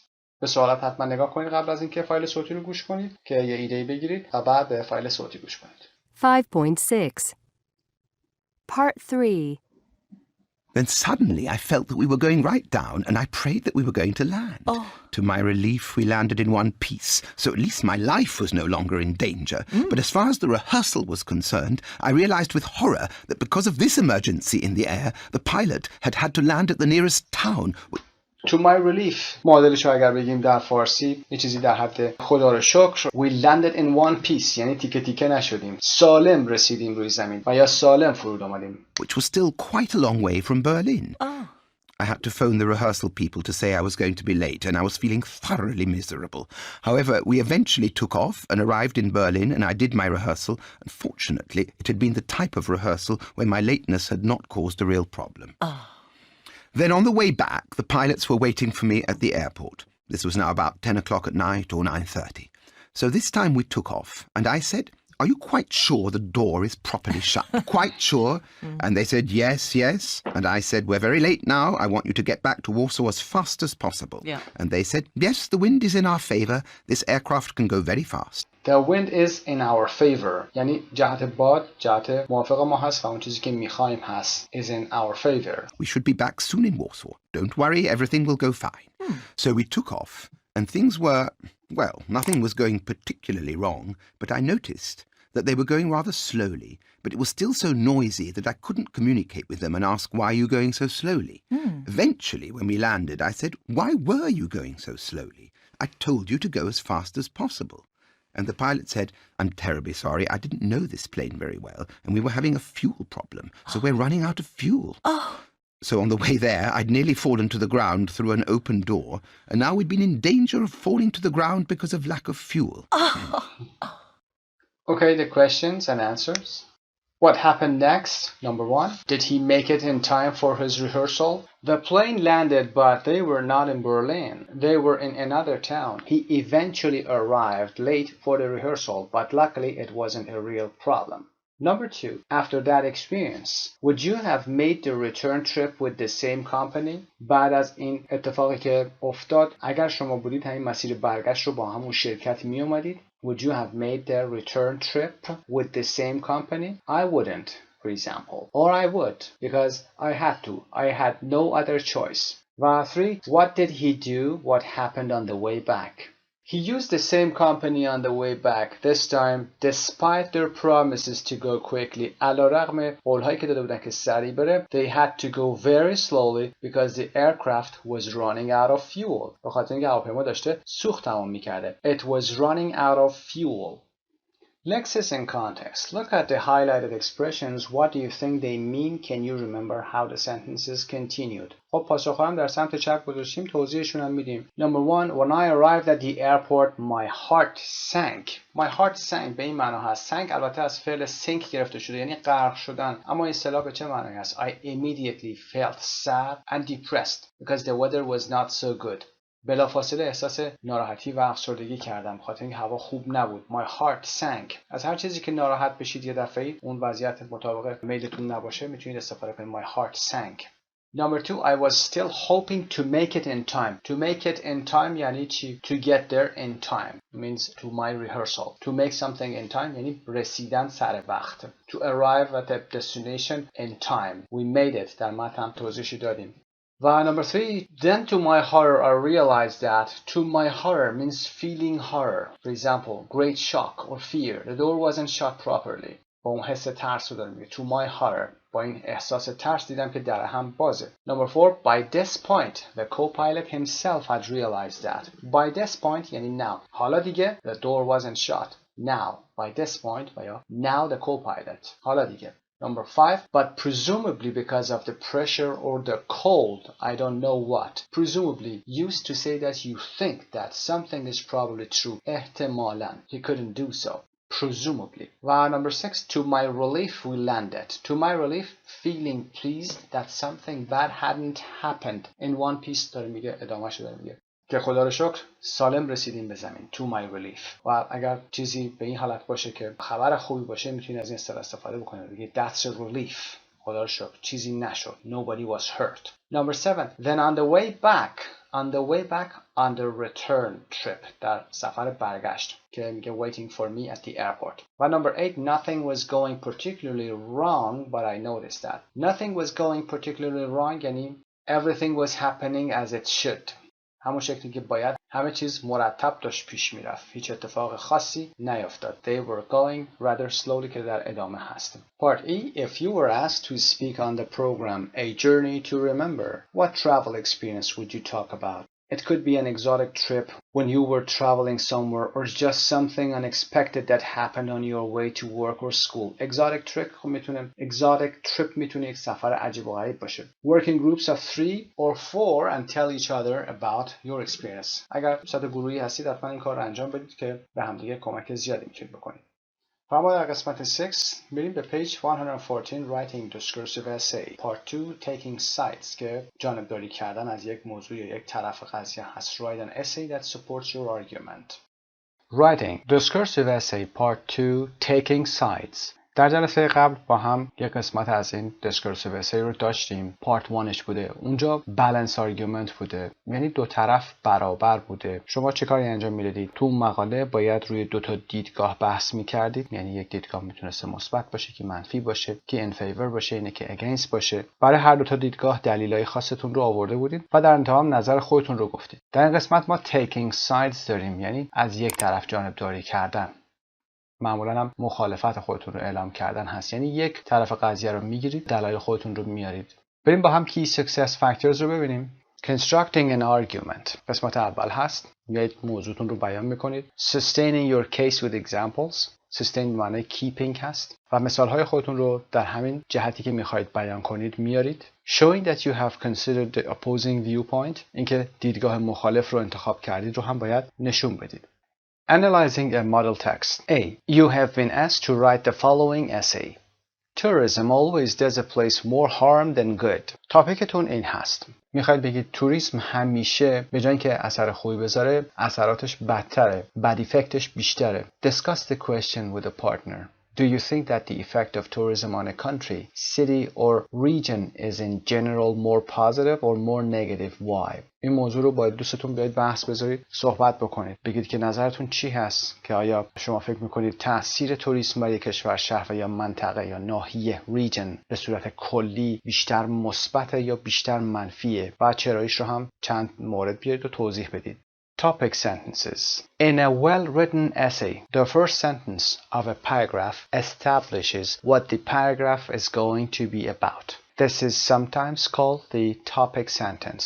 در یک مقاله که مرتب نوشته شده باشه، یعنی با اصول نگارش نوشته شده باشه، اولین جمله یک پاراگراف مشخص میکنه که این پاراگراف در مورد چه چیزی خواهد بود. این جمله معمولا بهش توپیک سنتنس هم گفته میشه که در مورد این موضوع قبلا ما صحبت کردیم. بریم برای قسمت B. Read the topic sentences below one by one and in pairs imagine how the paragraph will continue. Do you think the essay will be in favor of or against tourism? خب تاپیک سنتنس هایی که در پایین اومده رو یه نگاهی میکنیم، با هم میخونیمش اینا رو و ببینیم که با هر کدوم از این تاپیک سنتنس ها اسه ما یا مقاله ما به چه سمتی خواهد رفت. In favor of tourism میره یا against tourism میره. A. The infrastructure of an area is also often improved as a result of tourism. Infrastructure زیرساخت هست. زیرساخت های یک منطقه اغلب در نتیجه توریسم بهبود پیدا میکنه، پیشرفت میکنه. It is often claimed that popular tourist destinations are spoiled as a result of overdevelopment. اغلب این ادعا میشه که popular tourist destinations یعنی مکانهایی که پر از توریست هستن در نتیجه overdevelopment یعنی توسعه بیش از اندازه به هم ریخته میشن و اون خاصیت توریستیشون و یا زیبایی خودشون رو از دست میدن. Tourism remains one of the world's great growth industries. توریسمی که صنایع رو به رشد جهان باقی میمونه. D. Badly behaved tourists can often be a source of annoyance for the local population. Badly behaved tourists، توریستایی که رفتارهای بدی دارن میتونن اغلب منبع یا سبب ناراحتی جمعیت محلی بشن. E. Another point in favor of tourism is that governments are becoming aware of the need to protect tourist areas in order to attract visitors. نکته دیگه که در جهت توریسم هست، یعنی نظر موافق داره نسبت به توریسم، این هست که دولت‌ها دارن کم کم آگاه میشن به این احتیاج که اون مناطق توریستی رو بیان پروتکت بکنن تا اینکه بخوان ویزیتورها رو بیشتر جذب بکنن، بازدیدکننده‌ها رو بیشتر جذب بکنن. F. The main positive effect of tourism is on local economies and employment. تأثیر اصلی مثبت توریسم در اقتصاد محلی هست و مشاغلی که به وجود میاره. خب پاسخ رو هم با هم ببینیم. خب برای topic sentence A ما نتیجه رو به این شکل می‌بینیم. We expect the rest of the paragraph to give examples of this. For example, better public transportation, better water systems, etc. خب جهت بهبود بخشیدنی که در اینجا گفتیم در اینجا می‌بینیم. ما انتظار داریم که بقیه پاراگراف به ما مثال‌هایی رو از این قبیل بده. در حمل و نقل عمومی بهتر و سیستم آبرسانی بهتر و غیره. برای B ما انتظار داریم We expect the paragraph to develop this argument and give more examples. For example, overcrowding, excess traffic, etc. این که میگیم که باعث خرابی اون منطقه میشه، از بین رفتن اون جذابیت توریستیش میشه، در اینجا میبینیم. مثال های بیشتری رو بعد از این پاراگراف خواهیم داشت. overcrowd شدن منطقه، بیشتر شدن ترافیک و غیره. برای C هم به همین شکل وقتی صحبت growth میکنیم، رشد میکنیم, we expect some information about tourism in general. انتظار داریم به صورت کلی اطلاعاتی رو در مورد توریسم به ما بده. For D, we expect specific examples. مثال‌های خاصی رو انتظار داریم of this such as vandalism, rude behavior و غیره که وقتی که اینجا میگیم badly behaved tourist اینجا انتظار جملاتی داریم که در اونها خرابکاری بیاد و رفتارهای گستاخانه و غیره آورده بشه. برای E, we expect specific examples of what governments are doing and the results of this. For example, creating conservation areas. اینکه بخوان مناطق محافظت شده به وجود بیارن و یا غیره که کارهایی که دولت قرار انجام بده رو ما انتظار داریم در جملات بعد بیاد. برای F, we expect the paragraph to elaborate on this statement. For example, hundreds of jobs are created in hotels and restaurants. ما انتظار داریم که این پاراگراف elaborate بکنه، یعنی باز بکنه این قضیه رو، این موضوعی رو که گفته، مثلا بگه اینکه صدها شغل در هتل ها و رستوران ها ایجاد شده و غیره. Part C. Now read the model essay and fill in the blanks with a topic sentence. There is one sentence you don't need. میریم با هم مقاله مدل یا نمونه‌ای رو که آورده شده رو با هم بخونیم. در قسمت‌های خالی هم یه topic sentence براشون میذاریم. There is one sentence you don't need. یه جمله که لازم ندارید و اضافه است. بریم متن رو با هم ببینیم. خب پاسخ‌ها رو هم در سمت راست قرار میدیم. گزینه‌های C, F, A, E, B به ترتیب هست، در قسمت‌های خالی قرار میگیره. میتونید از صفحه قبل انتخاب کنید و در اینجا قرار بدید یا بنویسید. ادامه متن رو با هم می‌خونیم. For number 1, people today are traveling farther and farther, no longer just in the summer but throughout the year. Although some people argue that mass tourism has a negative effect on destinations, in my view, its influences are generally positive. خب نظرشو داره میگه امروز مردم همینطور دارن سفر میکنن، فقط محدود به تابستان نمیشه، در طول کل سال میتونن جابجا بشن. اگرچه میاد یه although هم میاره some people argue that، بعضیا این استدلال رو دارن که mass tourism که توریسم به صورت کلی و یا به صورت گروهی خیلی بزرگ negative effect داره بر مقاصدی که میان، مکانهایی که وارد میشن و نظر خودشو میگه که نتایج اون، تأثیرات اون generally positive هست، مثبت هست عموما. By number 2, tourists need places to stay and things to do, and this creates a wide range of skilled and unskilled jobs for local people. Vacationers also spend a great deal of money, which stimulates the economy of the region as well as benefiting the country as a whole. کلمات جالب اینجا استفاده میکنه. vacationers رو استفاده میکنه به جای tourists. اینها رو دقت داشته باشید. skilled and unskilled jobs، شغلهایی که مهارت میخواد و شغلهایی که نیاز به مهارت نداره. which stimulates the economy که باعث انگیزش اکانومی میشه و benefiting as well as benefiting the country as a whole، به صورت کلی باعث نفع رسوندن، سود رسوندن به کشور میشه. گزینه F هم پاسخش هست. Number 3, for example، با مثال شروع میکنه. When tourists start visiting an area, roads and public transportation tend to improve, or an airport may be built, all of which benefit local people as well as tourists. با for example شروع میکنه و مثالش رو همینجا بیان میکنه. When tourists start visiting an area, roads and public transportation tend to improve. وقتی که توریست ها وارد این منطقه میشن، جاده ها و public transportation معمولا به سمت improve پیدا کردن میرن. tend to improve, usually improve, or an airport may be built. ممکنه یه فرودگاه اونجا ساخته بشه که همه اونها all of which باعث سود رسوندن به local people میشه as well as tourists. همچنین به خود توریست ها هم این منفعت میرسه. برای number 4 میگه not only is this leading to better conservation of historic buildings and monuments in towns and cities, but also of areas of natural beauty and endangered habitats in rural areas. نمبر 4 رو به این شکل ادامه میده و میگه که این مسئله نه تنها منتج به نگهداری بهتر historic buildings میشه و monuments که بناهای یادبود هستن در شهرها، همچنین باعث بهتر شدن natural beauty میشه و endangered habitats که مکانهای زندگی حیوانات در خطر هست یا مکانهایی که در معرض خطر هستن در rural areas میشه که پاسخ 4 هم گزینه E هست. By number 5, for instance, many people argue that tourist development just leads to a proliferation of ugly hotels and apartment buildings. Proliferation یعنی گسترش، توسعه، یعنی تعدادشون بیشتر شده. For example, proliferation of weapons of mass destruction که داریم گسترش سلاح‌های کشتار جمعی. Of ugly hotels باعث توسعه و گسترش یا افزایش هتل‌های زشت، حالا منظور که ساختمان‌های بلند و اینکه جلوه‌های شهر رو خراب می‌کنن، و apartment buildings میشه. This may have been true in the past. ممکنه در گذشته این مسئله درست بوده باشه. But nowadays there are many more restrictions placed on both planners and builders to ensure that the character and architectural harmony of the place is maintained.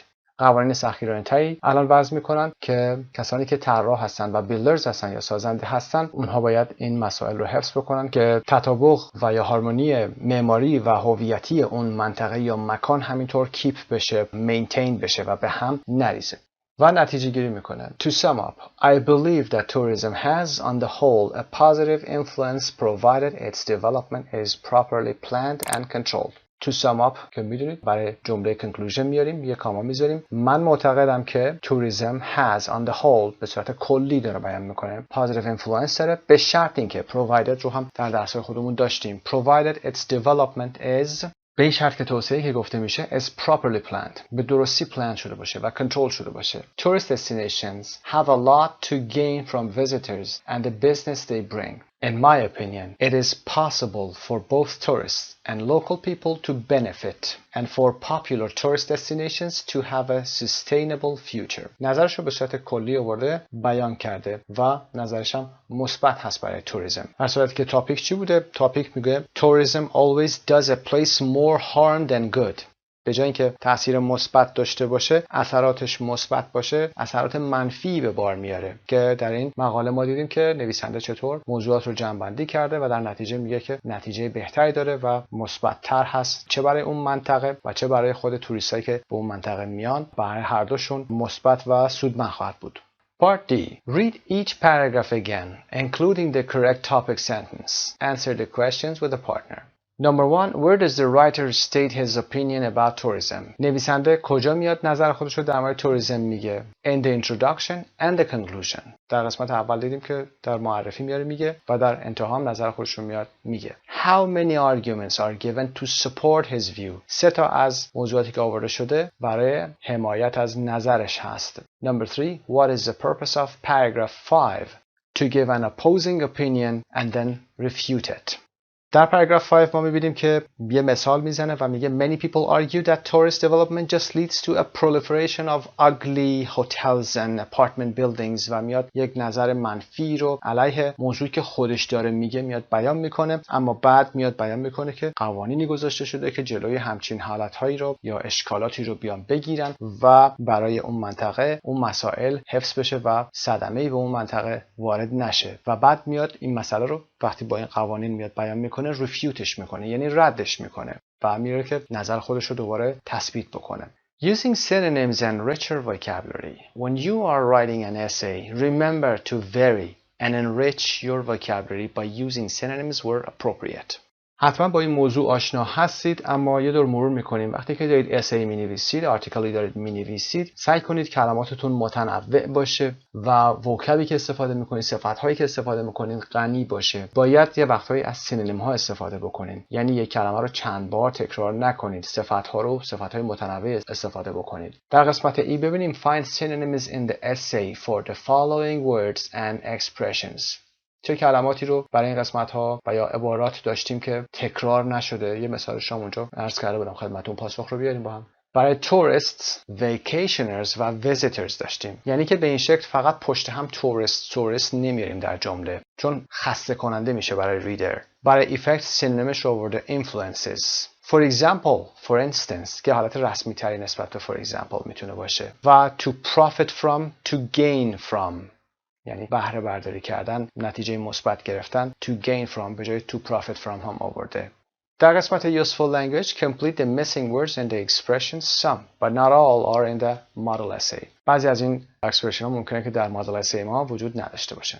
Number 1 I feel that، من احساس میکنم که. Number 2 I believe that، به نظر من یا اعتقاد من بر این هست که. Number 3 in my view the influences of tourism are generally positive. به تلفظ این قسمت هم دقت داشته باشید. وقتی که my رو بنده تلفظ میکنم ببینید استرس میذارم، انتونیشنش اینجا باید رعایت بشه، فقط نوشتنش نیست. موقعی که دارید بیان میکنید این رو به این شکل بگید in my view the influences of tourism are generally positive. Number 4 in my opinion، به عقیده من. Number 5 personally I think that، شخصا من فکر میکنم که. Personally I think that. و بریم برای قسمت 6 expressing opposite arguments. Number 6 some people argue that، بعضی ها این استدلال رو دارن که it is often claimed that popular destinations are spoiled by tourism. It is often claimed، ادعا میشه اغلب که. Number 8 there are those who say، و کسانی هم هستند که میگن. برای refuting یعنی برای رد کردن this may have been true in the past but nowadays، ممکنه که در گذشته درست بوده باشه این موضوع. This may have been true. برای number 10 there are a number of flaws in this argument. در این بحث، در این استدلال flaws یعنی جمع خطا هست، خطاهایی هم وجود داره. و number 11 that is simply not the case، واقعیتش به این صورت نیست. Planning what to write. Brainstorm the content. A. Read the essay titles below. For each one, decide which side of the argument you are going to take and think of 3 or 4 reasons. موضوعاتی که در پایین داریم بخونید و برای هر کدوم از اینها ببینید که نظرتون چی هست و کدوم طرف قضیه رو میخواید بگیرید و اینکه برای هر کدوم از این موضوعاتی که میخواید صحبت بکنید 3 تا یا 4 تا دلیل مثل صفحه گذشته که داشتیم بیارید، یعنی مثل صفحه 114. موضوعات به این شکل هست. Drivers should be charged for using highways and roads linking major towns and cities. رانندگانی که از هایوی ها و بزرگراه‌ها استفاده میکنن یا جاده هایی که شهرهای بزرگ رو به هم دیگه وصل میکنن یا اصلی رو به هم وصل میکنن باید عوارض بدن. should be charged. Marrying someone from a different country will always be more problematic than marrying someone from your own country. ازدواج با کسی که از یک کشور دیگه هست معمولا مشکل دارتر یا مشکل آفرین‌تر هست نسبت به کسی که از کشور خودتون باشه. این موضوعات رو باید انتخاب بکنید کدوم سوی قضیه رو شما قبول دارید و بعد در مورد اونها 3 تا یا 4 تا دلیل بیارید و 3 تا 4 تا دلیلتون رو هم الاborate بکنید، مثالاتون رو دقیق‌تر باز بکنید و در انتها باید نتیجه رو بیان بکنید. Compare with a partner, decide which you think are the 3 most important reasons, decide if there are any typical opposing arguments which you could refute. یه موضوع هم در انتها بیارید که بتونید بحث بکنید و اون رو رد بکنید. Choose which of the essays you are going to write. Write topic sentences for the main paragraphs. topic sentence برای هر پاراگرافی رو باید یادتون باشه بنویسید. Show your topic sentences to a partner and see if you can improve each other's sentences. که این کار گروهی است و با دوستتون انجام بدید. Tips for writing a discursive essay where you take one side of an argument. قسمت های پایین رو رعایت بکنید. اینها میشه تیپش. Organize your essay into paragraphs with a clear introduction and conclusion. See page 110. در صفحه 110 موضوع اومده. صحبتش هم کردیم که چطور کلا بست دادیم این قضیه رو باز کردیم. به فارسی هم گفتیم که چطور یک پاراگراف رو باید بنویسید، اینتروداکشنتون، کانکلوژنتون به چه صورتی آورده بشه. Begin each paragraph with a clear topic sentence and then develop the idea. هر پاراگرافتون رو با topic sentence شروع بکنید مثل مثالایی که در صفحه گذشته داشتیم و بعد میایم اون موضوع رو بازش میکنیم. Use synonyms to avoid repeating yourself. برای اینکه جملاتتون تکراری نشه از سینونیم ها استفاده بکنید، مترادف ها، تا جملاتون خود غنی‌تر باشه. Use a variety of phrases for giving your opinion or introducing an opposing argument and refuting it. وقتی که میخواید نظر خودتون رو بیان بکنید از همین useful language که در باکس آبی اومده استفاده بکنید. برای موضوعی که میخواید معرفی کنید که قسمت اولش بوده و opposing argument و refuting it، یک نظر مخالف رو میخواید بیان بکنید و اینکه ردش میخواید بکنید چطوری استفاده کنید. For example, this may have been true in the past but nowadays به این شکل استفاده بشه.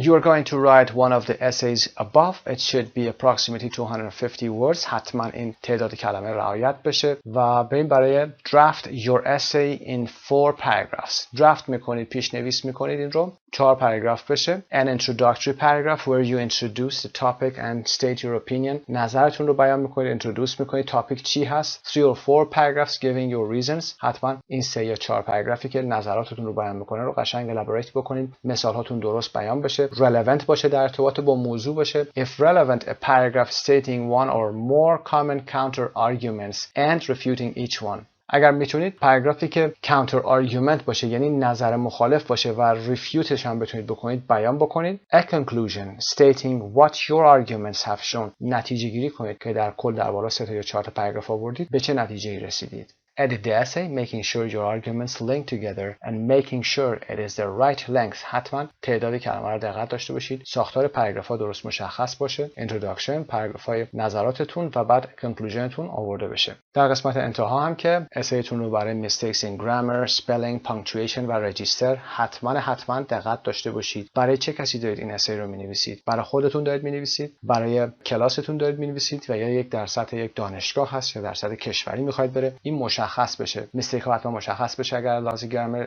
اشتباه هست. سپلینگش حتما چک بشه یعنی دیکتهش، روش نگارشش. پانکچویشن ها حتما دقت بشه. کپیتال لتر ها رعایت بشه. علائمی که استفاده میکنید کاما و یا غیر استفاده بشه و رجیسترش هم که از کم خدمتتون سبک و سیاقش مربوط به کجا میشه، هدفتون، آدینستون، مخاطبتون چه کسی هست. خب 8B2 با این رایتینگ discursive essay به پایان میرسه. موفق باشید. به نام خدا عرض سلام و درود دارم خدمت همه شما عزیزان. یونت 7 and 8 ریویو and چک رو با هم کار میکنیم ببینیم چقدر مسلط شدید به موضوعات گرامرش، وکب و تکستی که در صفحه بعد هست.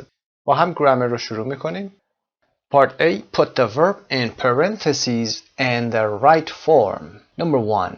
Do you think I should apologize to Mario? فکر میکنی که بهتره برم از ماریو عذرخواهی کنم؟ قبلا گفتیم apologize to somebody. You apologize to somebody. حرف اضافهش با to هست. Number 2. Rick hates admitting that he doesn't dance very well. ریک از اینکه بخواد admit کنه، اقرار کنه، بپذیره که خوب نمیرقصه متنفره. Admitting hates بعدش ما gerund داریم ing داریم. admit رو هم ببینید در پاسخ double t میشه. چرا؟ چون قبل از t ما I داریم که vowel هست و t ما از اونجایی که admit قسمت دومش استرس میگیره حرف آخرش باید double بشه. Number 3 I would love to have seen the exhibition but it finished the day before we arrived. I would love to have seen یعنی دوست داشتم یا عاشق این بودم که میدیدم نمایشگاه رو، اما روز قبل از اینکه ما برسیم تمام شد. I would love to have seen به گذشته اشاره میکنه. Number 4 Alex seems to be going out a lot recently. Alex به نظر میرسه seems به نظر میرسه که اخیراً خیلی زیاد داره میره بیرون. To be going out a lot. Do you think he's studying enough? فکر میکنی به اندازه کافی مطالعه میکنه؟ Number 5 Isn't there anywhere to sit down here? Isn't there anywhere? جایی وجود نداره اینجا to sit down که بشه نشست. Number 6 You'd better go to the doctor about that cough. بهتره که به خاطر اون سرفه بری پیش دکتر. You'd better go. گفتیم بعد از ساختار had better که contractionش you'd better میشه، یعنی you had better. ما ساختار base form رو داریم. You'd better go, you'd better do که اگه نری ممکنه که برات مشکلی وجود بیاد. Number 7 There is no point calling him. He always has his cell phone turned off while he's driving. There is no point calling him. فایده ای نداره بهش زنگ بزنی یا زنگ زدن بهش فایده ای نداره. اون وقتی که داره رانندگی میکنه همیشه گوشیشو خاموش میکنه.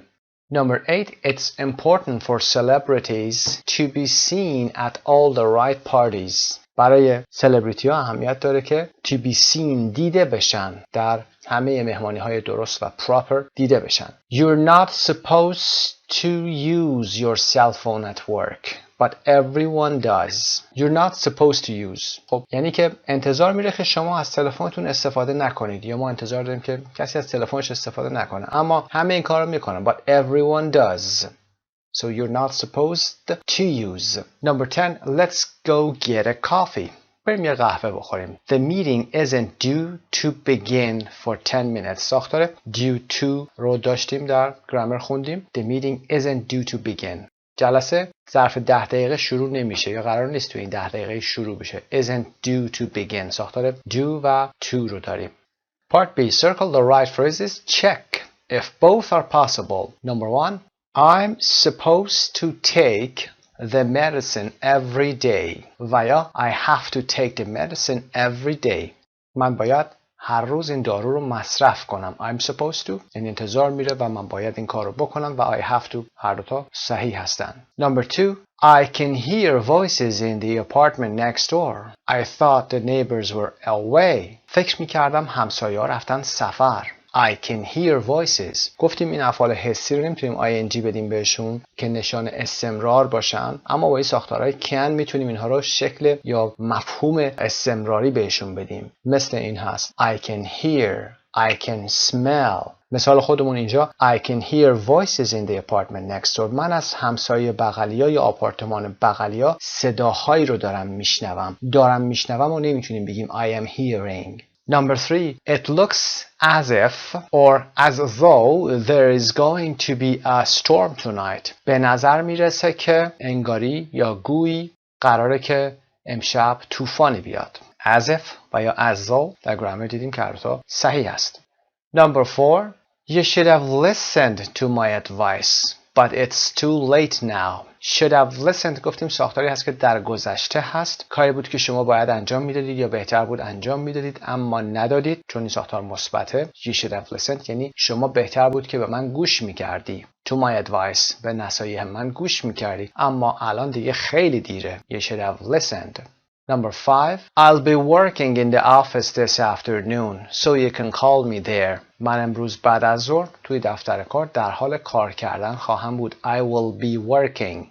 So you can call me there. میتونی اونجا به من زنگ بزنی. Number 6, you look a little down today و یا you seem a little down today. به نظر رسیدن هست. از ظاهر تشخیص داده میگه you look و یا you seem. از appearance هم تشخیص داده. A little down هستم. A little upset هستم. A little sad. Is everything okay? همه چیز خوبه؟ اوضاع مرتبه. Number 7, this coffee tastes like tea. and not taste of tea. این قهوه مزه چای رو میده. Tastes like. It's undrinkable. غیر قابل نوشیدنه. غیر قابل شربه. نمیشه این رو خورد. مایعات هست. Undrinkable. Tastes like. Number 8. You'd better get on the train now. It is about to leave. It is about. Not it is to about. It is about to leave. You'd better get. better رو در بالا توضیح دادیم. had better هست. You'd better get on the train. بهتره که بپری سوار قطار شی. وقتی you'd better میگیم یعنی اگر این کار رو انجام ندیم ممکنه که عاقبت خوبی نداشته باشه. نتیجه یا ریزالت منفی به شما داده بشه. It is about to leave. داره ترک میکنه. داره ایستگاه رو ترک میکنه و میره.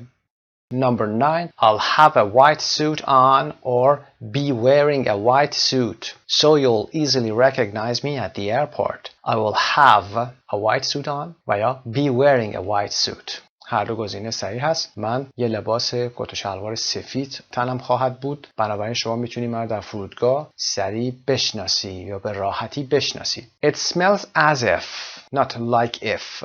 As if. ما like if نداریم. As if someone has burned a toast. یه بوی میاد که انگاری کسی the toast رو سوزونده. نون رو سوزونده. نون سوخاری رو. It smells as if. خب قسمت گرامر انجام شد. 20 سوال بود. خب بریم با هم قسمت vocab رو ببینیم. سایت مجموعه زبان ایرانی. Circle the right word. Number 1. We drove under the bridge and into the center of town. ما از زیر پل با ماشین رفتیم و وارد مرکز شهر شدیم. گفتیم برای حرکت از زیر پل یا از زیر هر ابنیه یا ساختمونی ما ساختار under رو استفاده میکنیم. I drove under. We drove under. از زیر پل رفتیم و وارد یه مکانی شدیم. Into the center of town. Number 2. It was a very exhausting trip to Buenos Aires. Okay? It was a very exhausting trip. سفر خسته کننده بوده به بوینس آیرس. اما چرا travel نه؟ اینجا گفتیم a very exhausting. travel گفتیم uncountable. پس trip رو استفاده میکنیم. It was a very exhausting trip. trip که countable هست. Number 3. I was so tired. I slept like a log last night. من خیلی خسته بودم و دیشب مثل یه لاگ، مثل یه بچه، مثل یک تکه چوب خوابیدم. مثال رو آورده بودیم در سیمیلی ها. این رو صحبت کردیم. I slept like a log. Number 4. I've been walking all day and my new shoes have given me a blister on my toe. تمام طول روز رو داشتم راه میرفتم. Present perfect continuous all day نشانشه که ساختارش هم داریم میبینیم. And my new shoes و کفشای جدیدم have given me باعث شدن که من on my toe روی شست پام blister به وجود بیاد. blister گفتیم تاوله و bruise کبودیه.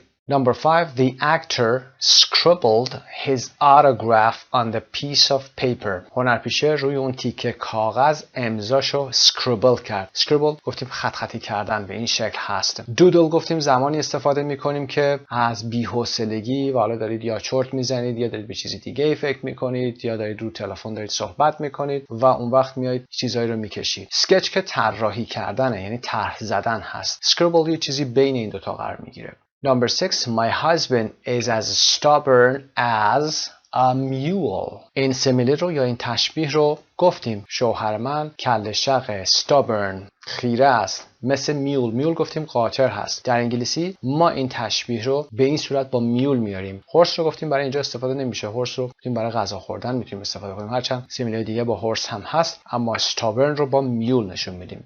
Number 7. Why don't we go for a walk along the river bank? چرا نمیریم یه قدمی بزنیم؟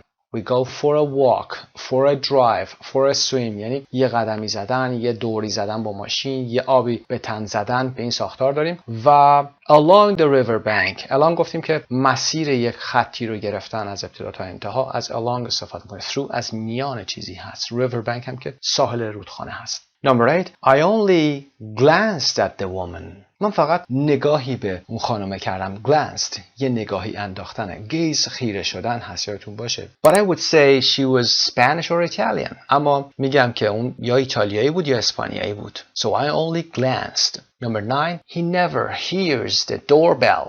He's as deaf as a post. اون هیچ وقت صدای زنگ در خونه رو نمیشنوه. He never hears the doorbell. Listen نگیم. حتما شنیدن رو با hear بگیم. Doorbell یه سره هست. زنگ در خونه. و سمیلیمون یا تشبیهمون he's as deaf as a post. اون گوشش خیلی سنگینه. ما تو انگلیسی میگیم post. post مثل همون لمپ پست و یا غیره است. مثل یه تیر چوبی انگار که اونجا وایساده. هیچی رو نمیشنوه. Number 10. It's a very quiet place completely off the beaten track. یک مکان کاملا ساکتی هست off the beaten track. off the beaten track رو توضیح دادیم در متن درس. گفتیم که بکر و دور از دسترس دیگران هست. remote هست. Part B. Write words for the definitions. خب definition هایی که در اینجا اومده باید براشون کلمه مناسب بیاریم. Noun has a painting or drawing that you do of yourself. نقاشی یا طراحی هست که شما از خودتون میکشید. A self portrait. تلفظ self portrait. Number 2, verb هست. To open and shut your eyes quickly. باز و بسته کردن چشماتون به سرعت. Blink. Blink چشمک زدن هست. Noun هست. Number 3, a piece of modern sculpture made using objects, sound, etc. یه مجسمه مدرن نیو هست که از اشیا، صدا و غیره درست میشه که اینا بهش جدیدن میگیم installation. Number 4, noun هست. Number 4, a Chinese method of treating pain and disease using needles که میدونید acupuncture هست. acupuncture. و number 5, verb هست. to shake because you are nervous, frightened, excited, etc. وقتی که از این حالت ها میلرزید، nervous هستید، عصبی هستید، اضطراب دارید، frightened هستید و میترسید و یا excited هستید، مضطرب هستید، هیجان دارید، tremble هست. Number 6, noun, a kind of treatment that uses hypnosis to treat physical or emotional problems که مشکلات روحی و جسمی رو از این طریق هیپنوسیس شما استفاده میکنید. hypnotherapy هست. hypnotherapy درمان هیپنوتراپی هست. اما number 7 که توضیحش رو در بالا هم دادیم، verb هست. to draw lines or shapes especially when you are bored or thinking about something else. خط و خطوطی میکشید، اشکالی میکشید، خصوصا وقتی که کسل هستید یا دارید در مورد چیزی دیگه فکر میکنید. اون خطا رو میگیم دودل کردن هست. doodle.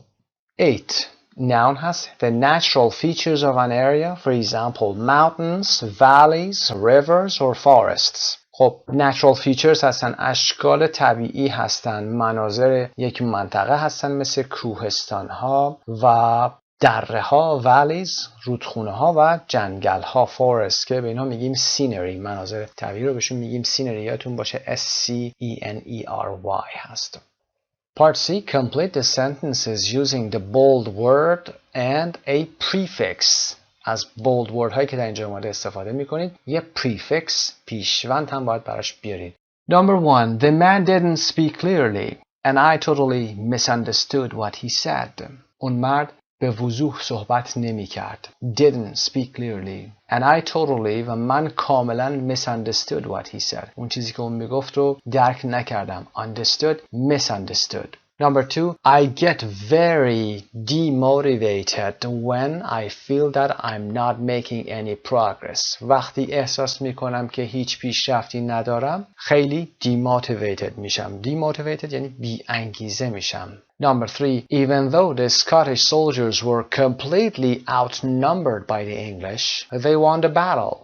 Number outnumbered. اگرچه سربازهای اسکاتلندی کاملا تعدادشون از انگلیسی‌ها کمتر بود، یعنی خیلی کمتر بود، با این حال جنگ رو برنده شدن، نبرد رو بردن. ساختار outnumber به صورت پسیو هست. اگر چیزی is outnumbered or was outnumbered، اگر حالا بیشتر باشه were outnumbered بشه، یعنی که نسبت به یک گروه دیگه تعدادش کمتره. یعنی اون گروه برتری داشتن، تعداد بیشتری داشتن از لحاظ تعداد و شمارش. Number 4, the movie isn't as good as everyone says it is. I think it is very overrated. این فیلم به اون اندازه که همه میگن خوب نیست. فکر میکنم که it is very overrated. خیلی دیگه بهش امتیاز بیش از حد دادن. Rate, overrate و عکسش هم که underrate هست. Number 5, look, I think they have undercharged us. The check should be $80, not 60. نگاه کن، فکر میکنم اونها با همون کم حساب کردن یا از همون کم پول گرفتن. صورت حساب باید $80 باشه و نه $60. پس undercharge کردن و یا overcharge کردن که بیشتر گرفتن میشه. عکسش میشه they overcharged us for example. Number 6. When I am traveling, I usually use prepaid phone cards to make calls.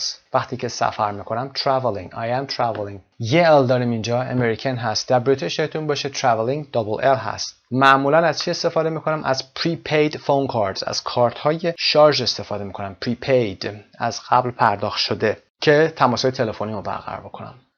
Number 7. The meeting has been postponed and will be rescheduled for a later date. The meeting این جلسه has been postponed. Present perfect هست passive یعنی به تعویق افتاده، عقب افتاده و برای یک زمان عقبتری یعنی دیرتری reschedule میشه. برنامه ریزی میشه. Postpone یادتون باشه تی تلفظ نکنیم. Postponed. Number 8. I think trying to make people happier by imposing all kinds of new laws on them is illogical. من فکر میکنم که اینکه بخواید سعی کنید مردم رو با تحمیل کردن انواع قوانین جدید بر اونها خوشحالشون کنید، شادشون بکنید یا شادترشون بکنید، این کار illogical هست. logical منطقی، illogical غیر منطقی. by imposing بعد از by که preposition هست ما gerund داریم. خب 8 رو هم که انجام دادیم میریم برای قسمت بعد که Can you understand this text? Next page هست. خب این متن آرتیکل رو با هم میخونیم و بعد بریم به سوال قسمت A True Falseش رو هم ببینیم. E-medicine is here. Tired of feeling like the walking dead, Amber Young sat on her bed near tears one recent Friday night in Woodbury, Minnesota. Tired of feeling از این احساس خسته بود. چه احساسی؟ Like the walking dead. Walking dead همون سریال ترسناک و مهیج پسا رستاخیزی آمریکایی هست که به نام مردگان متحرک در ایران شناخته شده هست. خب از این احساس خیلی خسته بود امبر یانگ و روی بدش نزدیک بود که دیگه به گریه بیفته. One recent Friday night یکی از این جمعه شب‌های اخیر in Woodbury, Minnesota که مکانش هست. شهرش در ایالت مینیسوتا هست. Then she logged onto an internet site run by an online healthcare company and met with a doctor hundreds of miles away in Texas. بعدش میاد چی کار میکنه؟ Logged onto an internet site میکنه، وارد یک اینترنت سایت میشه که توسط یک healthcare company اداره میشه به صورت آنلاین و با یک دکتری صدها مایل دورتر در تگزاس آشنا میشه، ملاقات میکنه. تگزاس در انگلیسی میگیم و تگزاس در فارسی. After talking with the physician via instant messaging and then by telephone, Young was diagnosed with an upper respiratory illness and prescribed antibiotics that her husband picked up at a local pharmacy. بعد از اینکه با physician گفتیم physician یعنی پزشک. physicist رو هم که گفتیم اسمش در قسمت اول هست فیزیکدانه. پس وقتی که با physician با پزشکش از طریق instant messaging از طریق ارتباط پیام فوری با هم ارتباط گرفتن و بعد با تلفن ارتباط برقرار کردن. Young was diagnosed. گفتیم diagnose رو با ساختار پسیو نشون میدیم، استفاده میکنیم و میگیم که این علائم رو مشخص کرد و مشخص شد که به این بیماری دچار هست. With an upper respiratory illness. Upper respiratory illness مربوط به مثلا respiratory به بیماری‌های تنفسی هست، respiration هست. وقتی که upper respiratory میشه یعنی تقریبا از گلو، حلق و این قسمت‌ها به بالا هست که میشه حلق و بینی و سینوس و غیره. And prescribed antibiotics. Prescribed یعنی که نسخه نوشته شدن. Antibiotics که آنتیبیوتیک هست that her husband picked up at a local pharmacy و پزشکش میاد این آنتیبیوتیک ها رو براش مینویسه و شوهر یانگ میره در یک local pharmacy، یک داروخانه محلی اون رو تهیه میکنه. I was as suspicious as anyone about getting treated over the computer, said Young, 34, but I could not have been happier with the service. منم به اندازه دیگران در مورد معالجه شدن یا درمان شدن از طریق کامپیوتر suspicious بودم. منم مشکوک بودم. اعتماد نداشتم. یانگ 34 ساله اینو میگه. اما از این سرویس یا از این خدمات خیلی راضی بودم. خیلی خوشحالم. Experts say internet and telephone-based medical services are transforming healthcare, giving consumers access to inexpensive, round-the-clock care for routine problems, often without having to leave home or work. کارشناسان میگن که خدمات پزشکی که بر پایه تلفن و اینترنت فراهم شده دارن هلث کیر یعنی درمان رو ترانسفورم میکنن، تغییر میدن، تبدیلش میکنن. دارن به مصرف کنندگان یا بهره برداران دسترسی به خدمات ارزان inexpensive، ارزان و round the clock یعنی 24 ساعته همیشگی رو برای مشکلات روزمره روتین پرابلمز که همه مبتلا هستن دارن فراهم میکنن و اغلب بدون اینکه بخوان خونه‌شون یا محل کارشون رو ترک بکنن. Yet e-medicine isn't limited to non-emergency problems. با این حال e-medicine که مخفف electronic medicine هست isn't limited to محدود نمیشه به non-emergency problems، به مشکلات غیر اورژانسی. When Arizona resident Chris Taylor, 32, was admitted to a nearby hospital's intensive care unit (ICU), he was diagnosed with a potentially life-threatening diabetic reaction. زمانی که کریس تیلر 32 ساله از اهالی آریزونا در قسمت ICU بیمارستان نزدیک محل زندگیش پذیرش شده بود، Hospital's Intensive Care Unit که ICU میگیم از کلمه های Intensive Care Unit اومده، بخش مراقبت های ویژه هست. He was diagnosed، دوباره در اینجا تکرار میکنیم، diagnosed شده بود، تشخیص داده شد که یک potentially life-threatening diabetic reaction داره، یک واکنش یا حساسیت دیابتی life-threatening که خطرناک هست و بالقوه خطرناک براش بوده. In the EICU, Taylor was treated by a doctor in a different city via a two-way camera in the patient's room. در EICU که اینجا دوباره باز الکترونیک هست یعنی از طریق اینترنت برقرار میشه، Taylor was treated by a doctor، توسط یک دکتری در یک شهر دیگه درمان میشه یا معالجه میشه. via از طریق a two-way camera که دوربین دو طرف هست یعنی هر دو طرف این دوربین رو دارن. a two-way for example radio مثل بیسیم میشه، پس a two-way camera این دو طرفه. in the patient's room در اتاق بیمار.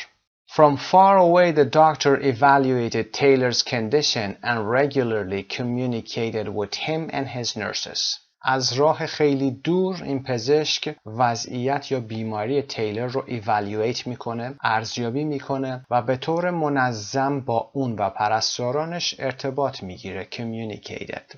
Taylor received medications to treat his diabetes and was out of the hospital's ICU within 48 hours. تیلر برای درمان دیابتش داروهایی رو دریافت میکنه یا معالجاتی رو دریافت میکنه و ظرف 48 ساعت از ICU بیمارستان ترخیص میشه.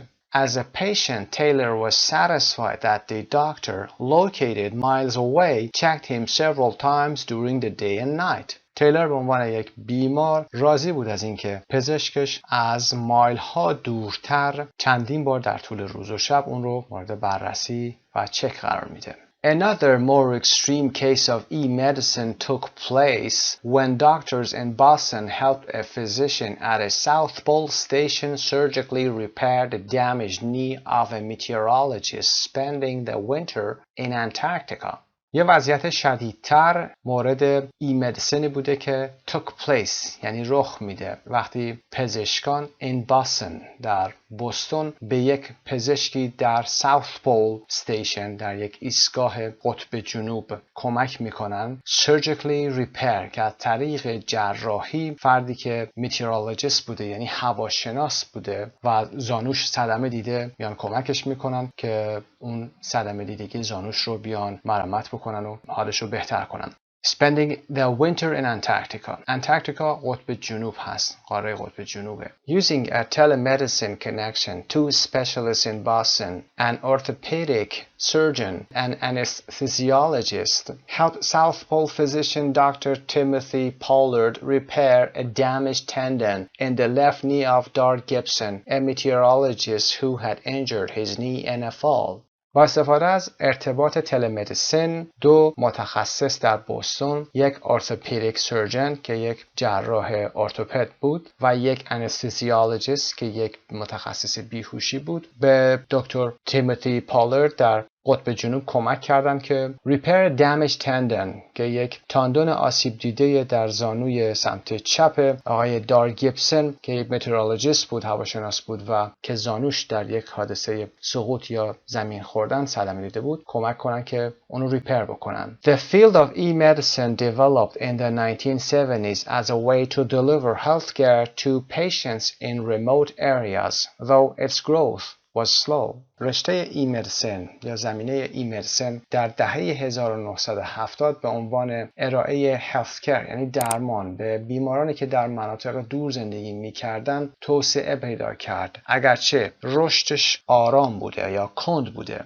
That has changed in recent years thanks to the development of high-speed communications networks and the push to lower health costs. That یعنی این مشکل has changed تغییر کرده در سالهای اخیر thanks to the به لطف گسترش یا توسعه high speed communications networks شبکه‌های مخابراتی سرعت بالا and the push to lower health costs و فشاری که برای کاهش هزینه‌های درمانی بود این مسئله تغییر کرده. Nonetheless, some doctors and patients resist e-medicine despite overwhelmingly positive reviews from consumers who have actually used it. Those patients often say it is more convenient and less costly than traditional healthcare. Nonetheless میتونیم سینونیمش رو بگیم nevertheless. با این حال بعضی از پزشکان و بیماران از ای-مدیسین خوششون نمیاد و مقاومت میکنن، رزیست میکنن علیرغم despite overwhelmingly positive reviews از نظرات مثبت نسبتا زیاد overwhelmingly که شدید هست که این نظرات از consumers بوده یعنی مصرف کنندگان بهره بردارانی که have actually used it در واقع از این استفاده کردن. اون بیماران عقب میگن که این روش it is more convenient خیلی ساده تر هست، در دسترس تر هست و less costly و هزینه‌اش هم کمتره نسبت به traditional health care که همین روش سنتی درمانی هست، یعنی تقریبا همین روش متعارفی که الان داره استفاده میشه. Question 1. After Amber Young contacted an online health service, a doctor visited her home in Minnesota? False. Amber Young's doctor was hundreds of miles away. Number 2. E-medicine is limited to emergencies. E-medicine محدود شده به emergency یا urgencia. False. E-medicine is used both for emergencies and non-emergencies. Number 3. When Chris Taylor was in the hospital, his doctor was in a different city? True. Number 4. Chris Taylor couldn't see his doctor, but his doctor could see him? False. Chris Taylor's room had a two-way camera. Doctor and patient could see each other. Number 5. Specialists in Boston helped with Gibson's knee surgery in the South Pole using telecommunication. True. Question 6. E-medicine has been expanding rapidly since the 1970s. به سرعت رشد پیدا کرده یا گسترش پیدا کرده e-medicine. False. E-medicine started in the 1970s but expanded slowly until recently. به تدریج و به آرامی تا الان پیش رفته. Number 7. Most patients are satisfied with the lower costs and convenience of e-medicine. True. Part B. Choose 5 new words or phrases from the text. Check their meaning and pronunciation and try to learn them. کلماتی که براتون جدید بوده میتونید حالا انتخاب بکنید، شاید برای شما جدید نبوده باشه، انتخابش با خودتون هست. احتمالاً upper respiratory بوده، meteorologist بوده، شاید overwhelmingly، شاید کلمات دیگه. اینها رو میتونید بنویسید و حتما اگر میتونید به انگلیسی باشه، سینونیم داشته باشه یا definitionش رو بنویسید، در موردش صحبت بکنید. بریم برای یک فایل صوتی. Can you understand this program? You are going to hear a radio program with 2 different opinions about whether or not to climb Uluru. Listen and choose the correct answers. خب قرار به یه فایل صوتی گوش بکنیم. یه پروگرام هست که 2 تا اپینین متفاوت میده در مورد اینکه آیا میشه از اولورو که در موردش صحبت کردیم، اون قطعه سنگ بزرگ در استرالیا، از اون کلایم کرد بالا رفت یا نه. فایل صوتی رو با هم گوش میکنیم و بعد پاسخ. 5.8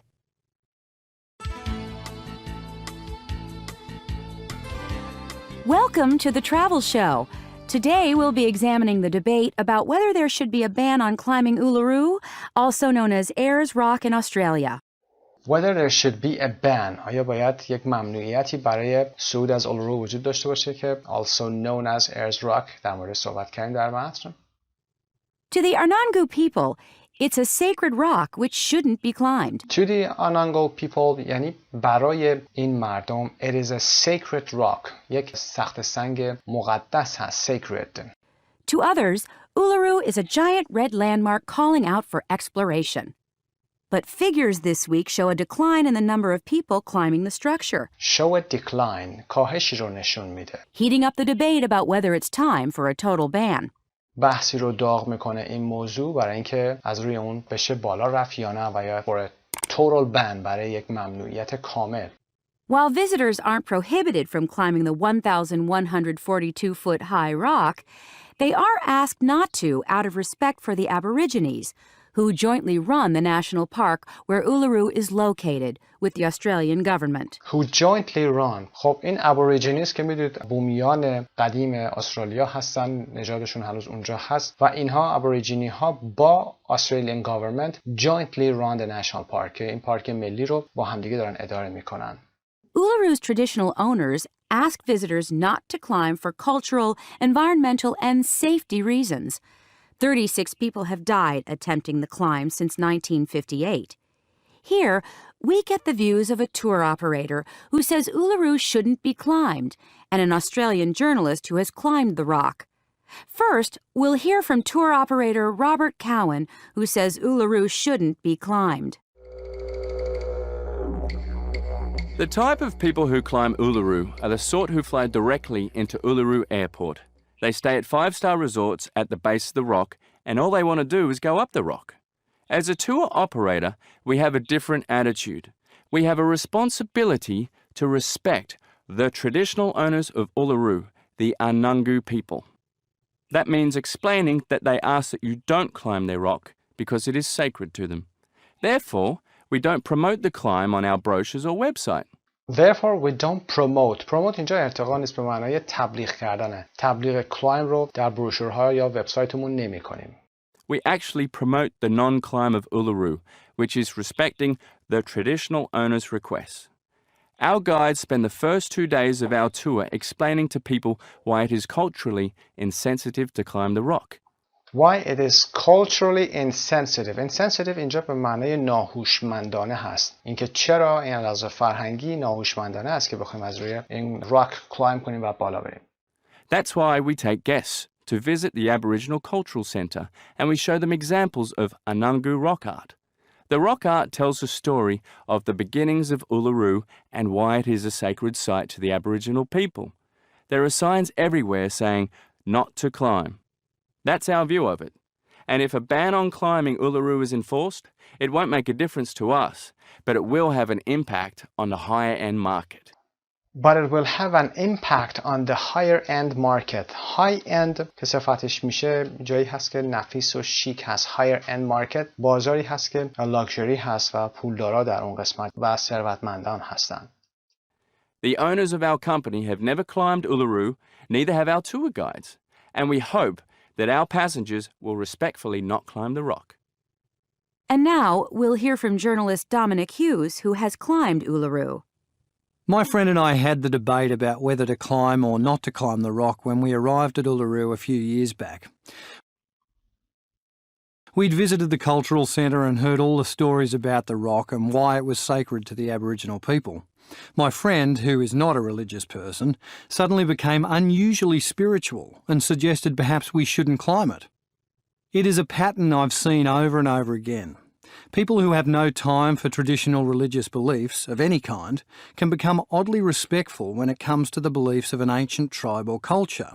Can become oddly respectful. به شکل عجیب و غریبی ممکنه این کسایی که اعتقادات مذهبی هم ندارن یواش یواش به این شکل تبدیل بشن و respect بکنن، احترام بذارن برای beliefs of an ancient tribe or culture که فرهنگ یا قبیله یا قوم ancient هست، باستانی هست. لهجه‌ای که ایشون داره لهجه استرالیایی هست. But we have to respect the beliefs of others, you say. No. We don't. We have to respect the rights of others to believe whatever they want, and they have to respect our right to regard their beliefs as invented stories. I have no problem with people who say, this is sacred to me, so I choose not to do this. I do have a problem with people who say, this is sacred to me, so you can't do this. That attitude, my friends, can be dangerous. Right now, you're probably doing things that don't conform to other people's beliefs. Eating meat, working on the Sabbath, driving a car, drinking alcohol. The list is long. Working on the Sabbath. Sabbath از روز شنبه یهودیان میاد. روز تعطیل برای انجام مراسم مذهبی یهودیان هست شنبه و این سبت رو برای مسیحیان روز یک شنبه میدونیم. I like that I live in a country where I'm free to choose to believe in whichever of these things I want, and free to ignore them all too. I don't see how Uluru and the mythology that surrounds it are any different. Trying to follow everybody's beliefs is a recipe for a dull life.